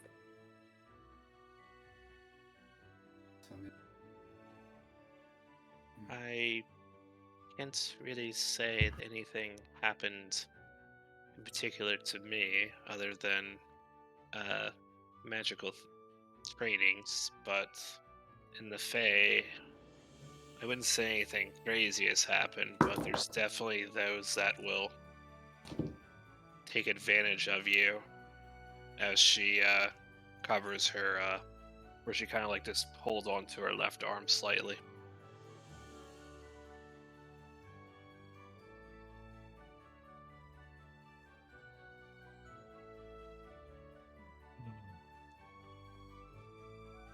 You know shit.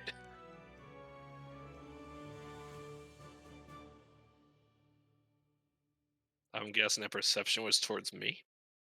Not to me. Oh, okay.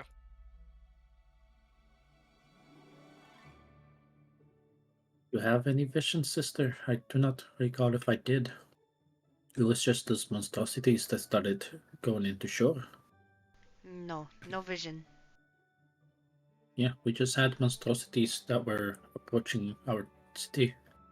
That There very were, much looked akin to the second vision we saw. yes. Yes, that's what I was reminded of as soon as you said sea creatures. And Rhea, yours kind of reminds me of maybe the third with the inky tendrils. So it's like black crystals, correct? Well, I'm not sure if the person that got encased in the black crystals is related to any of the beasts that I happen to see. And like I said, my memory is fuzzy. I remember a wolf, a dark wolf, very large. But there were two other creatures. I cannot remember what they looked like. Well, I think Evan would actually. Let me pull it out and have a little drawing.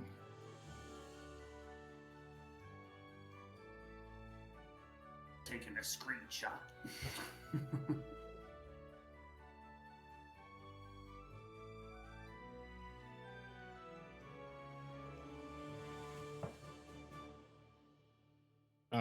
Kind of like he'd kind of like go through his journal, all of which all of which he's going through this journal and kind of going off of Kilroy's story. But it's like, fuck, what was the town I was in? This is the best drawing in the world. It's so good. Hey, that seems very Fairlet. detailed. This Very Fairlet. familiar to Rhea. Yeah, I haven't explained why yet. Let me explain. But down in Fairlet, down in Fairlet is I encountered a little bit of a curse, and they infected the kids, and they had the symptoms, and eventually I found this rune of necromancy. When I went to go scratch it off, I went unconscious. Woke up down in the cave, and there was this boy Greg with me who I was trying to save. And there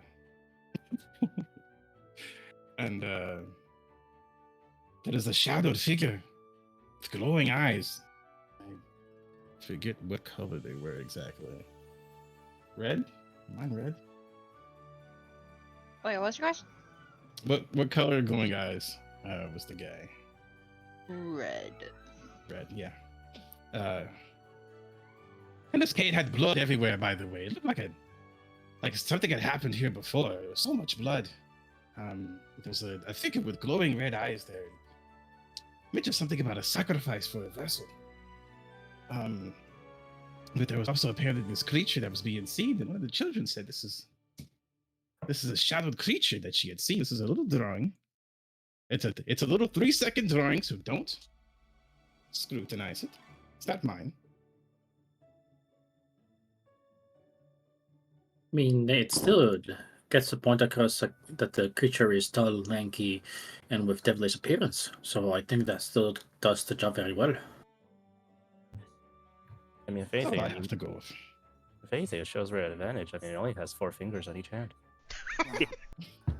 They're not even attached. God damn it! This is like floating fingers. And He's- toes. You could just grab 'em by the- toes and 4 Guys, toes. guys, it's a kid for crying out loud. I'm not saying anything bad about that. I'm still very impressed that he was able to recall all that information in 3 seconds. Also, that poor creature, he's very hungry, it looks like. Okay, now you're just poking the bear, like leave be. I apologize, Dr. Norris. I just wanted to make light of a very serious situation. Oh, it's fine. I get it. will pull out the drawing of my mother's face and show it around the table. It's a long shot, and I don't mean to change the subject, but it might be related. Does anyone have any recollection of this woman, or potentially the name Sidnax? Does that ring any bells for anybody? Sid next? No. Not for Really? me.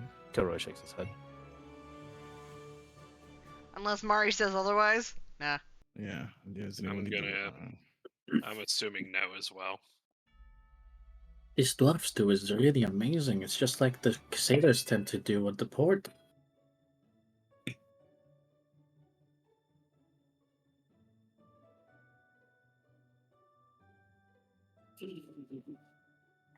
Okay. Near the long set of tables of the royalty, you'll hear the same bell sound, and that is where we will end tonight's session. Aw, man! I Darn. was having fun. Eris, what's your favorite flavor? Of what? Anything, just favorite flavor. Flavor? What it is not In carrots. It is not carrots, and don't even try cherries. That's all I gotta say.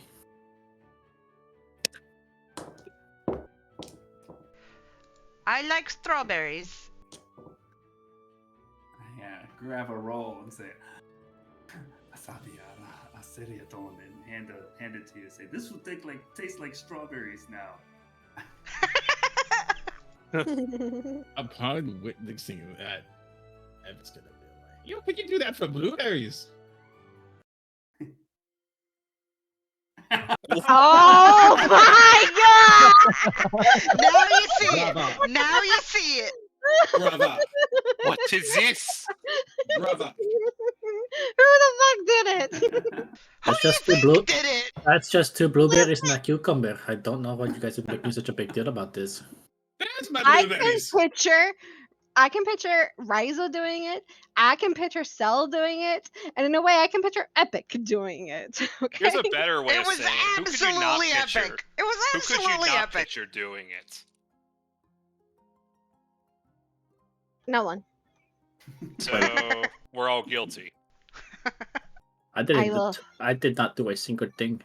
I didn't do a single thing. Hiya.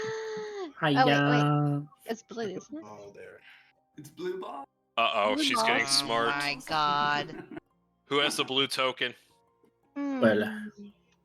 The only person I know definitely does not have blue balls, so I'm still safe. Oh my god. You guys were the one that made the cream joke earlier today, so I'm still free of sin. Sometimes you just gotta let it go.